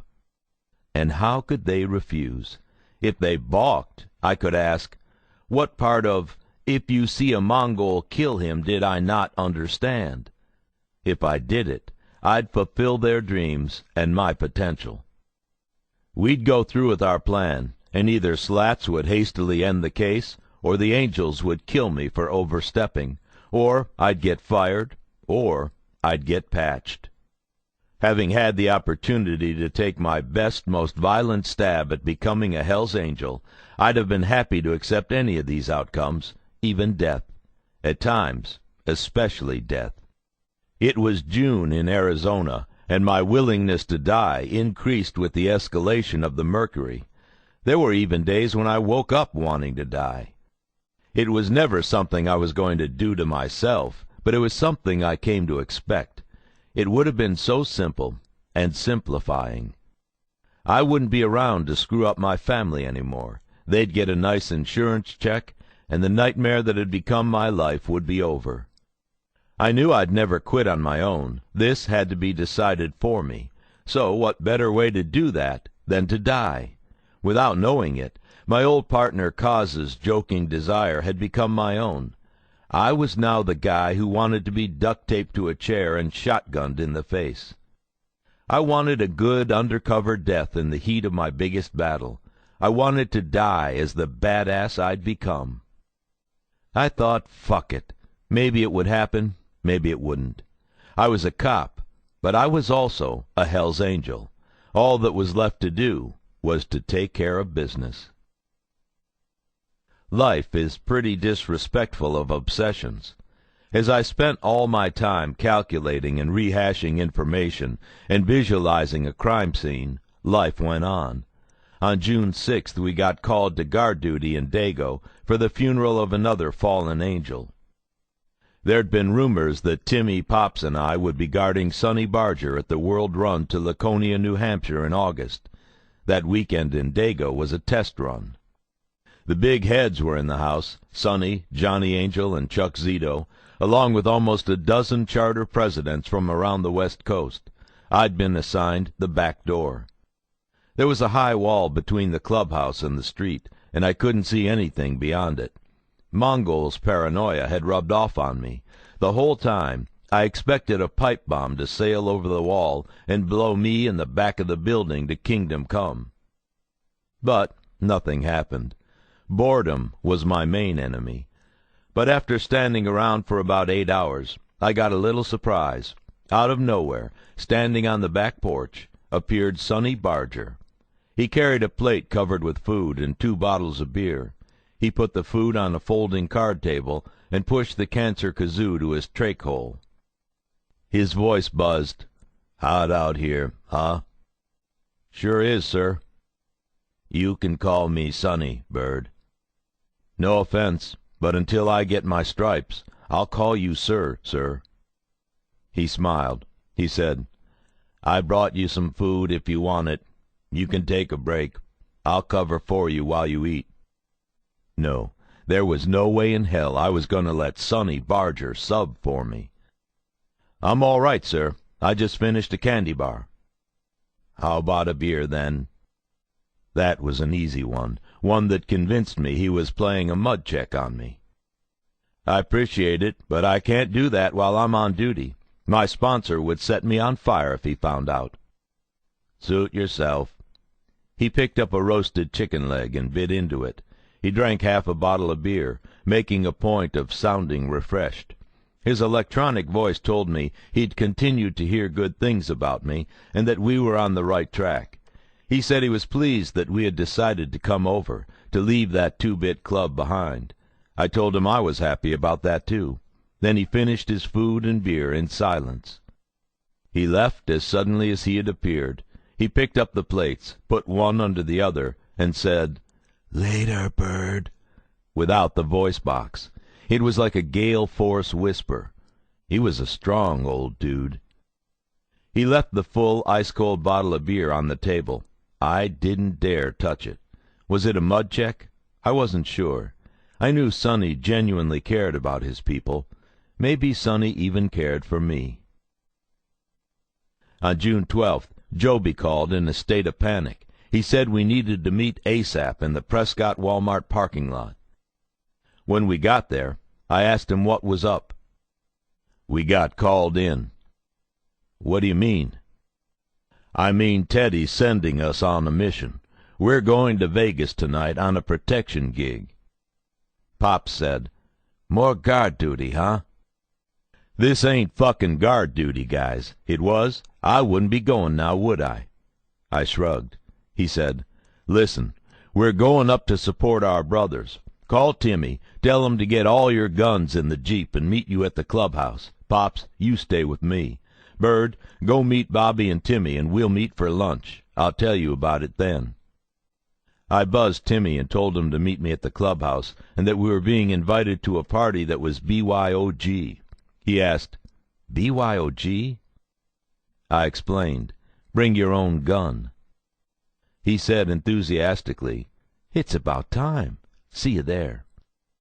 I rode to the clubhouse, breaking one of Teddy's rules. I was a Hell's Angel riding alone. Timmy was there when I pulled up. I left him by the Jeep as I went to get Bobby.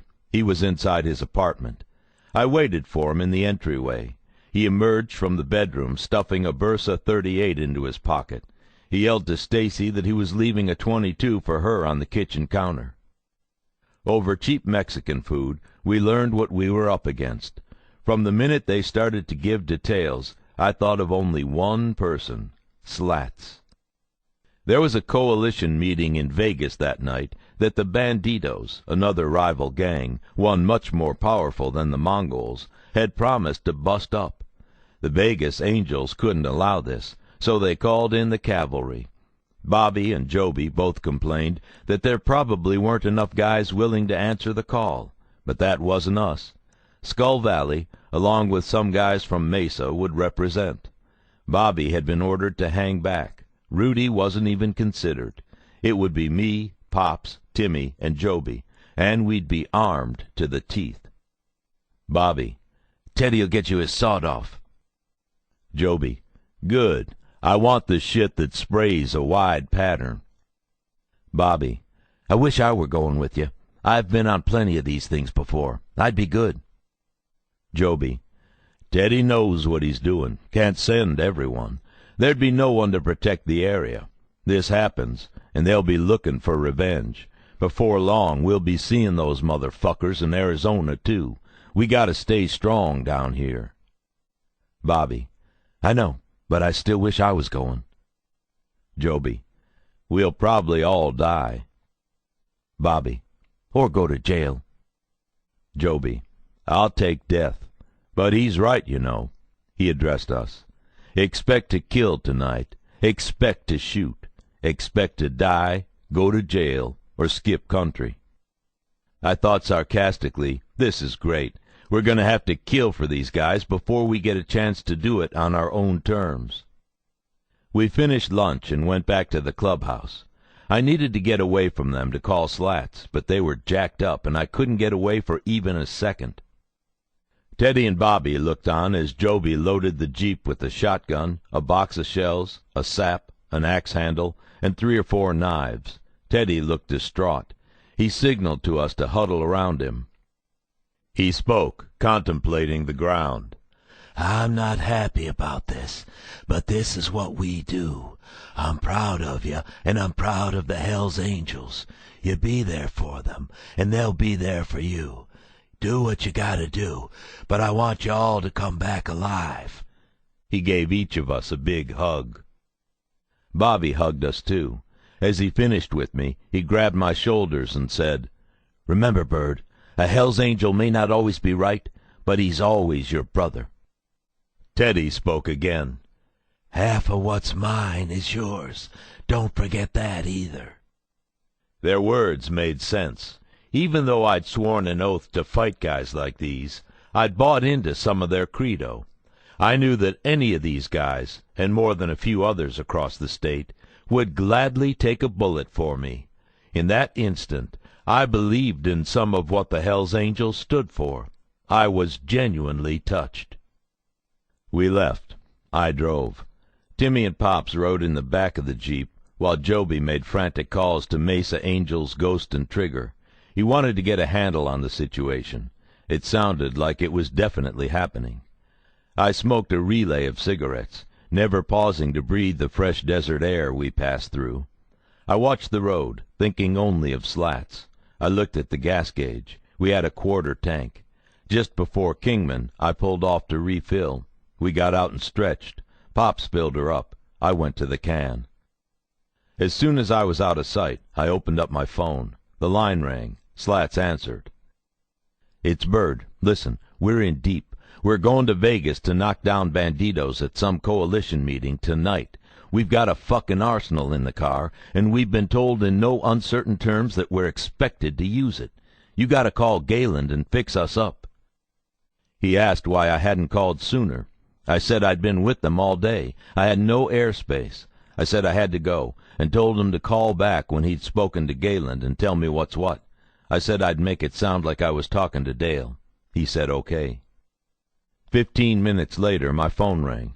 We were passing through Golden Valley and Kingman, headed to BHC and into Nevada via Laughlin, because Joby didn't want to risk a vehicle inspection if we crossed the Hoover Dam. It was Slats. He said he was on his way to Vegas, but that we had a good jump on him.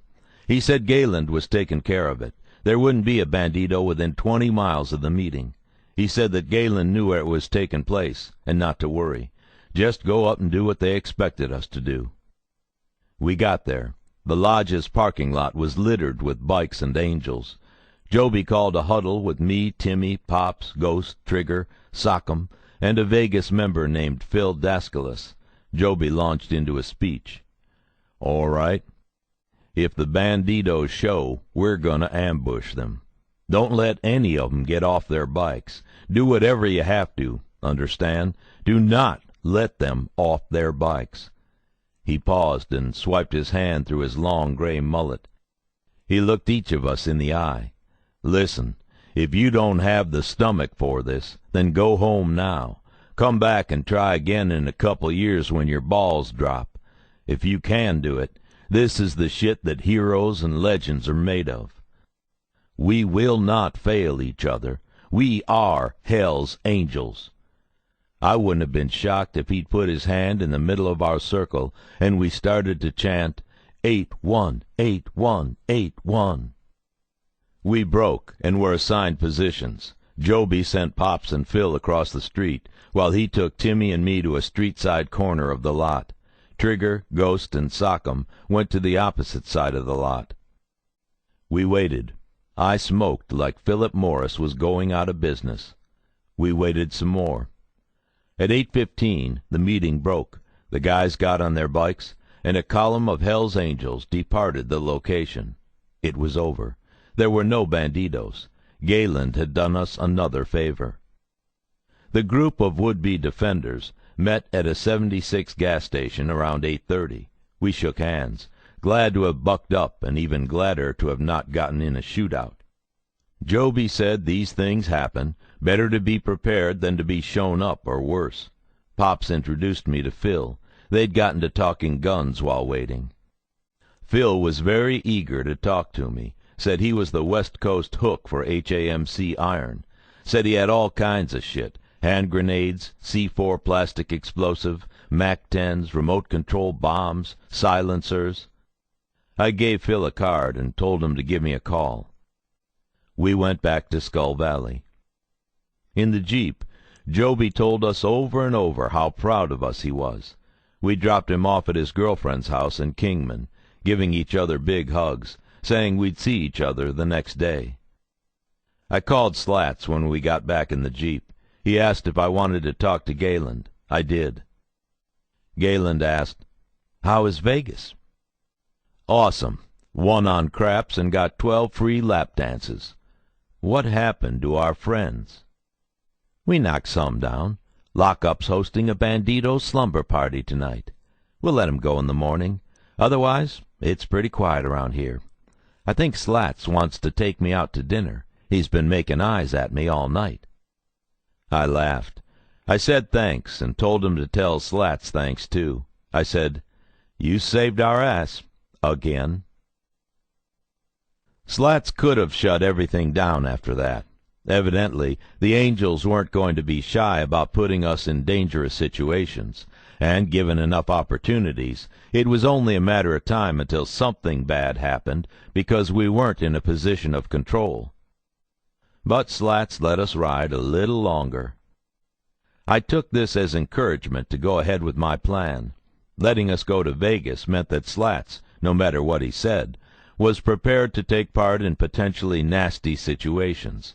In a way, I felt vindicated.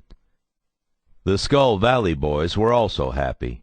When we pulled up to the clubhouse that night, we found Teddy and Bobby waiting up like nervous parents. They hugged us hard. Teddy tried to smile, but was out of practice.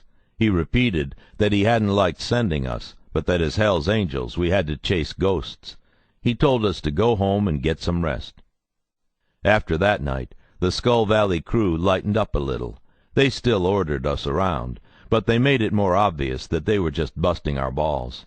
Teddy would wax for 5 minutes about how he liked his fried chicken, old style, not overcooked, original recipe, not that extra crispy shit. He'd give us a little extra money for going out to get it. They started to really respect and like us. At church one day, bored, I doodled on some paper plates. I drew stick figures of the guys, their names below their feet. Little bubbles above their heads said things like, "I love Bird, Bobby," or "Go to McDonald's, Teddy." I was engrossed and didn't notice that Teddy had walked up to me. When I finally noticed him staring at my bad drawings, hissing through his tubes, it was too late. "What the fuck is that?" I thought the "You think this is funny, like this is some fucking game" lecture was coming. I exhaled like a guilty school kid and said, "Art?" He made a desperate sound like a small cough, but not one of his emphysemic ones. It got a little louder. He was laughing. I'd never heard him laugh. I don't think anyone in that room had. He took the drawings out of my hands and held them up for everyone to see. They laughed too. We followed their lead. Rudy opened beers and handed them out. Timmy started telling stupid jokes, and Teddy thumbtacked my art to the wall. We all felt good. We all felt like human beings. I realized that these guys weren't all bad, and was reminded that I wasn't all good. The week after Vegas, I was busy on all fronts. We went on 2 runs, did an intimidation of the Americans' MC with Joby, set up a large guns and explosives deal with Phil from Vegas, and bought a scoped Browning rifle from Joby and some drugs and a pistol from Rudy. We ran up and down the state, from Mesa to Skull Valley to Bullhead to Tucson and back. In Bullhead, Smitty was still worried about getting the Mojave Valley Charter started up, but on the plus side, he said he'd been keeping tabs on us and that we were going to be rock stars. Damn right. As we ran around, my mind constantly spun with the specifics of getting up the Mongol murder. Sean Wood, the task force agent most game with the plan, was in charge of arranging times and places, scouting locations, doing legwork. I told him I planned to plant the seed on the 21st, when we'd be doing prospecting duties at a run in Williams, Arizona. He said, "Good, let's get this thing done." The Williams run was easy. We had prospecting duties, but they were low stress. J.J. and Pop sold T-shirts in the booth, and I wandered around with Bobby, acting as his bodyguard. We came across a group of bikers who called themselves the Wild Pigs.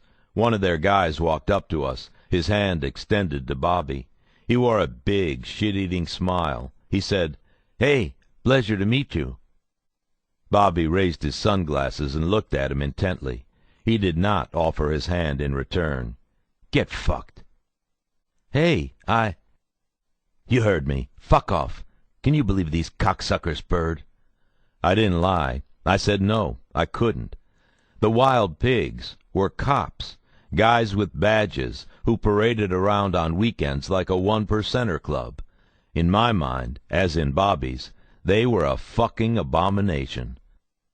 The guy took his hand back and started to turn when Bobby said, "Wait, I gotta tell you something. You can't have it both ways, asshole.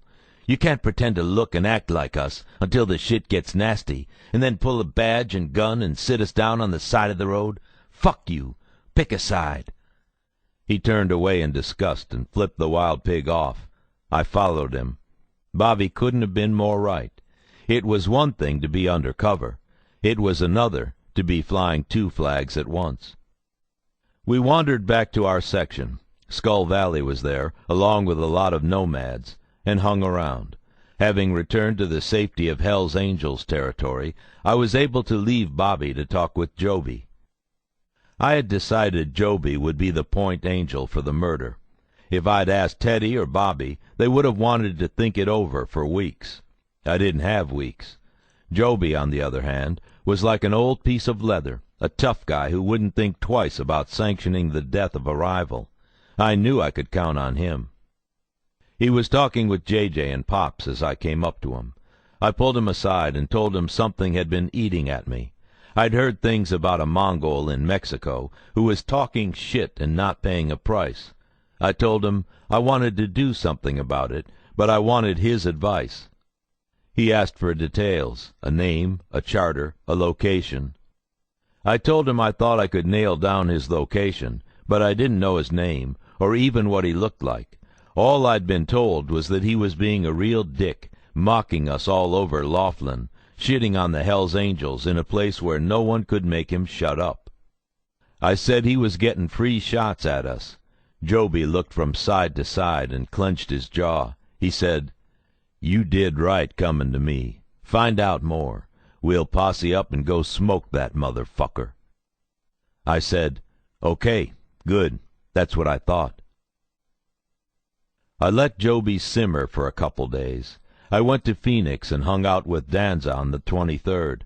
I told him I'd be going hunting soon. He said, "Man, I wish so fucking bad I could come with you. Half these guys don't have the balls to do what you're doing, not even half. They want to be accountants and old men, like Sonny wants a warm glass of milk every night before he hits the sack at 10:30. Half the time I don't know why I signed up for this bullshit, Bird. We're the Hells Angels. We should be partying all the time, naked chicks everywhere, drugs everywhere, like no fucking bullshit, you know?"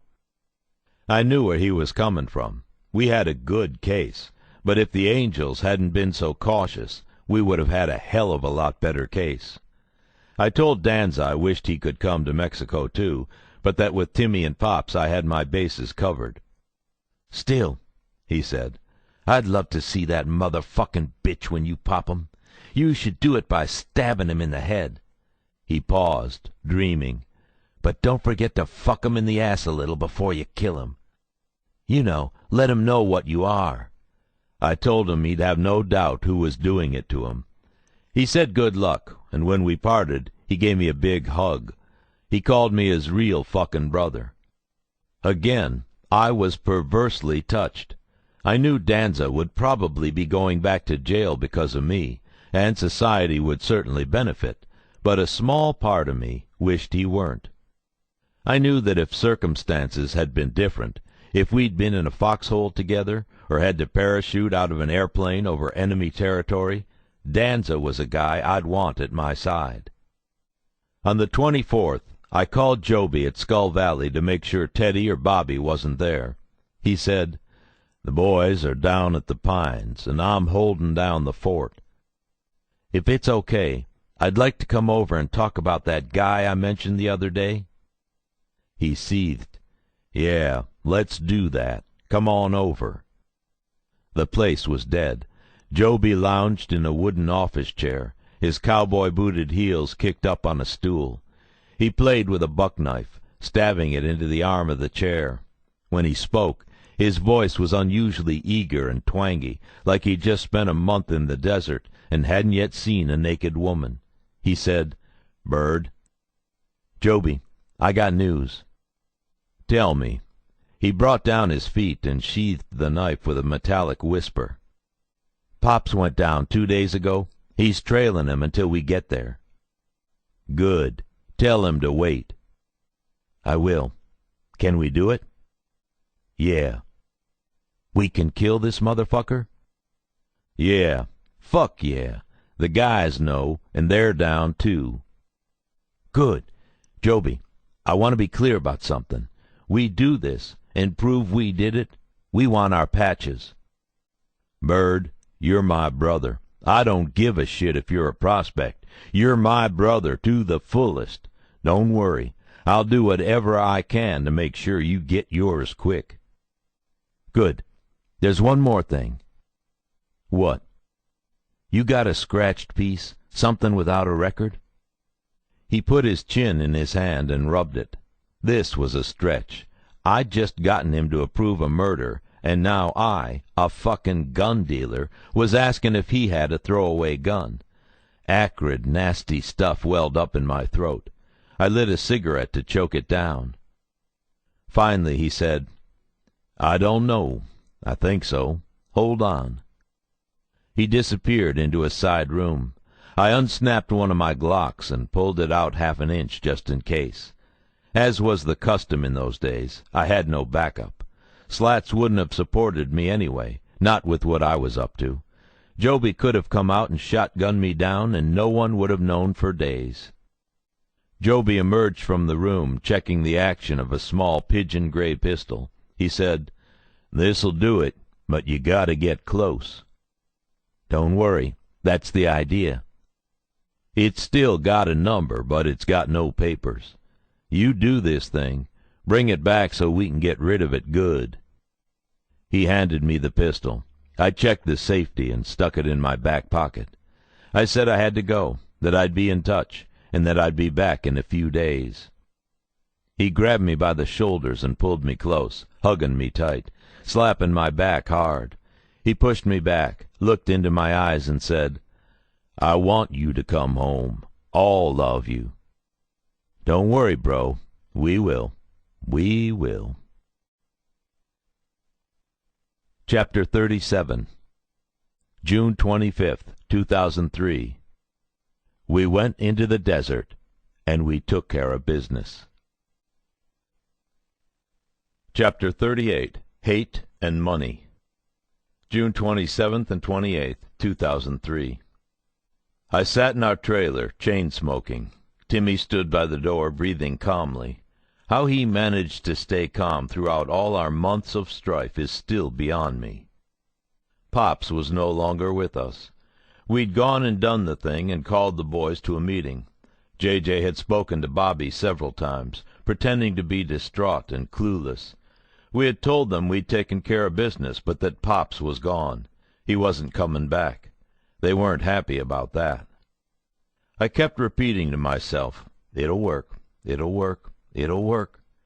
In those tense waiting moments I became convinced that I was overreaching, that I was diving out of bounds like I had so many years back in college to catch an uncatchable football only to land in a patch of cacti. I was afraid of unfathomable outcomes while simultaneously certain I'd reach my goal. I'd become a Hell's Angel. It had been a strange and terrible saga. So we waited. Time became glacial. It moved for no living thing.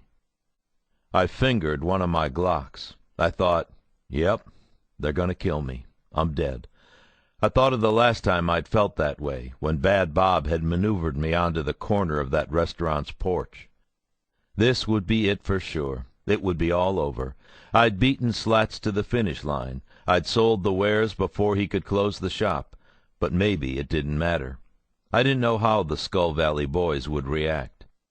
Having seen what we'd done for them, would Joby and Teddy and Bobby suddenly realize they were accomplices to a murder they didn't want or need? Would they think they'd given us too much line, and now we had to be pulled in? Or would they patch us on the spot, make us members from the word go? Those were the only two real options. They couldn't string us along any more. I wouldn't let them. My phone rang. I muted the ringer. Gwen had been leaving messages all day. I didn't want to call her back. I took a deep breath, mashed out a down-to-the-filter cigarette, and lit another.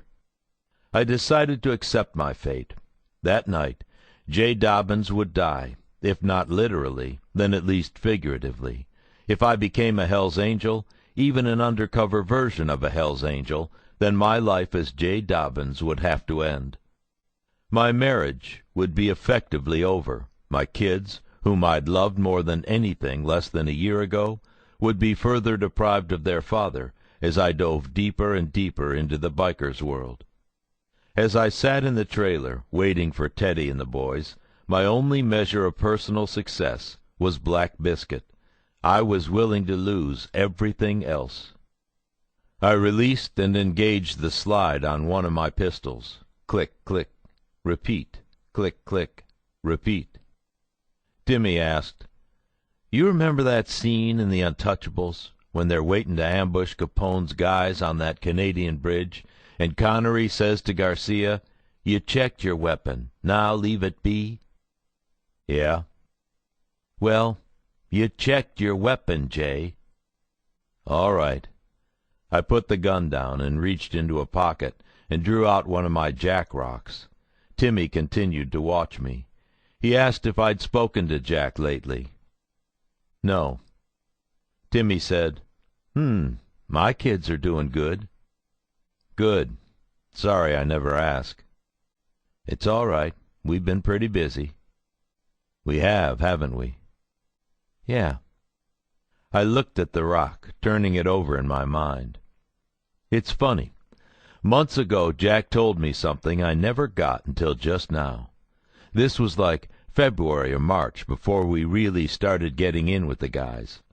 I paused to light another cigarette. Anyway, I'm leaving the house. He runs out to give me another rock. I've got hundreds at that point, so I don't think about it too much. He wanted to talk, to keep me from leaving. I told him I didn't have time. So he gives me the rock, and I say thanks, and he asks if I know why he gives them to me. I say because he loves me, or he wants to show me how much he loves me, something like that. He shakes his head, says, "No, Dad, that's not why. I give them to you to help keep you safe." I ask, "So they're for good luck, then?" He shakes his head again, says, "No. They're for whenever you get in trouble, or are scared and you need help or something, you can touch one and know that I'm there with you." Wow. Yeah, no shit. I was too distracted to really get it then. In my mind, I chalked it up to the rocks being for good luck. It was easier that way. But now, waiting for these guys, I finally get what he meant. He meant he could make me stronger, even save my life. Not the rocks, but Jack himself. You miss him, huh? I thought about that for a second. I looked at Timmy and said, calling him by his real name, "Billy, I don't even know any more." I should have cried, but I was all dried up. It was too much for me to think about. I put the rock away. I put my 8-year-old son, mature enough to come up with such an idea, back into my pocket. I hated myself for making him think that way. I was Bird, and hate was part of my M.O. I released the slide on my gun and racked a bullet into the chamber. I decided that if it came to it, I'd be ready. I'd flipped back. No more thinking. I was Bird, and Bird was always ready. Timmy said, "We're gonna be fine, you know." "Maybe, but these guys don't owe us shit, dude. When they see what we're showing them, they might bug out." Timmy walked to the desk and put his hands on it. He leaned in and said, "No way, Jay. I already said it. We're easy like Sunday morning." "You said it. Please, don't sing it again." He chuckled. "Don't worry." "Seriously, though, what if Teddy loses his shit?" Timmy leaned back. "Forget Teddy. You and me are 10 times the Hell's Angel he is, and he knows it. Pops, too. Shit, I've never even seen Teddy ride a bike." He had a point. I took a deep drag off my cigarette and said, "Okay, but still, keep tight tonight. Don't let anyone stand behind you." He nodded, straightened up, and patted his chest, which was where he kept his gun. We waited some more. My cell vibrated, reminding me of my messages. I decided to listen to them. "It's Gwen, your wife. Listen, the sprinkler system is broken, and I need you to either come fix it or take care of it. I got my hands full with the kids. Give me a call soon. That's it, I guess. We miss you. Jack especially. Bye." Beep. "It's Gwen again. Jack got in a fight at school yesterday, and since you're his dad, I thought you should know about it. Can you please call us?" Beep. "It's me. Are you alive? For most wives, I know this is a rhetorical question, but in our case, please call." Beep. "You're being a real jerk, Jay. I called Joe so I know you're still breathing. Jack's fight was about him standing up for a mentally retarded girl with glasses. So in spite of the fact that his father is pretending to be a criminal, you must have done something right. The sprinkler is still busted. The lawn's going to die. It's on you. Don't bother calling." Beep. I deleted them all. Suddenly Timmy turned and said, "They're coming." I turned my phone off and stuffed it into a pocket. I stuck the gun under my leg and lit another cigarette. Timmy coughed quietly into one of his fists, the calm bastard. I heard 2 cars and a bike. The bike, coughing, fired down. The doors of the cars slammed shut. Footsteps in the gravel. Knock, knock, knock. Timmy opened the door and stepped aside. I didn't get up. Teddy waddled in first, his oxygen tank in tow. He had an awkward time moving up the trailer's narrow steps and getting through the small door. His eyes were serious-looking. He hugged Timmy and noisily kissed him on both cheeks. Rudy came in second. His face was red and his eyes were swollen. He'd been crying. He had really loved Pops. He hugged Timmy and held on to his sleeves a little too long. The guy was contradiction incarnate, an H.A. Bruiser reduced to tears. Bobby was next, still wearing his shades. He hugged Timmy and kissed him on both cheeks. Next he stepped over to me, and I got up, careful not to let the gun under my leg fall to the floor. My body obscured it. He gave me a big hug, too. Joby came in last. He hugged and kissed Timmy, and then he hugged me. I sat back down. We were 6 men, most of us quite large, in the living room of a single-wide trailer. The guys smelled of beer. I smelled of cigarettes. Teddy smelled of Devon, who smelled of cheap concealing powder and pussy. Put together, we smelled like the Pinyon Pine Strip Club. Teddy sat down and lit a long, thin, brown cigarette. Timmy closed the door and stood behind everyone. Rudy vigorously rubbed the top of his shaved head, while Bobby rocked back and forth on his heels. Joby was stock still. Teddy took a drag and exhaled through his nose. Smoke filled and surrounded the oxygen tubes that jutted from his nostrils. He said nothing, but he nodded curtly, signifying that he wanted to know what was up. I couldn't believe it, but they were scared. I felt a flash of euphoria. Adrenaline and the threat of death concealed it. I picked up the FedEx box from the floor and placed it on the table between Teddy and me. Joby leaned in and picked it up. I told them Pop's story of how he was eager to prove himself and desperate to erase all the ball-busting he'd endured. I told them how he'd tried to take care of the Mongol on his own before we got down there, of how he got shot in a Mexican cantina. I told them how we buried his body with a bottle of Jack and a handwritten note that read, Pops, AFFA, Angels Forever, Forever Angels, we love you. I told them how Timmy and I waited for the Mongol bitch to return to his crappy motel room the next night. I told them how we took care of business, how we whispered the old solo motto, Jesus hates a pussy, and then knocked on the guy's door. How he opened it, fully dressed, Mongol cut and all, demanding, "K fucking S." How we beat him unconscious with my bat. How we broke his arms and knees like chicken wings. How we taped him up. How we gagged him with a pair of dirty underwear. How we wrapped him in the motel room rug and threw him in the trunk of the Cougar. I told how we drove and drove and drove and opened the trunk and dragged him to a dried wash in the desert. I said we told him the Hell's Angels were killing him. I told them how Timmy leaned in and did the honors. How we stole the corpse's cut and drove home full of rage, revenge, and redemption. I told them how we disposed of the gun, piece by piece, in the Mexican Sonoran desert. I was Bird, and I could sing. Everyone listened intently. When I was done, I nodded at the package. We got proof. We knew we'd have to show something, but we weren't going to drive over the border with evidence of a murder in the trunk, so we sent that box up from Mexican Nogales. Everyone remained quiet.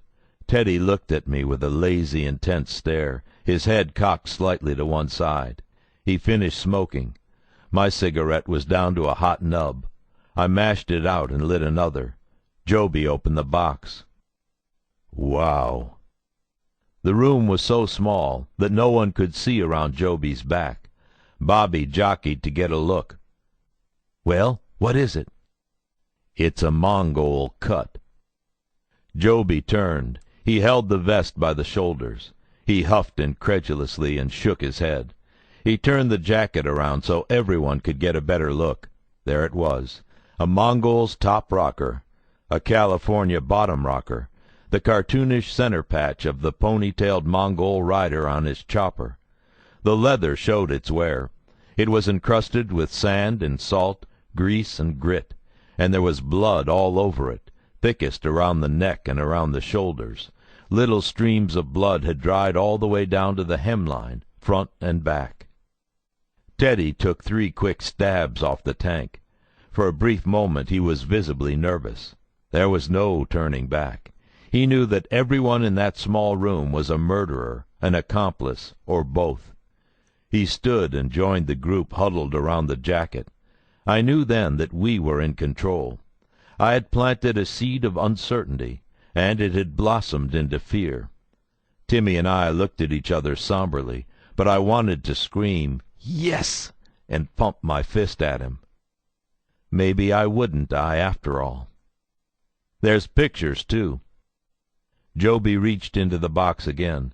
He pulled out an envelope, opened it, and removed a thin stack of photographs. They're digital. I downloaded them onto a flash card and printed them on a portable printer while we were down there. Those are the only copies. We burned the printer and the flash card.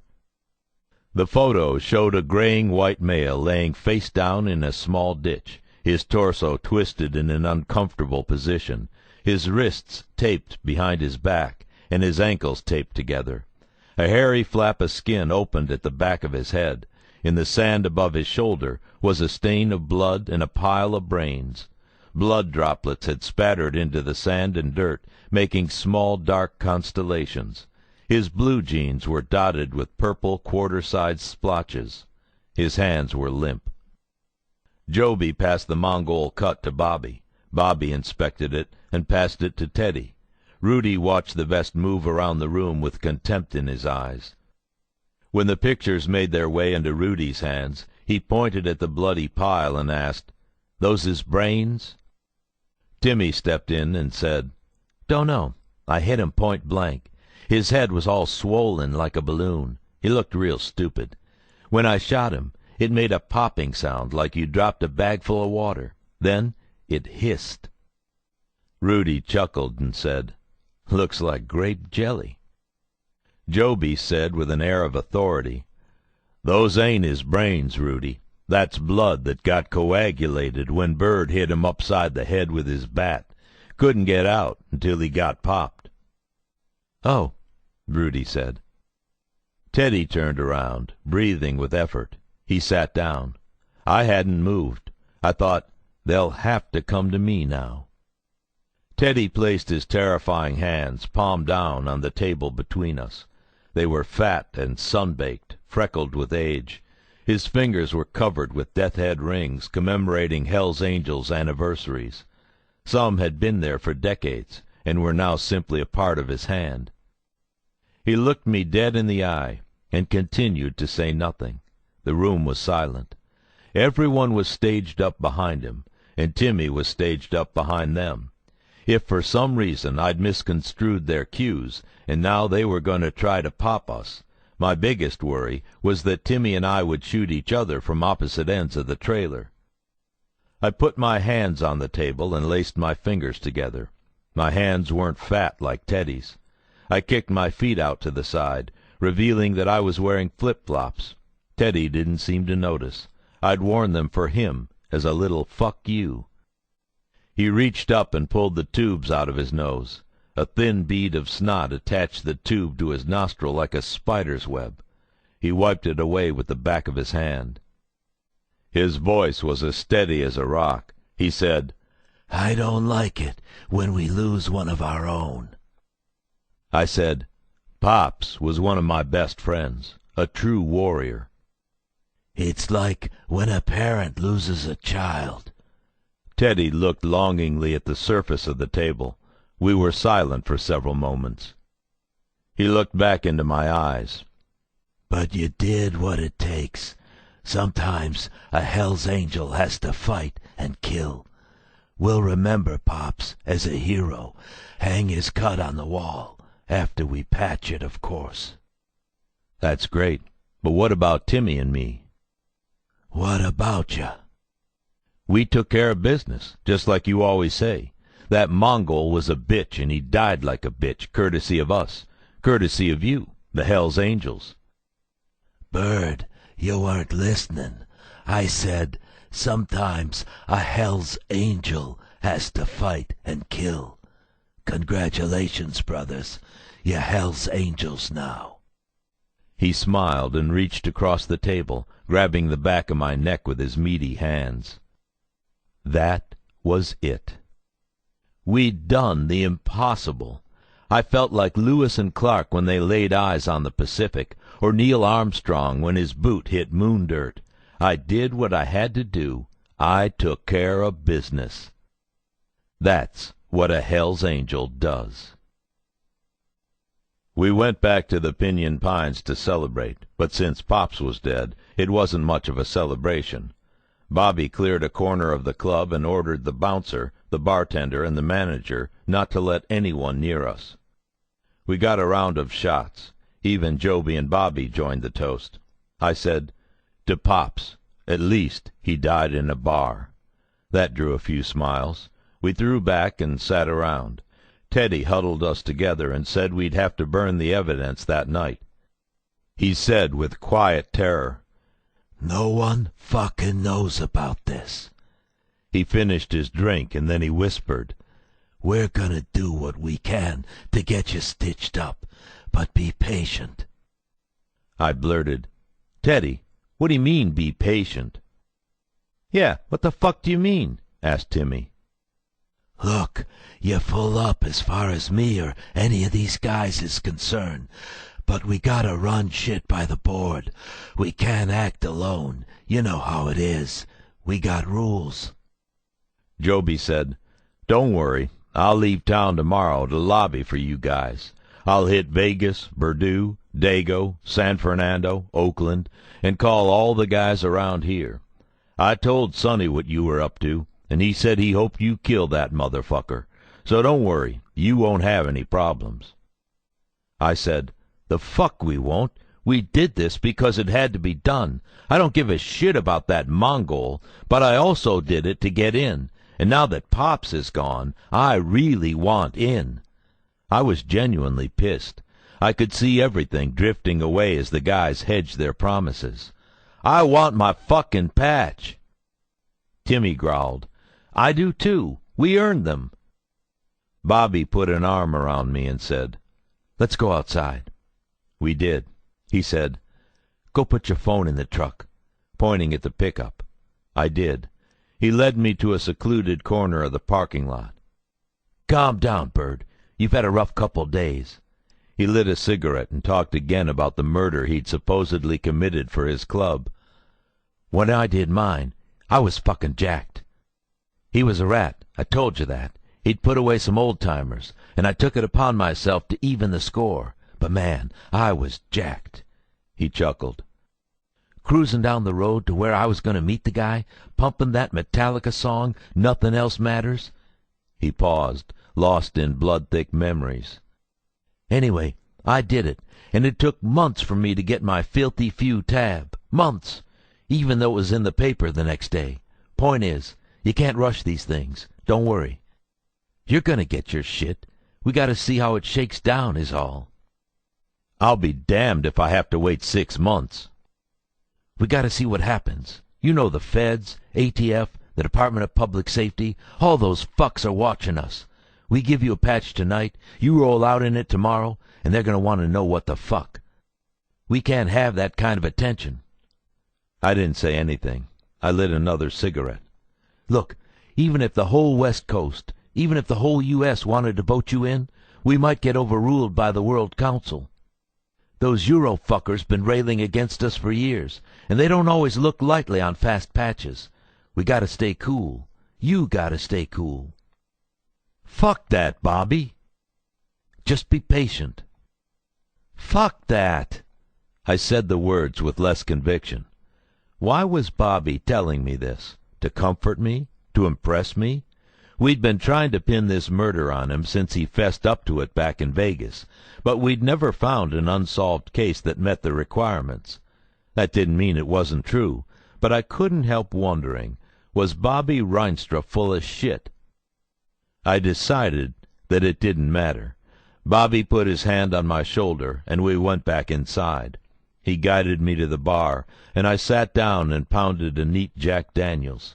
I felt defeated. I'd gone from confidence to fear to euphoria to disappointment to nausea in less than 2 hours. These guys made me sick.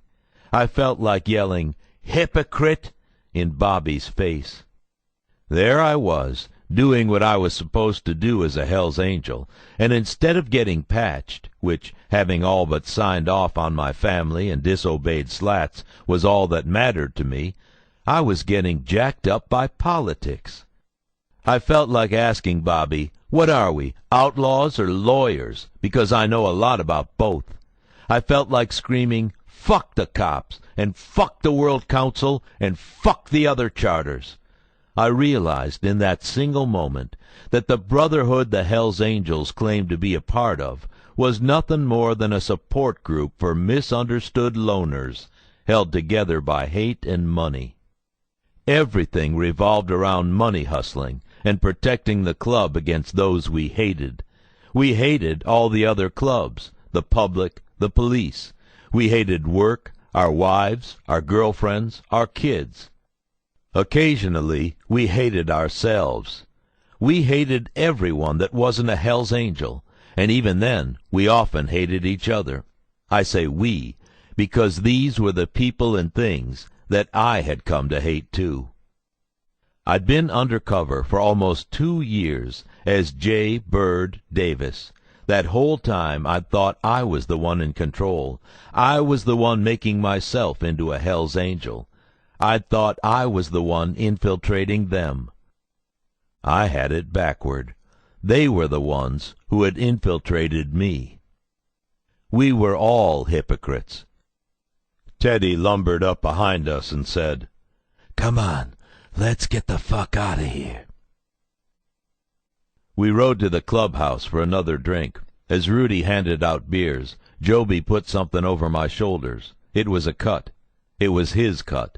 He draped it over me like I was a prince. I looked at him.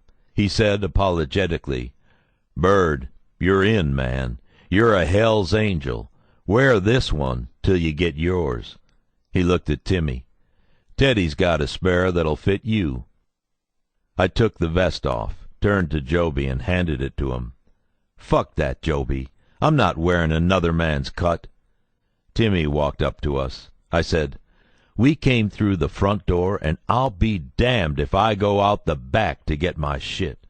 I'll take my death head when it's mine. No offense, but I earned it, and I don't intend to share." Joby stepped back, looking at me hard. He said, "Okay." He knew I was right. They all did. H.A. cuts are not transferable. As Joby put his cut back on, Teddy and Bobby started to grill us on how we had handled the evidence. Joby went to fetch a 50-gallon steel drum from behind the house. Bobby wanted to know what we'd done with the clothes we did it in. I said we'd burn them on sight. Bobby said, "Good, you guys are thinking like us." My mood was in constant flux. I said, "Dude, we are like you." But I said it lightly. He laughed. Joby came up with the drum and 2 pairs of hedge clippers. Teddy told us to cut the Mongol cut into little strips and put them in the drum. I was still pissed. I said, "Fuck this. I'll burn this shit, but I'm not waiting for my patch." No one said anything to that. Timmy sheared the vest in half, and we cut it up. Bobby and Teddy watched. Joby paced, went inside for a while, and then came out. He told us he'd called Bad Bob and Sonny. Bad Bob couldn't believe what had happened to Pops, but was glad Timmy and I were back in one piece. When we were done with the cut, Joby covered the drum, hauled it into the bed of his truck, and strapped it into place. He got in his truck and started it up. Teddy pulled Timmy and me close to him. He looked back and forth at our faces. His smile was the biggest I'd seen. His eyes were sad. He said solemnly, "Welcome to the family, brothers." We each hugged him and climbed into Joby's pickup. I sat in the back. Joby drove into the hills around Chino Valley. The cover team, who had been listening and following us around, lost us. I knew as we went higher and higher on unpaved roads that Timmy and I were alone with Joby Walters, himself a filthy few tab-wearer. The bumps of the road rocked me into an uneasy sleep. I was bone-tired. I thought, maybe now I'll die. I thought, maybe this is what Teddy had in mind.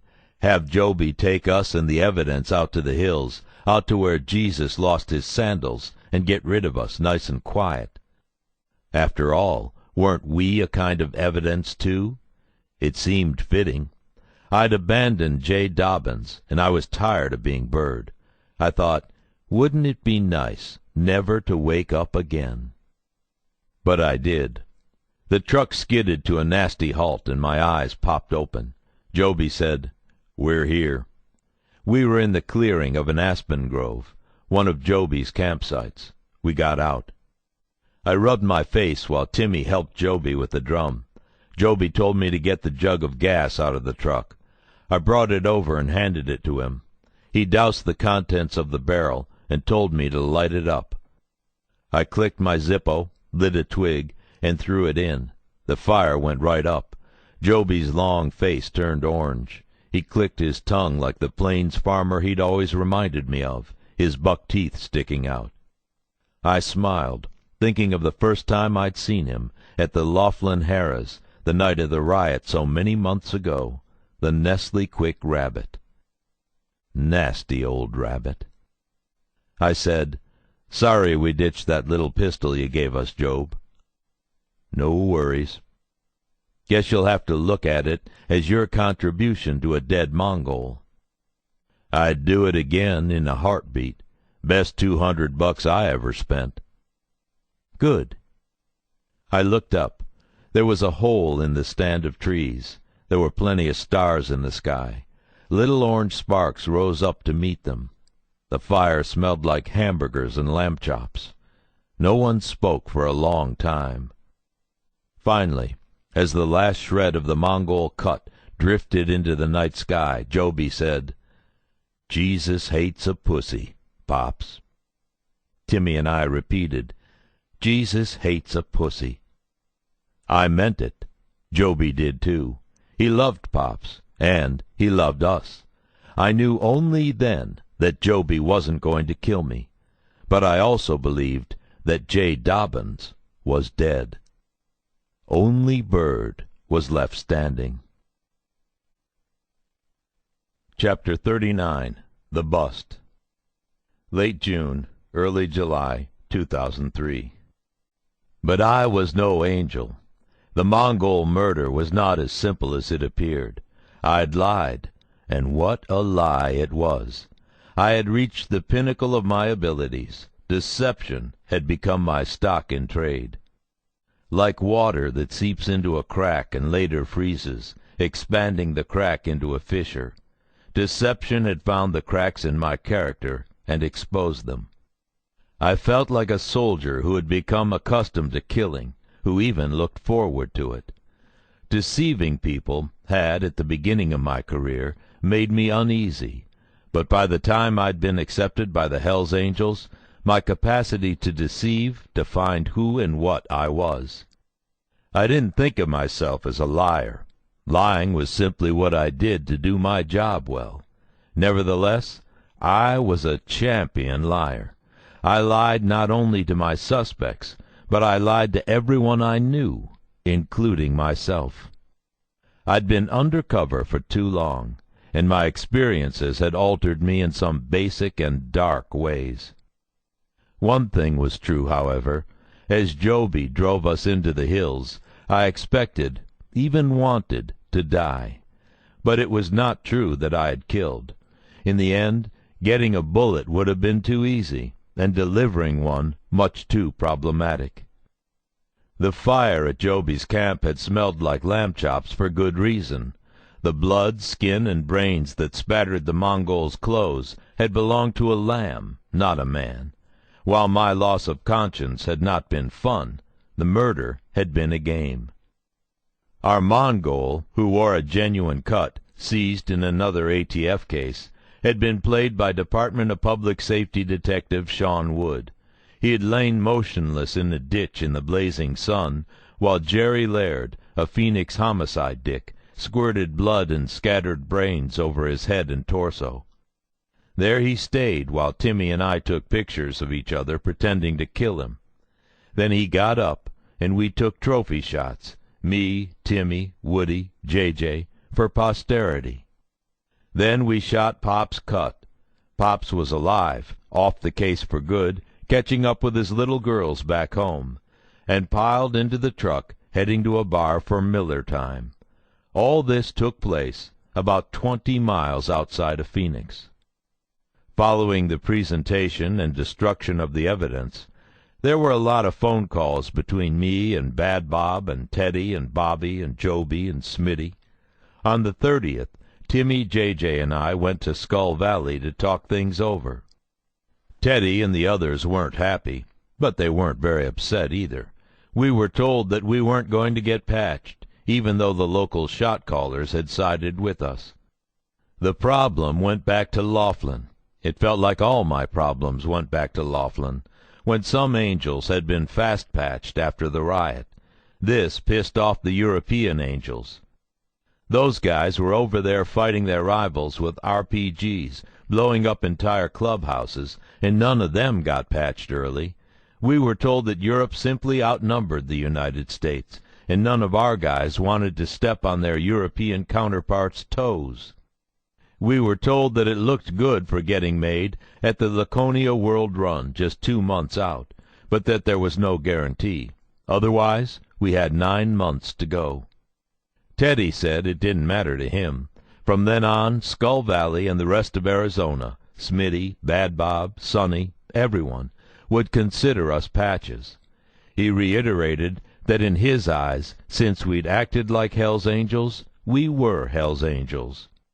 He said, "Bird, we're a club of rules and bylaws. You're a Hell's Angel, and we'll make it official by everyone in Laconia." I knew in that instant that the case was over. I'd managed to convince the ATF bosses of the value of running as a full patch. But without that status guaranteed, we wouldn't get the full go-ahead. Our bosses wouldn't wait for Laconia, let alone 9 months. I thought, best case, that we had a month left. But we didn't. In the weeks leading up to the murder ruse, Slats had told our bosses how much continuing the case would cost. They had flipped out, told him to shut it down. Slats started the process of issuing warrants, which included testifying before a federal grand jury.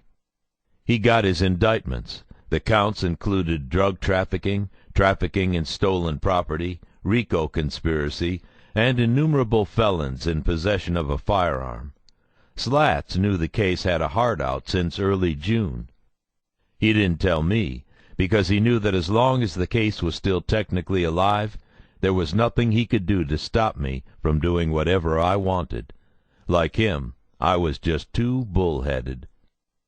But immediately after the murder ruse, I was ignorant of all that. It was pointless.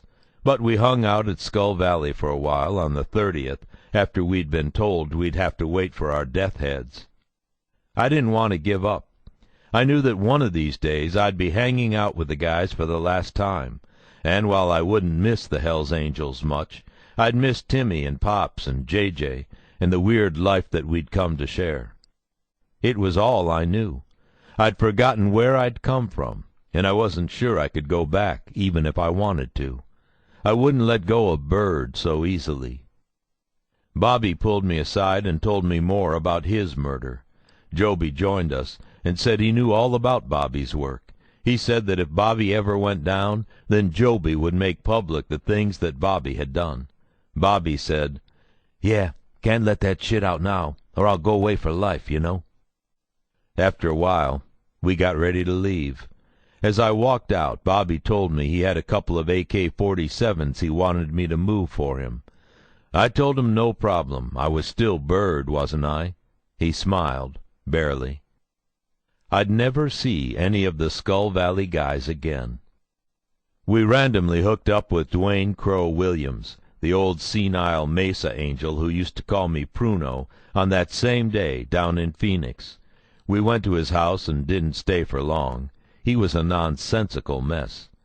When I got to the Carroll Street Undercover house later that night, I wrote the notes that Slats would immediately translate into the lines of the last Black Biscuit report of incident.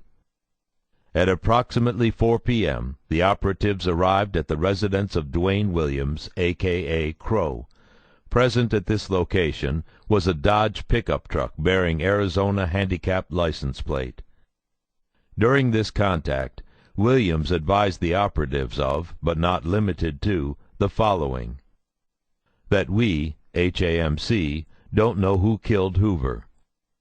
That we think we know who killed Hoover. That we should just start killing the people who we think killed Hoover. That someone is going to have to die for the murder of Hoover.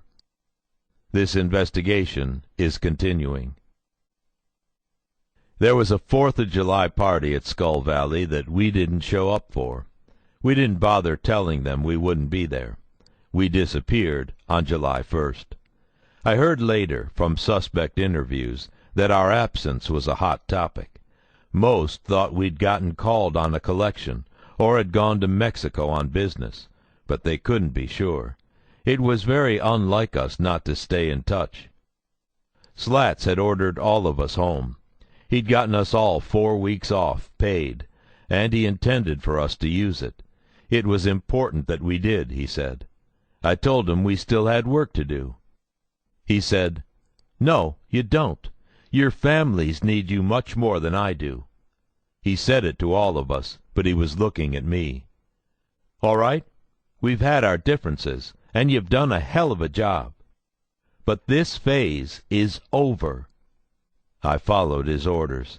On July 2nd, I headed home until after the 4th, at which time I'd go back to Phoenix to help with the bust. Gwen was gone. She had taken the kids on a driving tour back east. As I'd predicted, I was alone. No safe haven, no Hell's Angels, no partners, no family, no peace. I had nothing, and I deserved nothing. Slats's closing of the case felt like a complete betrayal, but he knew what he was doing. It's now my belief that from beginning to end, Slats served as Black Biscuit's moral compass. God knows I didn't, and acted as our collective conscience. It turns out that he really was dealing with the full 100% of the case, and I wasn't. Whatever he may have wanted for selfish reasons, he knew that the case had to end when it did. He was able to make the decision. I couldn't. By ending the case, Slats forced us all to return to ourselves before it was too late, before there'd be nothing to return to. He was, more than I or anyone else, looking out for his friend J. Dobbins, who had gone missing. Black Biscuit's search warrants were executed on July 8th. Stacy, Bobby's girlfriend, called after we started knocking the angels down and left a frantic message saying, "Bird, it's Stacy. I don't know where you are, but wherever it is, stay there. They're coming for the guys. It looks like they're coming for all the guys. I don't know what the fuck's going on. Hopefully I'll see you soon." She wouldn't. What was going on was pre-dawn SRT and SWAT raids conducted in Arizona, Nevada, California, Washington, and Colorado. The total haul was impressive. More than 1,600 pieces of evidence were collected. Over 650 guns, 80 of which were machine guns, sawed-off shotguns, and other prohibited weapons. Dozens of silencers, explosives, including pipe bombs, napalm, blasting caps, dynamite, and grenades. And over 30,000 rounds of live ammunition. The drug haul, mostly meth or meth-related, was not huge, but it was significant. We also seized over $50,000 in U.S. currency. We served search and arrest warrants on 50 defendants, 2 of whom were death penalty candidates. Later we charged 16 of them, including Joby, Smitty, Dennis, Bad Bob, Teddy, and Bobby, with RICO conspiracy violations. Paul Eyeshide and Kevin Augustiniak would be charged with the murder of Cynthia Garcia. A few more faced parole violations and were looking at immediate time. One of these was Dan Danza, who decided he'd had enough. He couldn't be a member of a club that he felt no longer lived up to its reputation. He also wanted his teenage boys to have a shot at a better future. He agreed to work with the police. No one else cooperated. The rest awaited trial. Owing to lack of evidence, Ralph Sonny Barger was left untouched. Epilogue. Late in the summer of 2004, J.J. and I assisted Slats by listening to surveillance material. The work was tedious and mind-numbing, but I remember one recording from mid-May 2003. I recognized the voices of Bobby, Teddy, and Joby, who were having a general conversation about how great it was to be Hell's Angels, but there was a fourth voice I couldn't place. He was a live wire, and his words hardly made sense. I hit pause, passed my headphones to J.J., and played the conversation for her. After listening for a minute, I hit stop and asked, "Who the fuck is that asshole?" She put her hands in her lap and said, "You don't know? "No." She smiled slightly and said, "That's you, Jay." It was a revelation. That night I wrote an email to everyone on the task force, apologizing for being Bird. I'd let our mission get the better of me, and I'd mistaken their duty for their support. It was at that moment that I started to realize all that I'd wrought. My damage had gone far beyond my co-workers. I knew I'd accomplished what was perceived to be an impossible task. Even Sonny Barger boasted that his club would never be infiltrated by law enforcement. But I was naive. I knew I had damaged my family, my peers, and my friends. But in the end, I thought that precisely because my task was perceived as impossible, I'd have their ultimate support. I was flat out wrong. The night I reached the pinnacle, when Joby draped a cut over my shoulders and I refused it, should have been the night that everyone I knew to be on my side would be celebrating. But instead of being there to back me up, they were distant and injured, pleading for me to return to the man I'd once been. I felt like I'd dropped a payload of napalm on them. The night I got what I'd wanted so badly was not a night of celebration. Instead, it was the loneliest night of my life. By the summer of 2004, the Hells Angels had issued 2 death threats against my family and me. Over the following years, they would issue 3 more. The things they claimed to want to do to us weren't pretty, and they put me on edge. The nightmare of Bobby and Teddy pulling out my tongue recurred often. When the boys came to visit me, there was nothing I could do but wake up, go to the bathroom, and splash water on my face. I'd inherited the Hells Angels' deep paranoia. I perceived threats everywhere. A man sitting in a car that was parked too long on our corner became a biker spy. Animals in our backyard became a Hells Angels hit squad. More than once I jumped out of bed, grabbed my shotgun, and cleared the house and yard in my underwear. ATF didn't take the threat seriously. Feeling unsafe and abandoned by my employer, I moved my family around the West Coast. Running was fruitless. My paranoia grew and was only made worse by ATF's refusal to recognize what I knew was a mortal situation. They belittled my concerns and downplayed my accomplishments. I began to engage ATF in a drawn-out battle for compensations to my bank account, my reputation, and my psyche. It was a dreary business, both heartbreaking and eye-opening. I'd expected to be betrayed by the Hells Angels, but not by the people I'd worked so incredibly hard for. Another thing I didn't expect was for the Black Biscuit case ultimately to fail. Sadly, disputes over evidence and tensions between ATF and the U.S. attorneys killed our case. Most of the serious charges were dismissed in early 2006, and as a result, hardly any of the guys who were charged with RICO violations saw the inside of a courtroom. A few, such as Smitty, Joby, and Pete, were still prosecutable for their actions at Laughlin, but aside from the guns and contraband we'd taken off the street, it felt as though most of our work had been for nothing. Sure, we'd sent several guys away for short sentences and forced many into probation, but these accomplishments were nothing compared to the back-breaking case we'd envisioned leveling against the Hells Angels. Those were dark days. The press and the defense attorneys, not privy to the turf battles fought between the case agents and the prosecutors, hung the blame on the undercover operation. We were called rogue actors, reckless and impulsive, and the Hells Angels' legal representation publicly yoked us, confident the case would never go before a jury. Blaming undercovers is the easiest course in these situations. Sometimes it's the truth, but in our case it was a lie. The worst part for me was that, precisely because neither ATF nor the prosecutors revealed the full truth, I couldn't defend myself. My real name traveled through the papers as my unlikely story was told, and to some I became a pariah. Black Biscuit's failure became my own, and thus one of my greatest fears, failure, was realized. It was ironic that some of my best undercover work had sealed my fate. My cover was blown, and I'd never again be able to work the streets. I was so tired in those days, from fighting with Slats and Gwen, the Hells Angels and ATF, that I didn't really care about my blown cover, but it had some interesting consequences.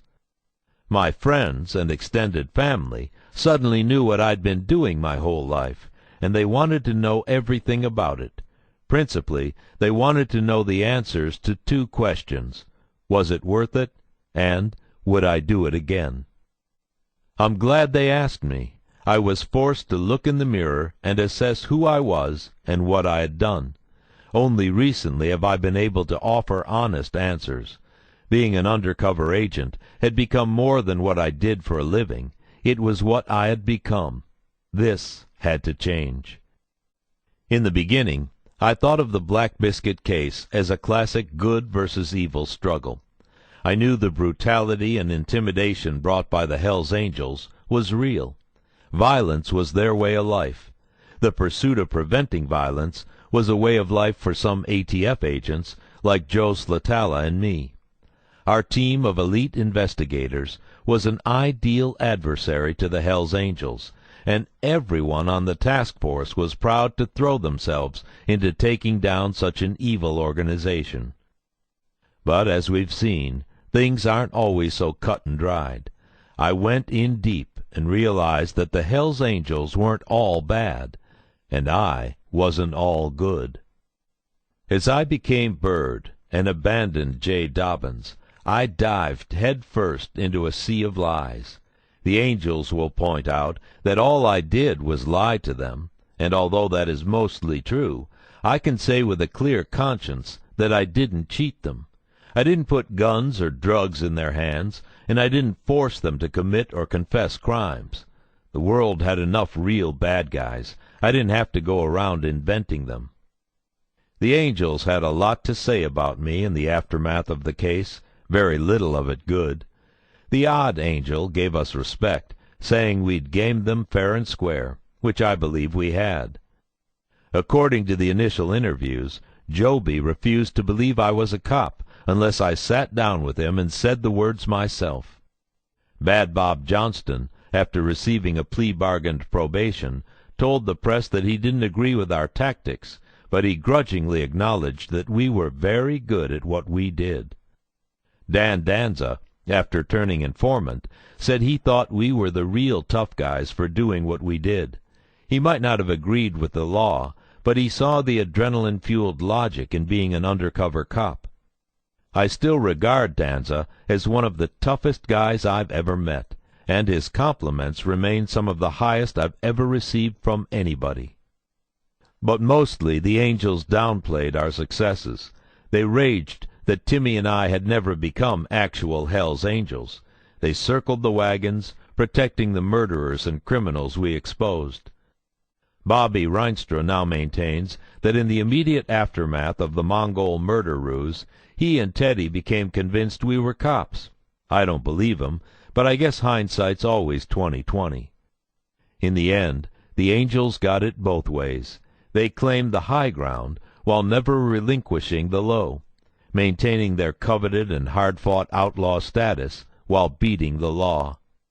They remained misunderstood American rebels, while we, who stood and fought for order and decency, were cast as overzealous cops who'd thrown all of our cautions and ethics to the wind. In nearly every respect, they won. For 2 solid years, the side of my personality known as Bird had developed into my rock and stone. He was the one I could always count on. But by belittling him, the Hells Angels took this accomplishment away from me, too. As I said, dark days. I turned to the only things I had left: God, friends, and family. I didn't deserve their allegiance, and why they hadn't abandoned me I'll never know. But there they were. I turned to them and saw with new eyes what was good in my life. I realized that only by the grace of God did I have these good things. I came to accept that whatever had been bad in my life was done by my own hand. It wasn't my job, it wasn't ATF, and it wasn't the Hells Angels that had transformed me into the worst version of myself. It was I alone who had done that. I don't know when I realized these things, but when I did, everything changed. I remember waking up one day, no longer concerned with death or retaliation. If the Hells Angels wanted to do something bad to me, there was little I could do but be ready. If ATF wanted to treat me as an outcast, all I could do was stubbornly refuse. In my life, I'd endured a bullet through the chest and countless beatdowns. I'd held ticking time bombs and had dozens of guns pointed at my head. I'd gone undercover with murderers and rapists and larcenists, spending a good portion of my life with society's most despicable elements. It had been an odd but full life. That day I realized that in spite of its bureaucracy, I loved ATF and its noble mission. I loved my fellow agents for their unacknowledged and selfless sacrifices. I realized that my long life of strange experiences had been genuinely wonderful and satisfying. I woke up that day wanting to trade some of my righteousness for a patch of peace. This, too, was a revelation. My sense of determination, some might call it my arrogance, had allowed me to confront challenges that other people simply couldn't or wouldn't. I realized that I was proud of the chip I carried on my shoulder. I began to accept myself for who I was.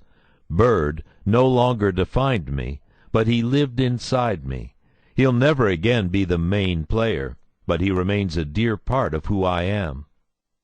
I realized the thing that had been most dear to me, the honor and privilege of facing my challenges alongside the most courageous law enforcement officers and family members one could ever imagine or hope for. With all my love and respect to those who have guided me, encouraged me, accepted me, and stood with me, to call you my friends or family is an understatement. You're much more. You're my heroes. Was it worth it? Would I do it again? If I could have looked into the future and known the life I now enjoy, absolutely yes. Where are they now? Law enforcement. Carlos Canino joined ATF's management team and is running an investigative group for the Bureau.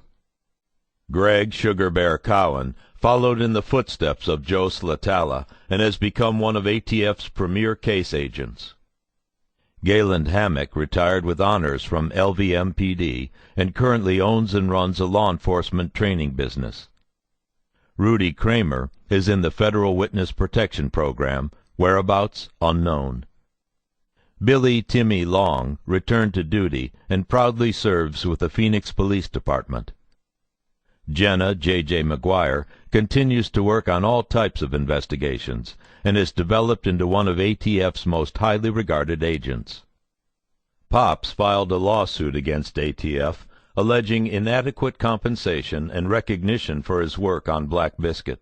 He broke ties with the agency, and his whereabouts are unknown. Joe Slats Slatala has a mentorship role within ATF, guiding complex investigations and training new case agents. Slatala is considered the country's premier expert on electronic and wiretap investigations. Sean Wood is considered one of the Southwest's top experts on gangs, with an emphasis on OMGs. Hells Angels and Associates. Robert Abraham pled guilty to dealing firearms without a license and was sentenced to 24 months incarceration with 36 months supervised release. Kevin Augustiniak was incarcerated on murder charges and is awaiting trial. He remains a member of the Hells Angels Mesa Charter.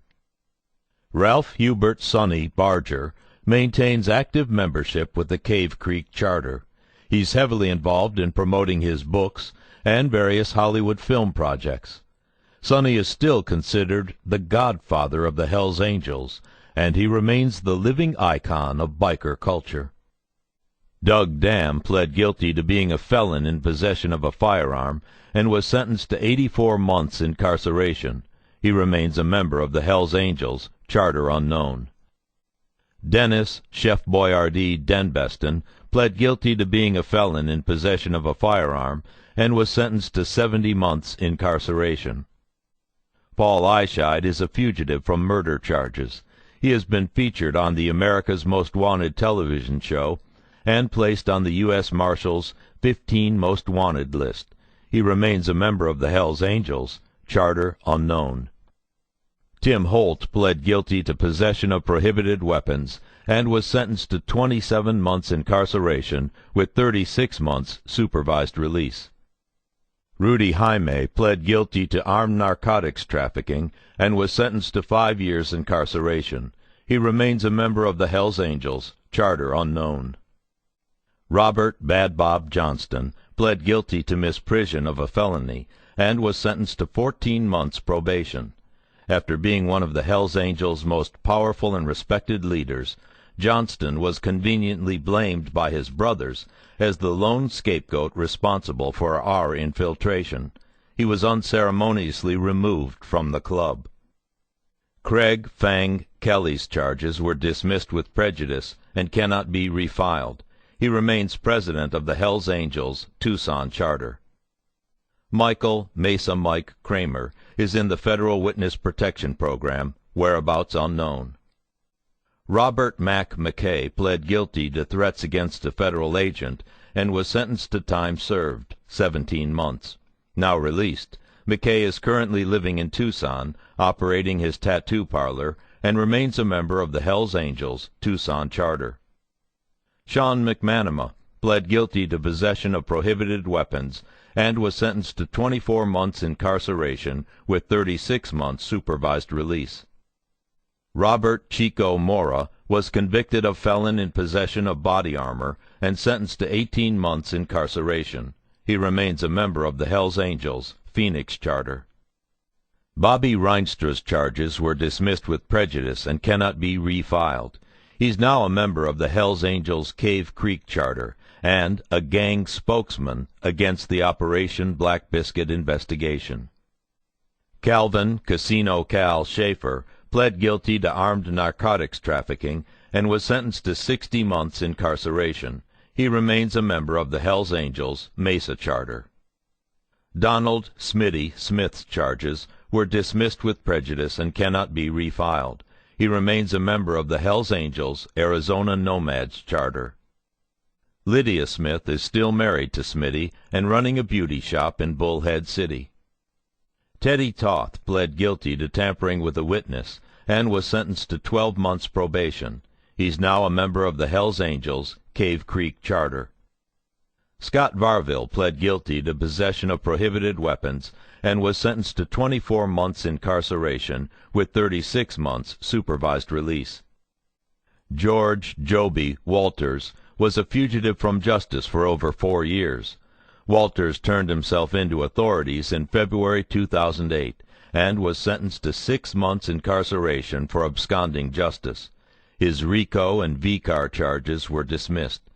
Walters remains a member of the Hells Angels, charter unknown. Henry Hank Watkins's charges were dismissed with prejudice and cannot be refiled. He left the club in good standing before the conclusion of Operation Black Biscuit. Family. Dale Dobbins displayed great bravery in the face of personal threats and remains an inspiration to her father. Dale aspires to work in fashion, art, and design. Gwen Dobbins is still the patriarch of her family. Still married to Jay, she is an active mother and a supportive wife. Jack Dobbins is still Jay's rock, following in his father's footsteps as a determined, overachieving, excellence-or-nothing student and athlete. Jay Dobbins lives a contented and peaceful life, devoted to God, family, friends, health, and hobbies. His motorcycle sits parked in a garage, covered with a dusty sheet. Never ridden. Author's note: No Angel was never intended to be an investigative report, legal brief, or historical document. The best classification for this book would likely be memoir. But after having read No Angel, you may wonder, is this really the way things went down? How did he recall such detail years later? This book was a team effort. I wouldn't have been able to produce the book you're listening to without the dedication of my writer, Nils Johnson Shelton. Nils was instrumental in focusing a chaotic and tangled storyline, and he helped grant my words a literary quality they wouldn't have had if I'd written this book on my own. Without him, my story wouldn't be the one you've just listened to. My main concern in writing my story was that it be honest. The survival of an undercover operator often depends on one's ability to feel one thing, yet bluff another, while under the scrutiny of a societal element uniquely paranoid of police. The stories of undercover cops are the stuff of movies, and many of us are portrayed as superheroes. Most of us are. I, unfortunately, was not. As we wrote, I constantly reminded Nils, I'm not interested in being the knight in shining armor. That wasn't me, and if we tell it that way, it'll be a lie. If my book was to be believed as the truth, then my depiction of myself also had to be the truth. The honest and shameful core that runs through this book details my devolution. As I hurtled from J. Dobbins toward Bird, I became confused, tormented, and afraid. In writing this book, I wanted to admit my mistakes and atone for some of my sins. I wanted to make a book my children could someday read and maybe understand why I'd done the things I had. As we wrote, our main obligation was to the story's accuracy, but in the interest of storytelling, we did end up taking some liberties. What I consider to be incidental circumstances, things like food, clothing, a background character's physical description, or the weather, were captured to the best of my memory, but where my memory failed, Nils's creative and descriptive ability filled the void. On rare occasions, we took the practical liberty of combining events or conversations. The components of these events and conversations were real, but without the listener's permission to consolidate, this narrative would have filled several volumes. Dialogue was also sometimes a collaboration of my memory and Nils's creative ability. We limited the number of epithets I used, and severely decreased the number of times I, sadly, said, "dude." I didn't make a habit of listening to taped conversations or reading transcripts as we wrote. Instead, I made extensive use of reports that often quoted exact dialogue. I'd lived this story firsthand, and then reaffirmed it during trial prep, repeatedly burning its most intimate details into my brain. I know what was said and who said it. This is an important point, because although no angel attributes damning statements to real people, all of the conversations are true to their spirit, if not to their letter, and many are true to their letter. All of the events, persons, and alleged crimes that occur in No Angel actually happened or existed. As I wrote in the epilogue, the world had enough real bad guys. I didn't have to go around inventing them. It needs to be stressed that in the absence of a trial by jury, all of the crimes detailed in No Angel must remain alleged. However, the evidence and testimony haven't changed since July 8, 2003. Black Biscuit is as prosecutable and winnable now as it was then. But while the crimes alleged in my book remain unproven in a court of law, for me they will always be hard, cold, and provable facts. J. Anthony Dobbins, February 2008. This concludes No Angel. Please visit our website, www.tantor.com, for more information on our growing library of unabridged audiobooks, and to take advantage of special offers, or call toll-free 877-7-TANTOR to request a catalog.